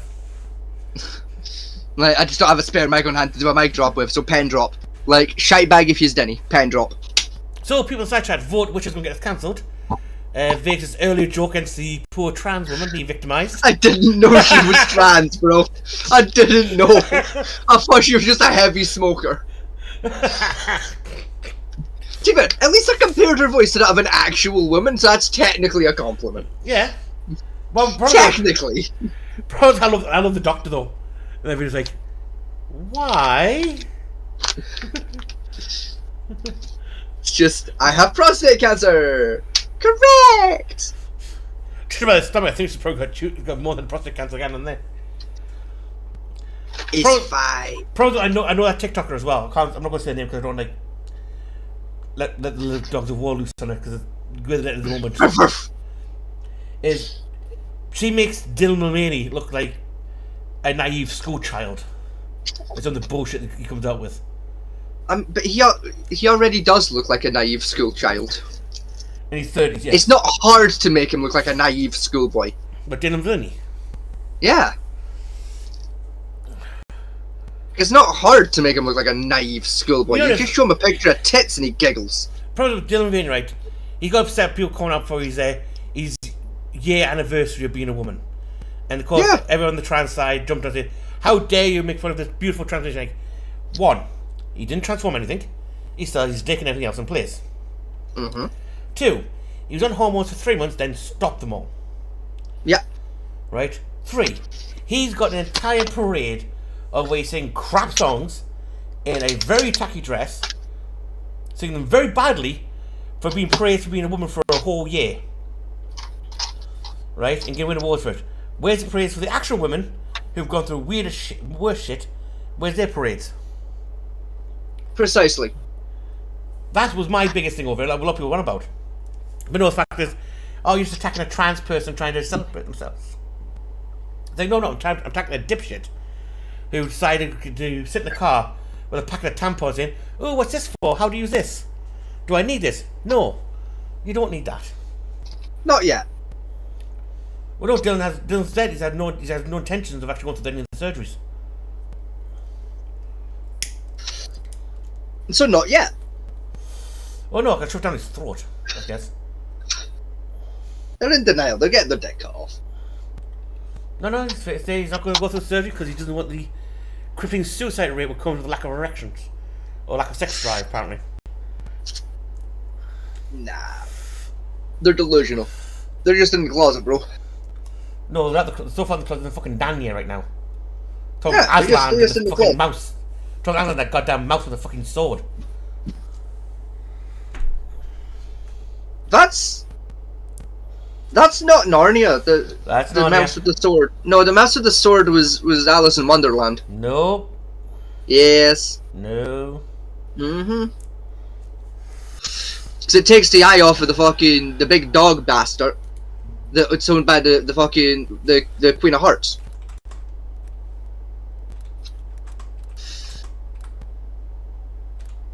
The Lion, the Witch, the Wardrobe, and the fucking the Mouse Knight. How's it wardrobe again? ARDOBE, I'm going to actually that's the fucking thing, man. which is war and then Derobe. Wardrobe. Right. OUSE.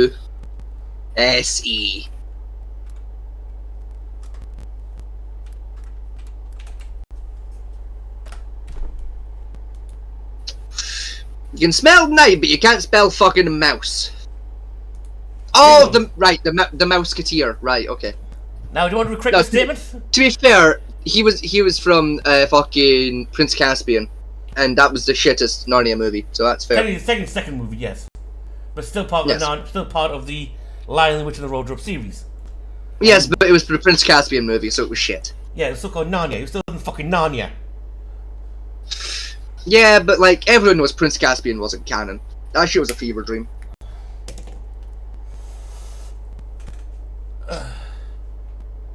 Rasputin. Like that shit wasn't canon. Probably the Master Chief was the best part of the whole fucking movie. To be honest. Yeah, you're not wrong. No, the siege battles are pretty good. I like the siege battles. There's like 2. Probably like the kids. Aslan, can we come to your world? No, child. Why? Because you die, you dipshit. It's heaven, literally. Like I am God. we this are is at heaven. war. No, you can't. We're at war. You will die. It's like, nah, we're gonna come anyway though. Probably right. Narnia was like just blasphemous against Christian faith. Up until Prince Campion film, where it's like Aslan is just God and beyond the waves is heaven, and that's the whole book like Aslan is really God. You should believe in the Christian faith. No, No. I want magic, death, and a talking lion. Like, Aslan's Jesus at best.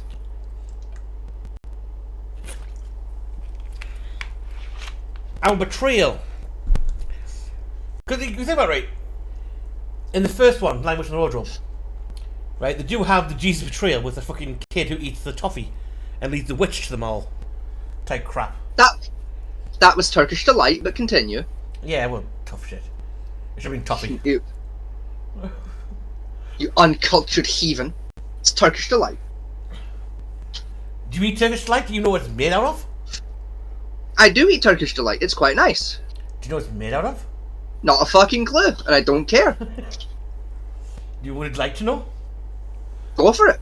It's not going to stop me eating it. Pig fat and rose petals. Yeah, it's made from the exact same shit as a marshmallow then. I Yeah. don't give a shit. It's It basically tastes nice. It's basically a set jelly made out of rose water.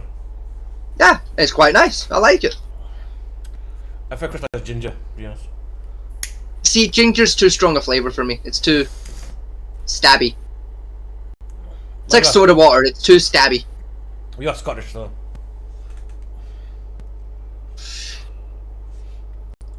I like strong flavours. Ginger's just too strong of a flavour. It's too tip of the tongue for me. You know, I like stronger flavours that are like back of the palate, whereas like ginger's too front palate for me. Tell you one thing I find weird for me. Like that thing goes off. Is I can't stand licorice. That's me neither. I don't like licorice. Right? But one thing I do adore, and I've had this since I was a kid, right, is licorice root. Never had it. You can buy it at a pharmacy down where I live. And basically, you get the root of the licorice plant. You can buy a piece of it and you sit there just gnawing it. I mean, fair. It's one of the treats you get when I was a kid.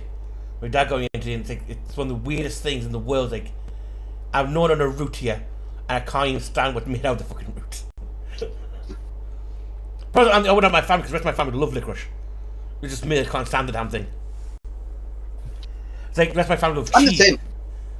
The rest of my family love cheese and I'm not a big lover of cheese. I like cheese. I get on alright with cheese. Me and cheese vibe. It depends on the cheese. Like, I don't do blue cheese. No. That's just wrong. You know, like, it's moldy. Put it in the bin. But like a nice Monterey Jack, yeah. Bit of Gouda, fucking nice. You know, like. My problem is, if I mean cheese has got to be like cooked with, so it's like on top of hot pasta, pizza, a burger, that type of stuff. I just cheese. Like do you know something I do quite regular is like a food. Cheese and jam sandwiches. Ah, the old coal miners classic. Yeah. But like, I get real heathenistic with it. Cause like, I'll use like good cheese for it, and like a good jam. Like I'll use like you like the up brand posh jam. Aye. It comes in a little jar about that big. That's like £3 a jar. Tesco's extra With special. like, yeah, with like Gouda cheese. You know, like I get real fucking heathenistic with it. Like I do, like it's some unhinged shit. I tell you one thing though, right? I told my friend today about this, right? And he said, right, bear in mind he's older than I am, and we've lived in the same town, and again our family's been close, and like it's a big mining community here. Yeah. He didn't find out until a month ago that cheese and jam sandwich was a thing. Yeah, it's a thing. He didn't realise that until a month ago. It's like, You know, I learned about it in high school. Like one of my friends came in with it for their piece, like for lunch. And like I was sat looking at the sandwich while they were eating it, and I was like, I gotta fucking ask, what the fuck are you doing? He was like, I'm eating a sandwich. I was like, no, I mean, when you made the sandwich, what the fuck were you doing? And he was like, what do you mean? I was like, correct me if I'm wrong, but is that cheese and jam on a sandwich? And he went, yes. And like, I looked at him like he was like brain dead for like 5 minutes and made the executive decision. I was like, this gonna sound weird as fuck, dude, but like, can I have a bite of your sandwich? I need to know. Because I'm trying to figure out that flavour profile, and I can't. I need to know. Please. This will bug me all day till I go home and make it myself. Can I please have a bash? And he just handed me the sandwich and went, just fuck it, fine. I don't give a shit. Like you've not got the plague, go for it. And I was like, thank you. You bastard, that's delicious. You bastard. Cause he did it so bad. It was like fucking. It was like blackcurrant jam with like you like the fucking cheapest shit cheese singles, like the plastic cheese. Yeah, I know. I've gone to that way. You get like 100 of those for like £1.10. Like some of that cheese. It was shit, but delicious. And I was like, I fucking hate you. Do you know the reason? I hate you. I hate this, but it's amazing. Right. Do you know the reason for that? Reason for that sandwich existing? I'm assuming because like a whole bunch of like calories and shit that you need. Cause you got sugar, starch, dairy, Yes. fruit, like all in one go for relatively cheap. Yes and no. The main reason it was invented, right, is because during just after the war, right, butter was expensive. Yes. We had plenty of cheese because cheese was a reserved item, so tons of that around. Yeah. Butter was expensive, and every household could buy it. What wasn't expensive, because every household did it, around Mercury's, was hedgerowing. We go through the hedges and pick out the blackberries. Yeah. And made your own jam. Therefore, the jam exactly, because bread back then was quite hard and dry, Yeah. was you put the jam on to give moisture to the sandwich. And that's how the sandwich was born. Makes sense. It's like cornish pasties, Yeah. right? Do you know why they were made? Simply for. Because they're delicious. Yeah, main thing, the ridge on top, Yeah. right? You know the reason why that actually exists in that shape for? Because it's delicious. No. It's there to hoard with dirty hands, to eat the pasty, then you throw that away. Ah. Same with pie crust. There's the same reason for that. The crust on a pie. It's you can hold with your dirty hands in the miner, eat the pie, and then you just throw the crust away. But the crust's the best bit.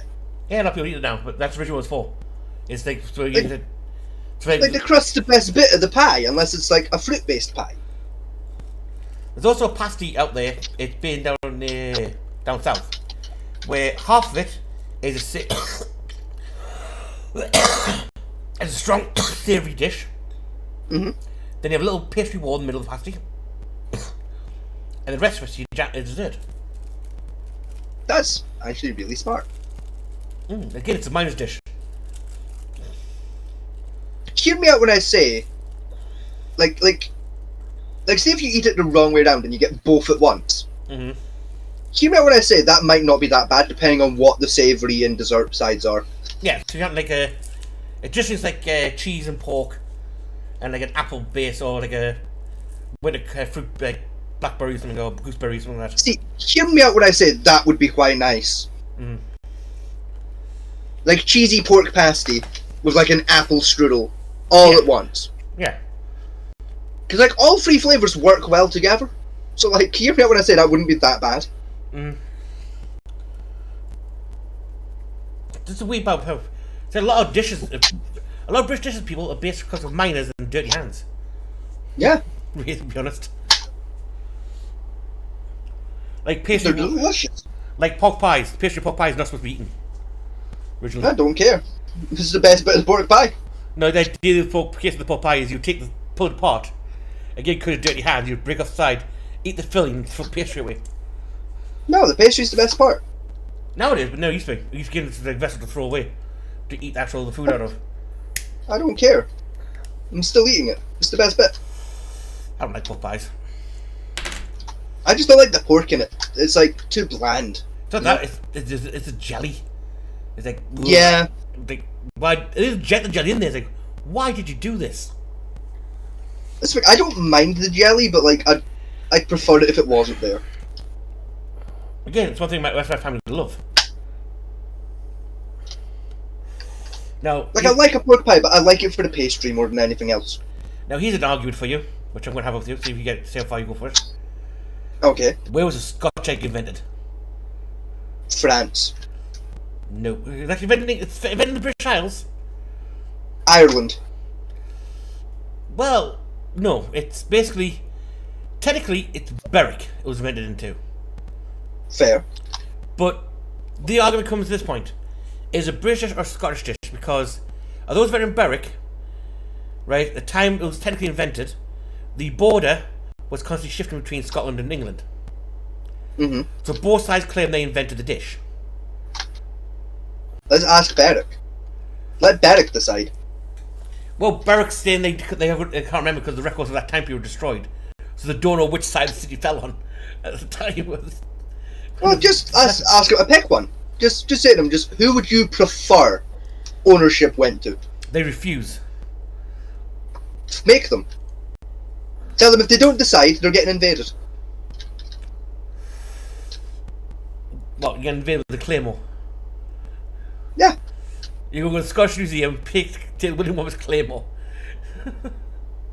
No, I'm gonna make my own Claymore and invade. Oh yeah, that's enough for Scotland, I've got to tell you.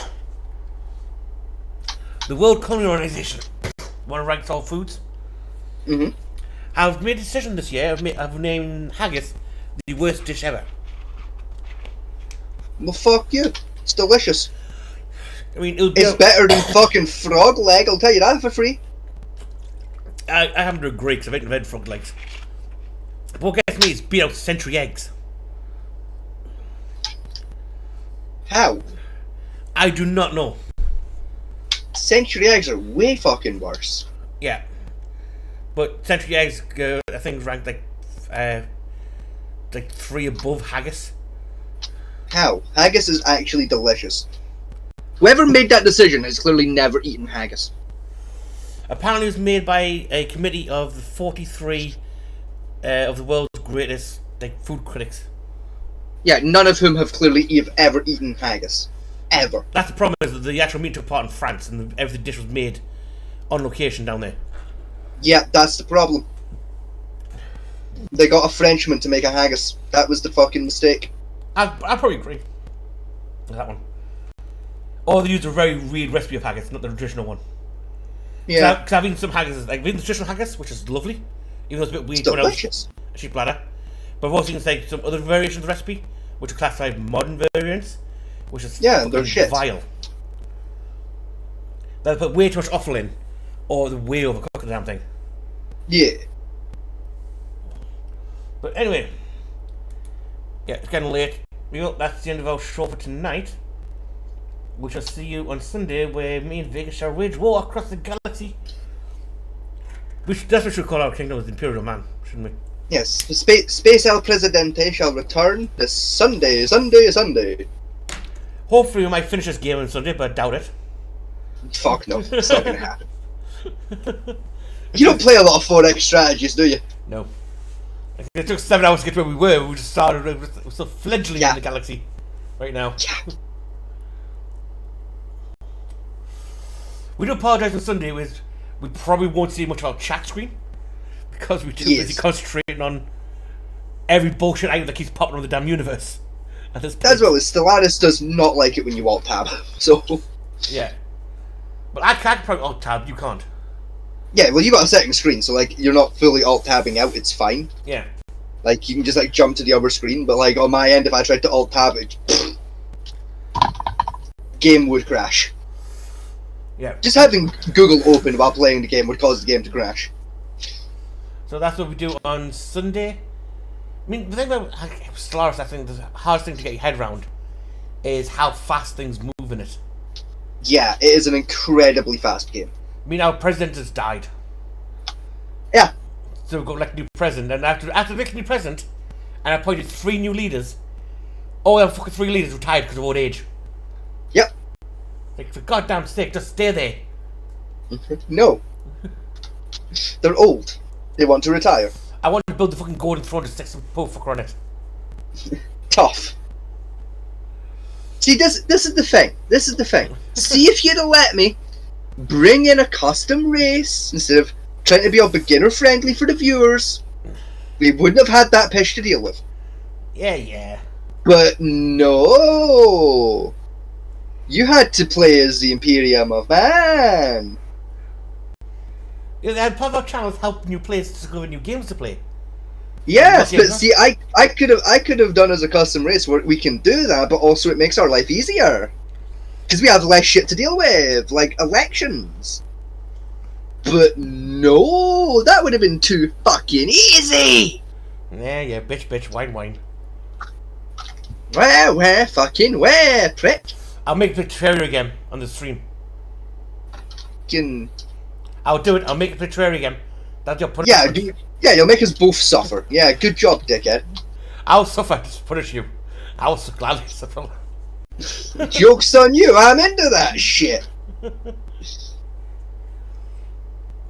So, Like, joke's on you, I did acting school, I can pretend to have fun. yes, but I know deep down your soul you're dying every second that game goes on. So are you. The question is, who's more stubborn? Me, by far. Wrong. Oh, you're not. I'll win. You won't. I've yet to lose on this show. I will win. I've always win on this show. You don't. I always get my way on this show. Anyway, folks, that's the end of the show. Catch you on Sunday. Good night and good luck. Yes.